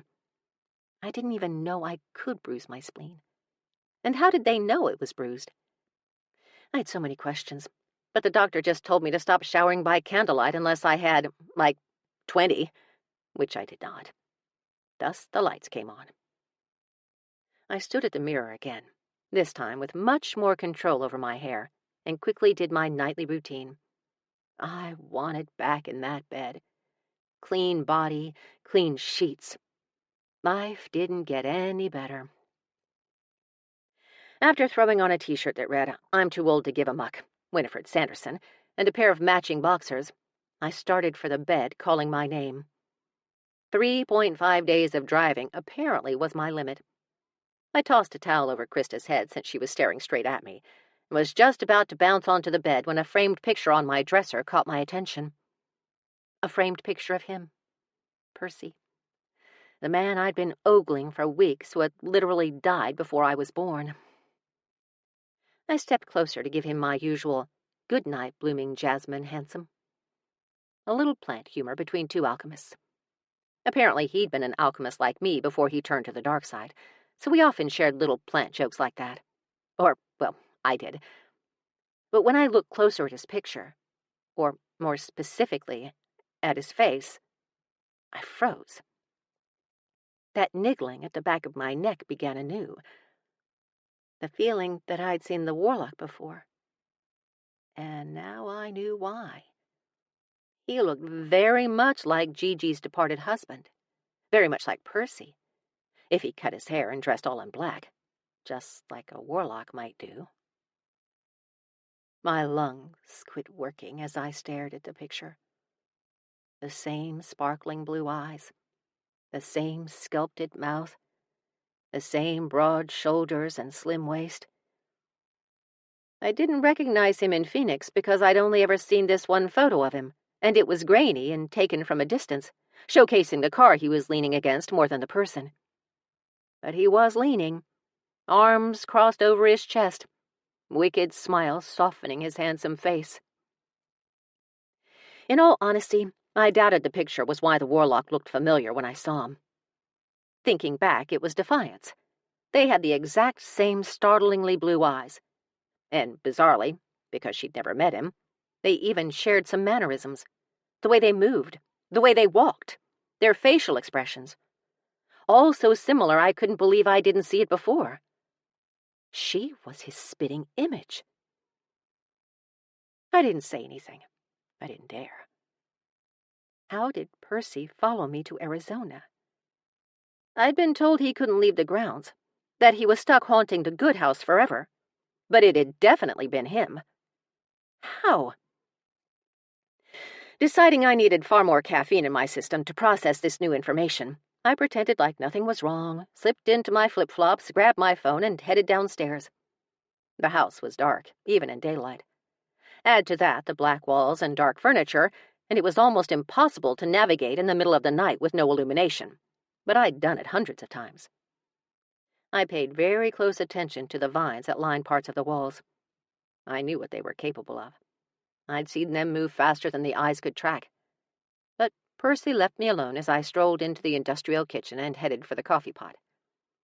I'd gotten over trying to poison everyone in the house, including myself, so I felt safe making a pot of coffee at 3 a.m. Gigi still liked it old school, making an entire carafe, claiming K-cups just didn't taste the same. I had to agree with her. Taking my cup with me, I sat at the small breakfast table in the kitchen. We'd spent so much time at that table. Did so much research, so much planning, trying to figure out what was happening to Defiance. And then it was my turn. Almost 7 months after coming to Salem, I came into my powers, meaning the witch who currently possessed them had died before they could be transferred to a new witch. When that happened, a blood heir automatically inherited the powers. Though witches all over the world believed there were no more blood heirs. Clearly, they were wrong.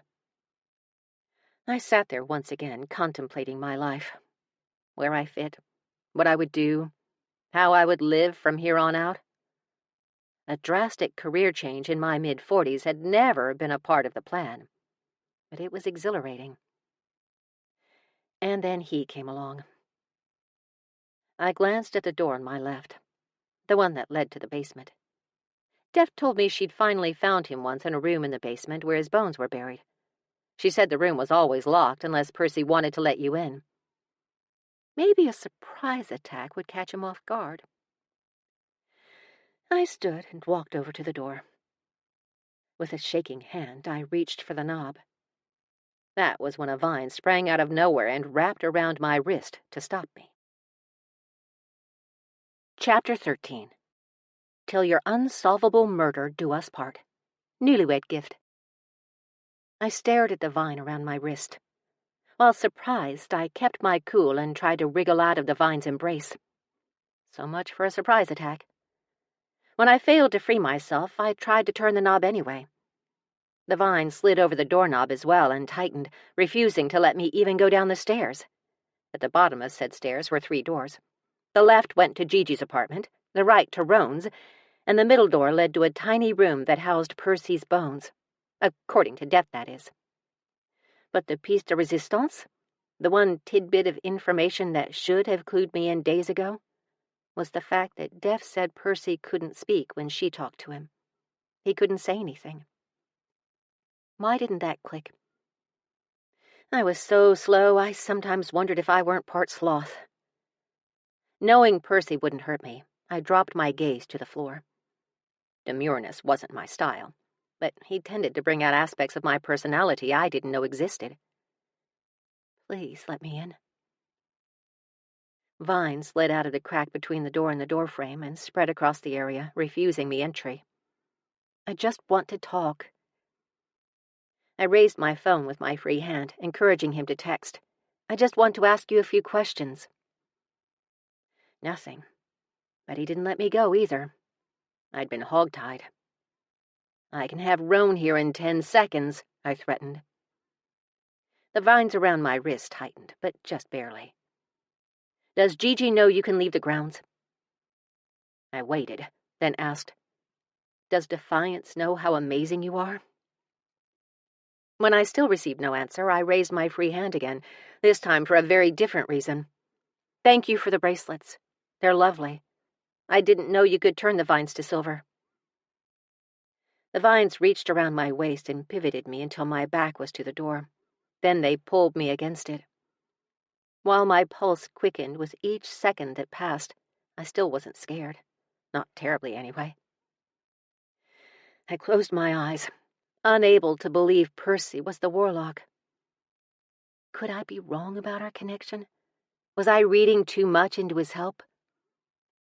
When I raised my lids, all doubt evaporated. He stood before me, his head bowed, one hand braced against the door.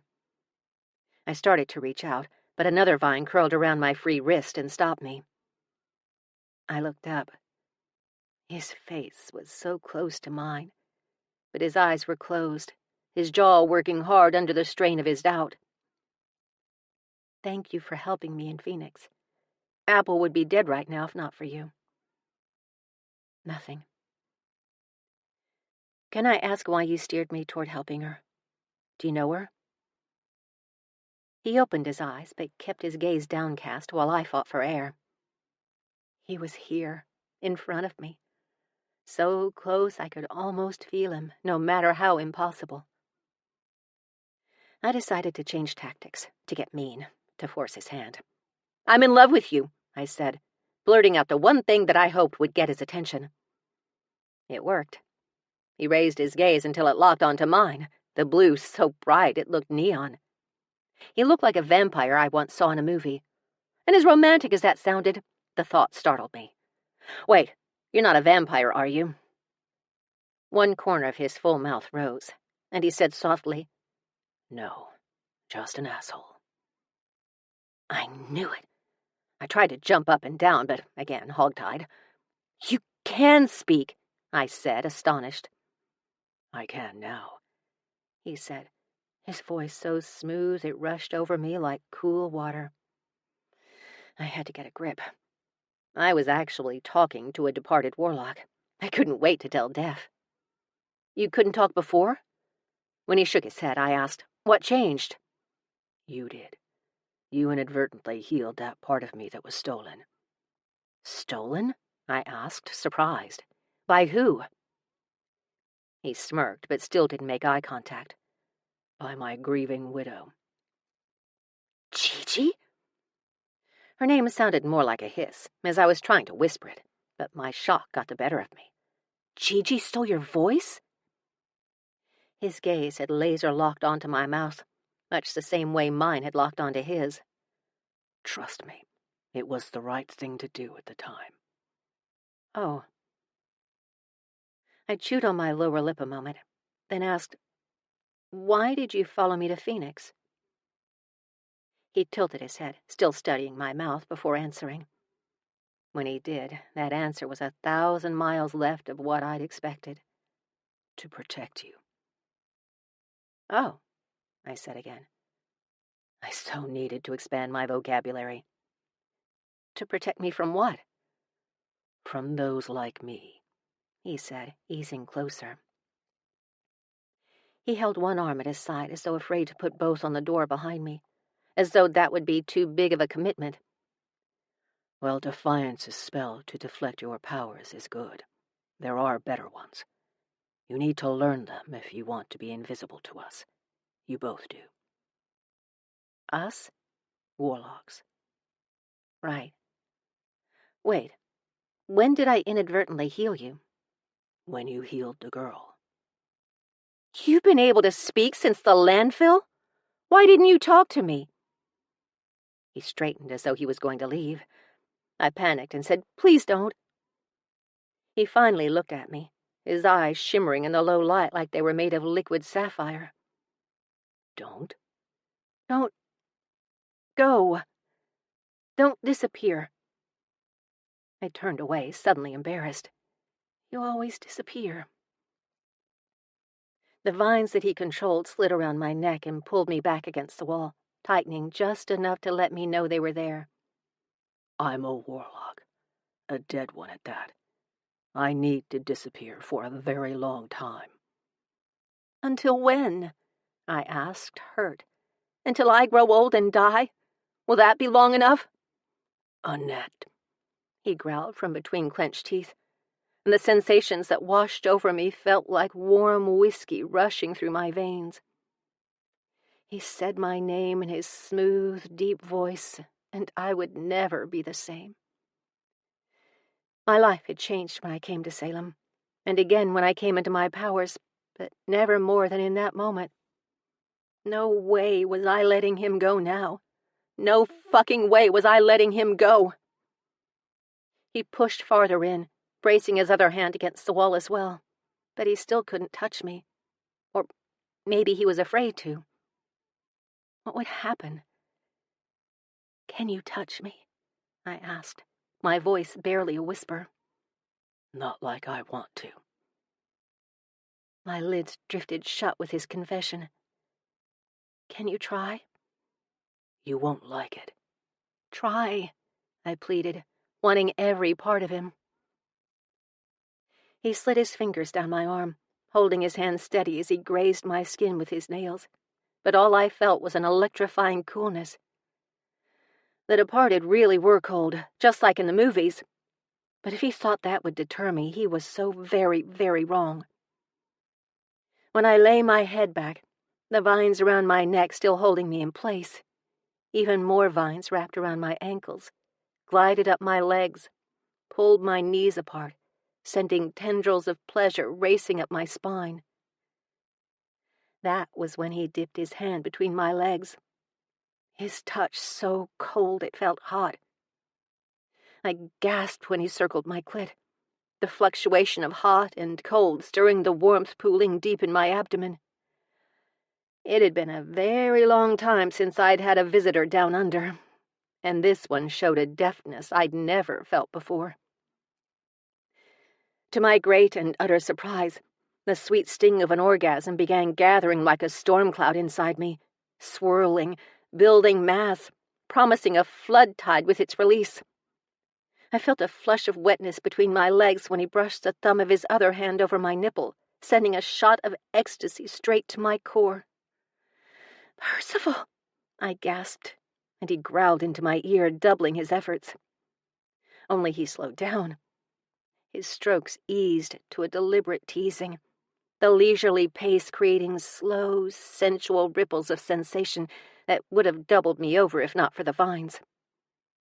I spread my legs farther apart, coaxing the climax closer, begging for it. But when he slid his fingers inside me, the icy pressure did all the work for me. An orgasm exploded inside me, pleasure spilling into every molecule in my body as I wiggled and whimpered in surprise. Percy tensed as the climax pulsed through me. He pressed his head against the door over my shoulder. His breath strained as he panted into the curve of my neck, the coolness fanning over my cheek. After a moment, I was able to gather the senses I dropped some time back. "I just came," I said, astonished. "Yeah, I felt it." I leaned back to look at him, or I tried to.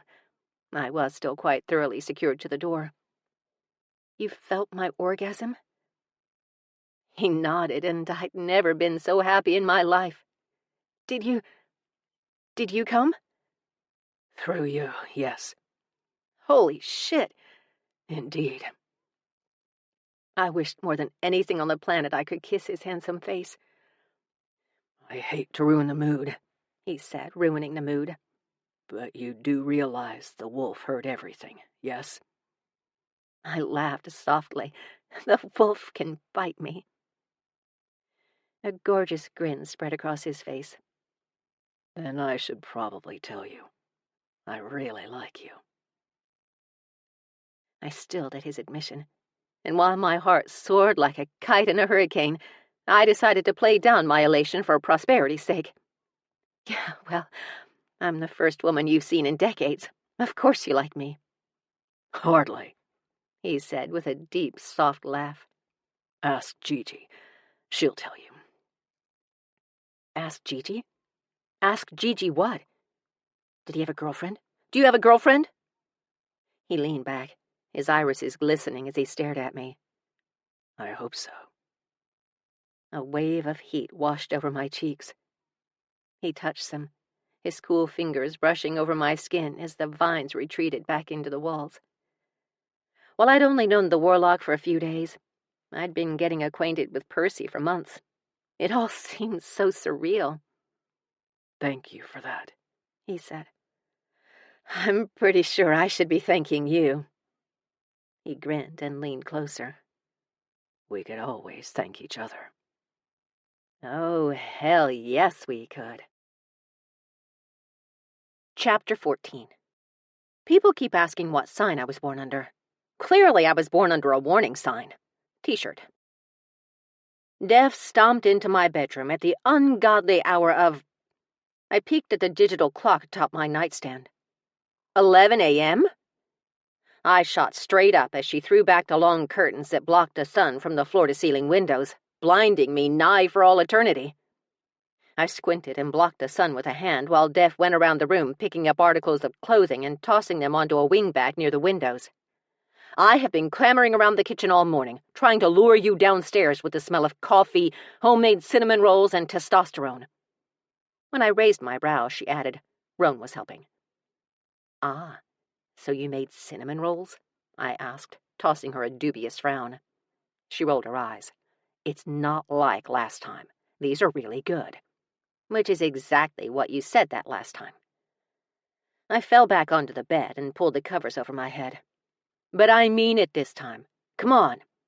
She tugged at my bedspread. Get up already. We're dying. Okay. I'll be down in 2. I'm setting a timer. 2 minutes. I meant 2 hours. Annette! When I laughed, she headed for the door. 2 minutes. We'll be waiting. And F you, Krista. I laughed again and crawled out of bed with a groan. After brushing my teeth, I threw on my best, and only, robe, and went downstairs for possibly the worst cinnamon rolls ever. Admittedly, they did smell good.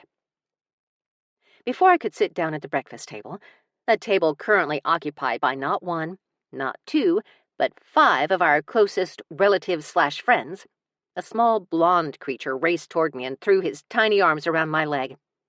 At Netters! Hey, Sammy, I said, lifting him into my arms for a proper hug. Of course, I had to pretend to hate it for my audience's sake. Death sat at the table along with a smirking Roan, a gorgeously bohemian Gigi, a terribly handsome chief of police named Houston, and Gigi's best friend, a stunning redhead named Serinda. Did you come back yet? Sammy asked, and in our world that was a fair question. I tapped his nose. I did. Did you miss me? Yes, but did you bring me anything? I most certainly did. I reached into my robe and pulled out a finger heart, our secret code, since not many Americans knew about the Korean sentiment.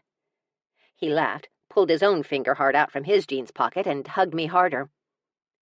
It was around that moment that my real heart melted into a quivering puddle inside my chest. I finally turned to the people waiting at the table, some patiently, some not so much. Hey, all, I waved and strolled with Samuel to the coffee pot. I've already poured you a cup, Death said. She was the impatient one, and torturing her was far too fun. I couldn't stop now. I scrunched my nose at it. I see that, but it looks cold. I just poured it 12 seconds ago. She patted the chair beside her. I saved you a seat. Ink, also known as the scruffiest cat this side of eternity, darted through the kitchen, which prompted Samuel to wiggle out of my arms and chase him. Be careful, Death called out to him. Stay away from those stairs. He didn't answer, of course. I laughed and finally took the seat beside my bestie before she stroked out. I looked from person to person. Houston, with his smooth, dark skin, a humorous tilt to his mouth. Serinda, with her fiery red hair and knowing smile. Gigi, with her new spiked black do and gauzy dress, a look of genuine concern in her eyes. And Roan, with his handsome face and wide shoulders testing the strength of the chair he lounged against. There must be something in the water in Salem. So many handsome men with wide shoulders. Someone could make a fortune if they bottled it. So, Def said, diving right in before I had a chance to taste the cinnamon roll in front of me. So, I asked, taking a sip of coffee instead. You had an interesting night. The coffee came up far faster than it went down. I coughed for a solid minute as a warmth spread across my face. After taking a moment to compose myself, I whispered to her, You heard that? Everyone heard that, she said, and I suddenly understood the urgency. Sure, she wanted to know everything that had happened in Phoenix, but my having ghost sex in the kitchen would definitely raise a few eyebrows. I sank down in the chair, praying the floor would open up and swallow me whole. Then I remembered where we lived, and all the accidents I'd had over the last couple of weeks, and quickly banished that thought from my mind. It could really happen. Gigi reached over and covered my hand with hers. I didn't hear a thing, Saru. That's because you moved out 2 days ago, Def said. Oh, yeah? I said, just remembering about the big move. How did that go? I asked. She drew in a shaky breath and took a good look around the room. Since I've been in this house for a very, very long time, bittersweet. I'm sorry, Gigi. It's all good. I'm close by should you guys ever need me. And she was. She'd moved into the apartment behind Percy. At least I knew he could still keep an eye on her. Did you know he was the one who followed me to Phoenix? I had a feeling she did when she told me to get back to Salem ASAP. Gigi nodded. I suspected when you said he never spoke to you. But I thought he couldn't leave these grounds. Def nodded. I did too. He couldn't. And I didn't understand it either until a few minutes ago. Until I saw your bracelets. She gestured toward my bracelets, a knowing grin on her face. I held them up. He gave them to me, but they're silver. Serinda moved in for a closer look. Those are gorgeous, Saru. So delicate. And no clasp. Nope. I just woke up with them the morning of my trip. But again, they're silver. How did he make them silver? Gigi gazed at me patiently, her affection making me a little uncomfortable. Gigi, what gives? He didn't turn those to silver. You did, Saru. I blinked and thought a moment, then shook my head. I was asleep when he wrapped these around my wrists. He does that a lot, does he? Def said, her surprise all kinds of adorable. I lifted a non-committal shoulder. Then you're able to perform spells even in your sleep. That's disturbing, I said, considering my history. I don't know, the chief said. You haven't killed anyone yet. That wasn't as comforting as it should have been. So I turned them to silver? Dude, Def said, I love your powers. We're going to be rich. Roan chuckled, but Gigi cast her an admonishing glare as a blonde streak rushed through the room, giggling maniacally. Poor cat. Defiance Dayne, we've talked about this. We do not use our powers in get-rich-quick schemes. Fine. We'll get rich slowly, then. She leaned closer to me. You really need to practice your gold spells. Did I have gold spells? Okay, forget the bracelets, I said, shaking out of all the thoughts spinning around my head. How is Percival able to leave the grounds? I asked this knowing he was listening to every word we said about him. How could he not be? He was literally the house. The silver on your wrists, Gigi said. The silver you created from, essentially, his flesh. It opened a gateway of sorts. Serinda gasped softly, catching on. A Gwen-Shion gate. Precisely. I frowned. And that means? It means you created a gate that supernatural beings can go in and out of.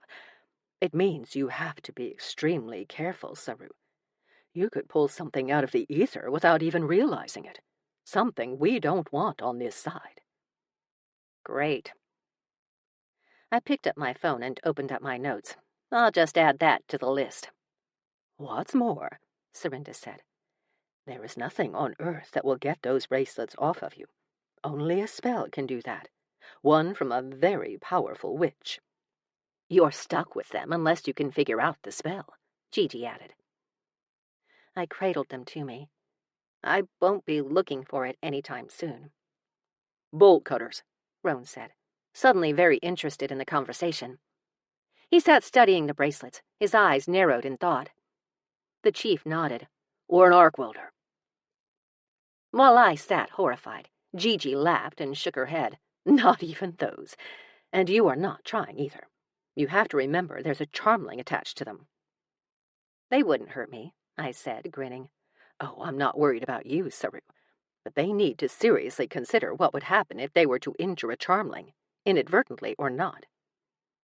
She turned to them and raised a chastising brow. Don't let the name fool you. Serinda agreed. You do not want to make a charmling angry. Def and I high-fived, but I sobered pretty quickly when a vine slid around my ankle. I reveled in the feel of him near me until I looked at Gigi. The beautiful woman who'd kept her granddaughter safe for decades without Def even knowing. The stories she must have. Guilt slipped inside the first opening it found and settled down for a long visit. Are you okay with all of this, Gigi? I mean, he was yours first. Please. She waved a dismissive hand, then pinched off a bite of cinnamon roll. He hasn't been mine for decades, sweetheart. My stomach tingled when she called me sweetheart. She'd barely been able to remember my name for the longest, and now I was sweetheart. I watched her put the chunk of cinnamon roll in the chief's mouth, the look on his face priceless. Such appreciation, such devotion. That was all I wanted. Well, that and a unicorn named Fred. Can I just say, you have excellent taste in men, Gigi. I agree, Grandma, Def said, her own mouth full of her concoction. So, I said, steering the conversation back to the matter at hand. You knew Percy had followed me because he couldn't talk to me. But wasn't that your fault? He said you stole his voice. I didn't want to sound accusatory, but I really wanted to hear the entire story. She laughed. I did, Saru, at his behest. Remember, he'd gone to the dark side and became, well, addicted. The black arts are hard to resist once you get a taste. He wanted to stop, but they had taken hold. They would not allow him to stop. They would not allow him to take his own life. He had no choice but to ask me and my coven for help. He asked you to kill him, I said, matter of fact. Yes. She dropped her gaze, clearly still affected by the event. And his voice? Def asked. She laced her fingers into Roan's as though the very thought of having to kill a loved one like that was too much to bear. When Gigi didn't answer, Serinda took over. We knew that he would change his mind once we started the ceremony. It's, well, excruciating. You were there? I asked, surprised. She nodded sadly. We couldn't let him stop the ceremony once it began. So you stole his voice? Yes, Gigi said. It was his decision, love. We silenced him first, then burned him in hellfire. I finished for her. The very idea of it sent a hot poker through my gut. The vine around my ankle squeezed, and I realized Percy had also wrapped a vine into Def's free hand. She curled it into a white-knuckled fist and rubbed a leaf with her thumb. Serinda offered us a knowing smile. Not hellfire, actually. Witchfire. Much hotter. Of course it was. A tiny kernel of resentment planted itself in my heart. I had to remind myself it was his idea. He wanted them to do it. Pleaded with them to do it, from what I understood. But Roan says he can talk now, the chief said. I glanced at the traitor. He sat completely unaffected. A good thing, since it was hardly his fault he had supernatural wolf hearing. He said you healed him, he continued. I guess. I didn't realize I did that. I had no clue I could. He did say something very interesting, Gigi. Just one thing. Well, this kind of stuck out. He said he's had plenty of opportunities to be with someone. Oh, you mean his fan club? He has a fan club? Def asked, her voice an octave higher than usual. Not officially, Serinda said. But he was a legend in the witch world. Most warlocks are, Let's say, less than desirable. A bad boy with his looks? Forget about it, she said, turning Italian. Even now, Gigi added, half the women in the coven are in love with him. They've seen pictures of him and heard the stories. He's had tons of opportunities to hook up. Hook up? Def asked. Who are you? And how could they possibly hope to hook up with a departed warlock? That is so disturbing. I started to answer, but changed my mind. Some things were better left to the imagination. She caught on and cast me a sideways glance. Oh, right. I guess you'd know. I sank farther into my chair. Annette, Def said, drawing my attention to her. Can I see him? It didn't even occur to me that his granddaughter might want to talk to him, but it certainly wasn't for me to say. I was hardly his keeper. But when her gaze slid past me and her eyes widened, I realized I didn't need to answer. And judging by the other expressions in the room, well, all but the chiefs and roans for two very different reasons, the warlock was standing behind me. I stood and turned to face him. It took me a moment to find my own voice, but I finally said, Hey. Hey. I should have come sooner, since this interrogation concerns me. I apologize. No, I shook my head. It's okay. Everyone else had stood as well. Even the chief, though he had no idea why. Everyone stood except the wolf. He eyed Percy like he was planning to make him his next meal, but unless the wolf could live on souls, I doubted he'd be satisfied for long. Defiance, Percy said. Honest to God, the man looked like a supermodel. How did I score somebody like him? Her face morphed into one of pure joy. I wish I could hug you. I do, too. You're younger than I am. He shrugged. Just barely. I guess it depends on how you look at it. I was 40 when I died. I felt my eyes round to the size of saucers. I totally forgot that he was 5 years my junior. Gigi tried to high-five me. Way to go, Nanette. I plastered my hand over my face. I knew 5 years wasn't that much, but I still felt like a cradle robber, like I'd molested a child, like I deserved to be arrested. The chief leaned into Gigi. Is he as good-looking as everyone says? The grin that spread across her face was pure wicked. Even more so. Damn it. He better not want you back. She winked at me. I don't think that's going to be a problem. Saru, Sarinda said, sensing my distress. Is there anything we can do for you? You've had a rough few days. We sat back down as Def and her infant grandfather talked softly to themselves. I did get myself into a bit of a pickle I was hoping you guys could help with. Really? Gigi asked, her interest piqued. I kind of accidentally turned my cousin into a statue. Ah. Gigi nodded in understanding. That's why there's a hearse in the driveway. Speaking of which, I'll arrange to get that ship back today. When you say accidentally, the chief said, urging me to continue. Well, she was about to kill me with a cheer trophy, and I just sort of touched her. Next thing I know, she's a statue. All three of my current audience members leaned back in their chairs, putting as much distance between us as they could. Great. Now I was a pariah. Chapter 15.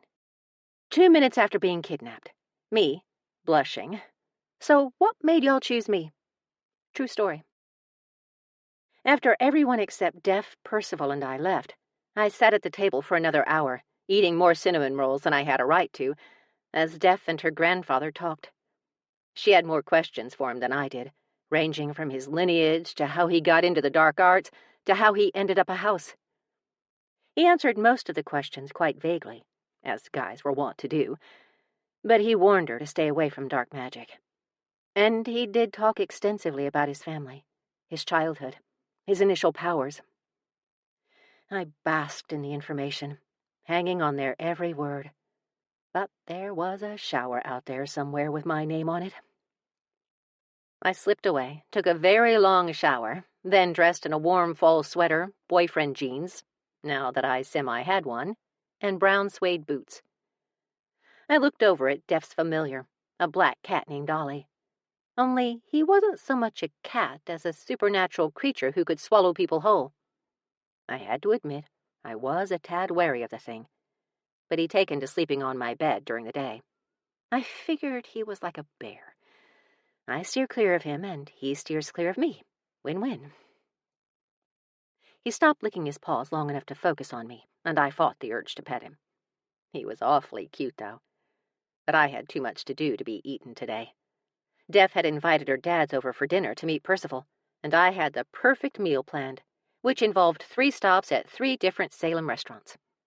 But first, a latte from one of my 10 favorite coffee shops in Salem, Spell's Coffee. The salty air smelled wonderful as I sat on a park bench to sip the delicious brew. I'd grown quite fond of Salem. As much as I loved Phoenix, I'd missed the sea, the clouds, the cool weather. A couple sat next to me, so I scooted over a bit. Clearly tourists, they pointed at all the sights Salem had to offer while they dipped freshly baked pretzels in a chocolate sauce. They turned to me, and the man asked, "Do you know where the witchery is?" I winced at the mention of my mortal enemy's shop, no matter how cool it was. "Sure, 1 block up on the left." "Thanks." They finished their snacks and headed for the store. I watched them longingly. I loved that store. I'd be there now if I hadn't been banned for life. A month or 2 I could see, but an entire lifetime? That woman was never going to forgive me. Another tourist walked up to me. "Can you show me where the Witch Museum is?" I looked up to find a well-dressed man in his late 40s standing over me. Feeling like a bona fide local, I pointed in the opposite direction. "It's just down this street about 2 blocks. He nodded, but didn't bother looking in the direction I'd pointed. "But can you show me?" "I'm sorry?" He sat on the bench beside me. Far too close beside me. I leaned back to glare at him properly when he opened his jacket to flash me. Oh, hell no. And yet, my gaze dropped to his crotch. What I expected to find and what I actually found were 2 very different things. He held a shiny black gun, and it just happened to be pointed right at me. "Let's go." "I promise you have the wrong person." "I promise you I don't. Get the fuck up." He put a hand around my arm and jerked me to my feet, and 1,000 ways of getting out of this ran rampant through my mind. Should I scream? Isn't that what they say to do? To scream and run because the chances of a gunman actually hitting you were slim to none? It was that slim that stopped me. Slim was nowhere near none, and I just really didn't want to get shot, slimly or otherwise. We walked past the witchery, and I wondered if I'd ever get to go inside again. I wondered if I'd die. I certainly didn't want to. If you could just tell me what you want, right now I want you to shut the fuck up. I could do that. The suit led me to an SUV with blacked-out windows and pushed me inside, and I knew enough about statistics, damn my love of procedurals, to know my chances of survival just dropped dramatically.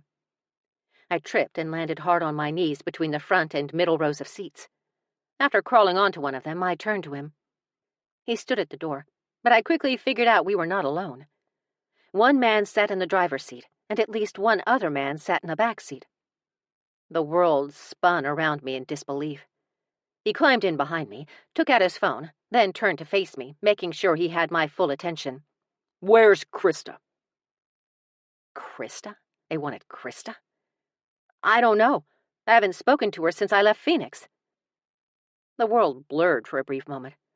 It wasn't until I fell back that I realized I'd been hit.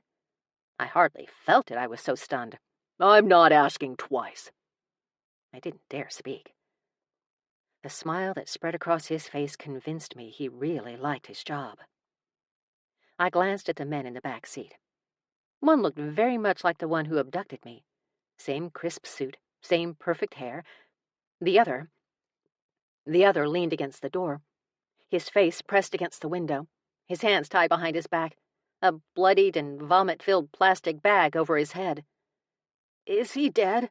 I asked inanely as a wave of nausea washed over me with the strange scent that filled the air. The suit laughed. "You're quick." My lungs turned to cement when I recognized the Bob Seger t-shirt the man wore.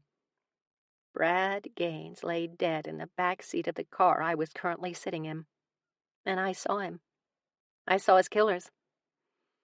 I was not getting out of this vehicle alive. Tears stung the backs of my eyes as the suit woke up his phone. He tapped on the screen, then turned the phone to me.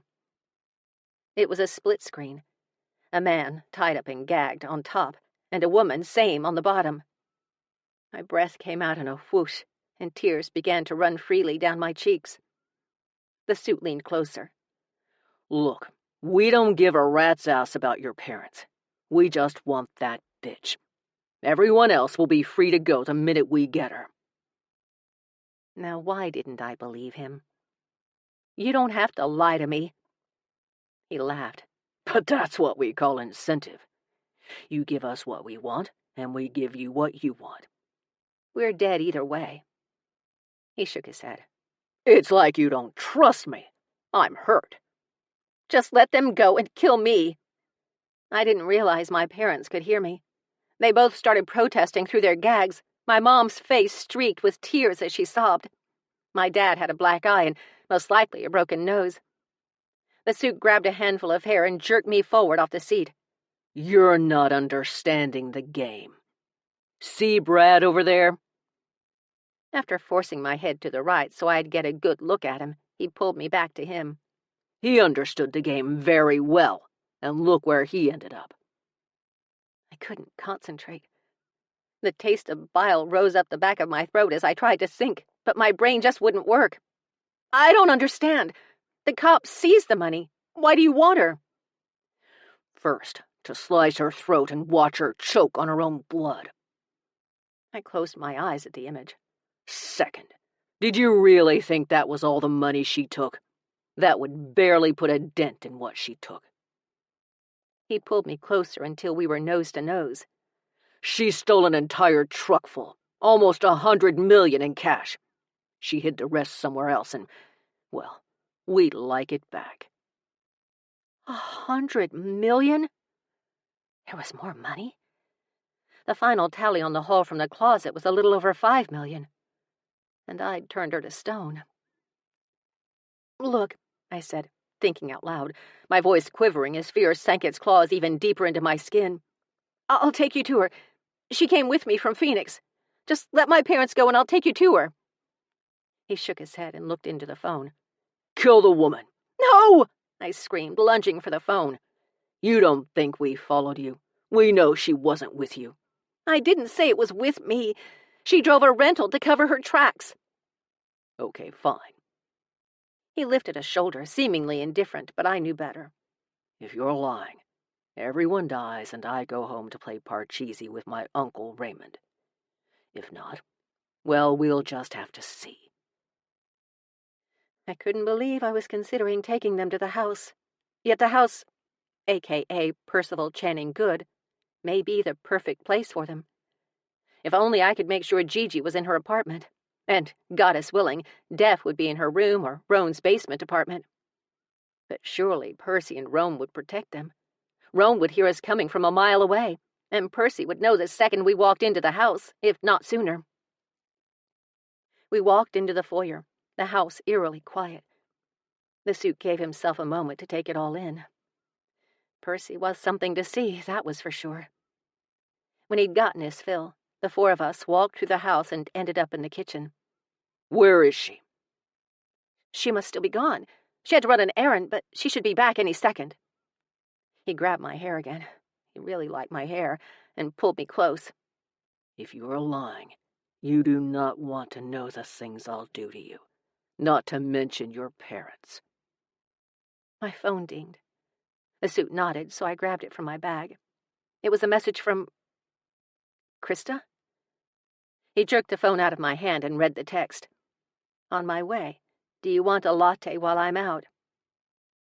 He held the phone out to me. "Answer her." I was shaking so hard I could barely type. "I just got one. Thanks. Your loss. Back in 5." It had to be Percy. He was texting as my cousin. I could have kissed him for his ability to hack an iPhone and his ability to sound like one of us. The suit nodded to the driver, a man who could have been his twin if not for the size difference. The beefy man walked to the sink and filled a glass with water. When he brought it over and handed it to me, I smelled it instantly. Though I couldn't identify the exact substance, I knew it was poison. I knew it would kill me. It was the same scent I detected in the SUV. Had they killed Brad this way? What a horrible way to go, even for an asshole like him. Would they kill my parents the same way? It'll help you calm down, the suit said. Yeah, way down. Drink it, or I order my men to shoot your father in the head. I bit down, and never one to mince words asked, "Why are you killing me this way?" The surprised look on his face was almost comical, and oddly enough, there was a hint of respect behind his eyes. Because Hercules over there doesn't like blood. I nodded. Made sense. Are you Krista's husband? I am, and now I have to clean up her mess. So this was Darren Diaz. I'm sorry, but you just don't look like a Darren.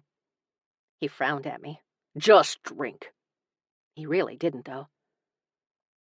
I closed my eyes and silently thanked the goddess for the wonderful gifts they'd given me.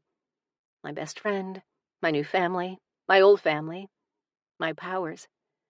Everything I never thought I'd have, especially superpowers. And a hot boyfriend. All of it fell into my lap, and I didn't deserve any of it. I squeezed my eyes shut tighter and felt tears rush down my cheek as I lifted the glass to my mouth. I downed the bitter liquid like a shot in one massive gulp. Then I coughed for several minutes, worried I'd throw it up and have to do it all over again. Darren seemed impressed. He glanced at Hercules, and I had to wonder if that was his real name. Hercules raised a brow as Darren sat next to me. I have to admit, I've never in all of my years of doing this seen someone actually drink it. Not without a lot of encouragement. His words started to run together as the toxic substance started taking effect. Tony, he said into his phone. He stood and glared at the screen. Mark, what the fuck is going on? Is that a plant? The back door opened, and Def walked in carrying an armful of groceries. Darren lifted the gun toward her, but when Roan walked in behind her, a challenging glare in his eyes, Darren trained the barrel on him. "Oh, hey guys," Def said. "Are you staying for dinner? We have plenty." Her attitude threw Darren.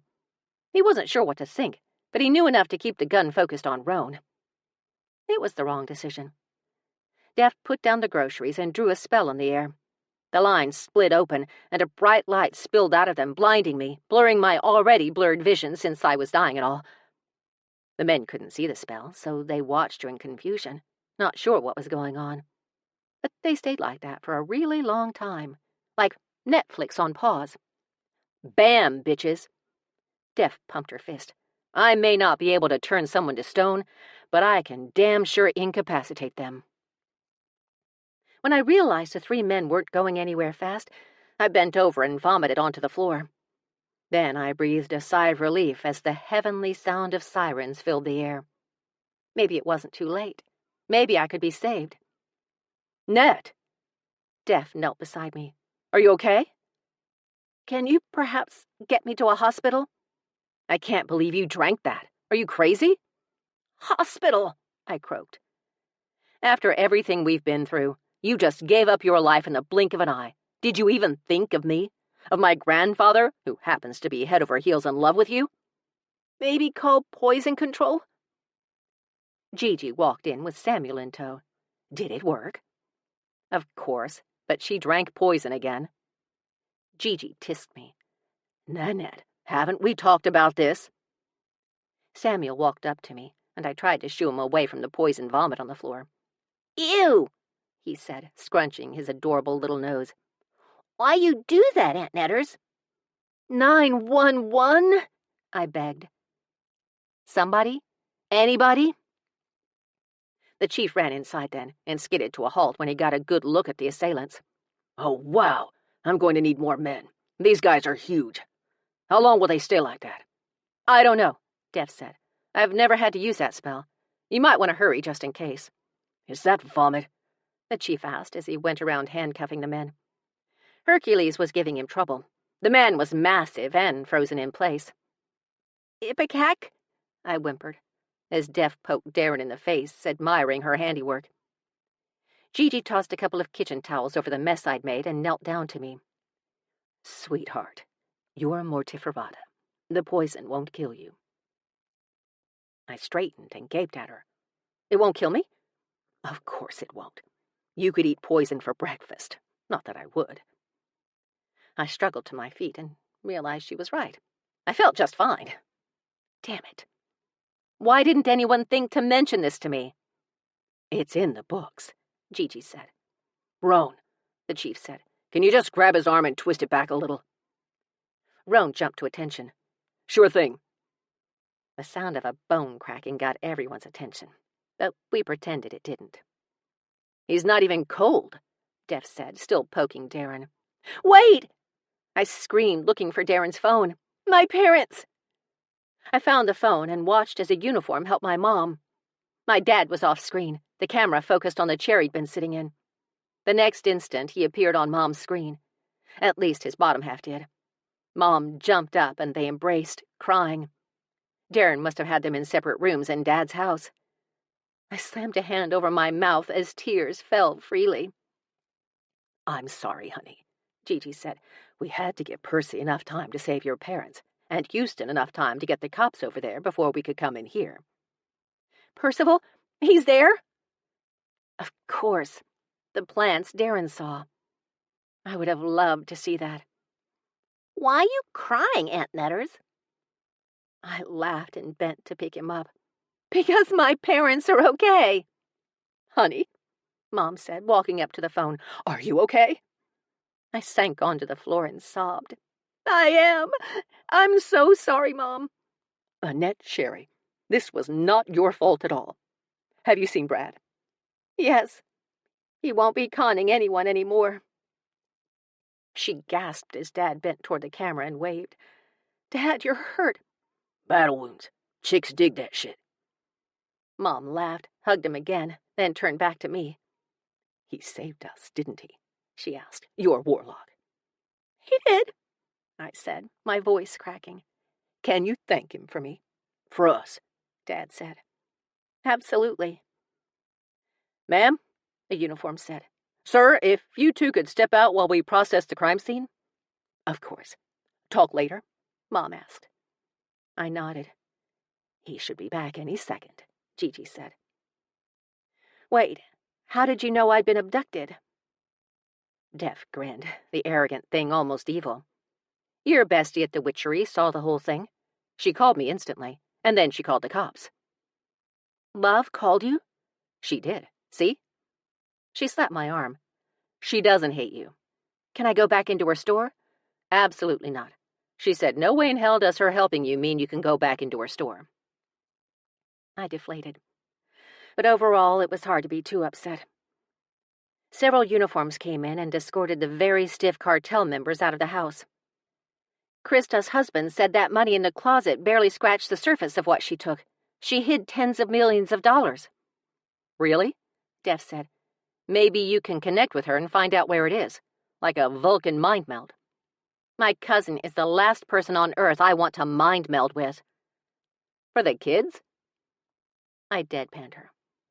Def's reaction to the money was hilarious. I was always the one trying to get rich quick. What kids?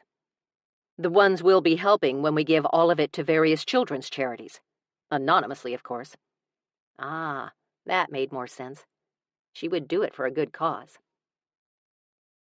2 hours later, I lay in bed, suffering through a spooning. I was the little spoon. The woman at my back was 4 inches taller than me, but that didn't mean I had to be the little spoon. Def? I said, afraid to broach the subject. Yes? She asked sleepily. Are we done? No. I almost lost you today. You have to let me spoon you for at least 30 minutes. I checked the clock. It had only been 2 minutes and 13 seconds. I was going to die before this ended. Can I ask you something? 30 minutes, she said, refusing to budge. It's about Austin. She leaned back and propped her head on an elbow. What about him? I could hardly believe I was asking this, but it could help bring closure to my parents. And me, I supposed. Can you search for him? I mean, for his bones. Maybe we can find out what happened to him. It's so empty not knowing. She rolled onto her back and stared at the ceiling. I know it's asking a lot. No, not at all. I was going to ask you something, too. I faced her and propped my head on an elbow as well. Shoot. Tears began to well in her eyes. Def, I said in alarm. What's going on? She wiped her eyes and drew in a shaky breath. We found out why Samuel died. Oh. He had a rare form of leukemia, something almost unheard of back in his time. Def. Oh, my God. Wait. Why are you upset?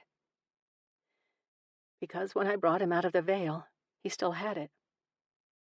She pressed her mouth together, then focused on me. He still has it, and his chances of survival are less than 25%. I pressed a hand over my mouth. Tef, I don't know what to say. I'm so sorry to ask this, but can you try to heal him? My lids drifted shut for a few pregnant seconds before I nodded. You know I'll try. I'll die trying, Def, but what if I can't? It's okay. I just want you to try. If it doesn't work, we can get the coven involved. Maybe they can help somehow.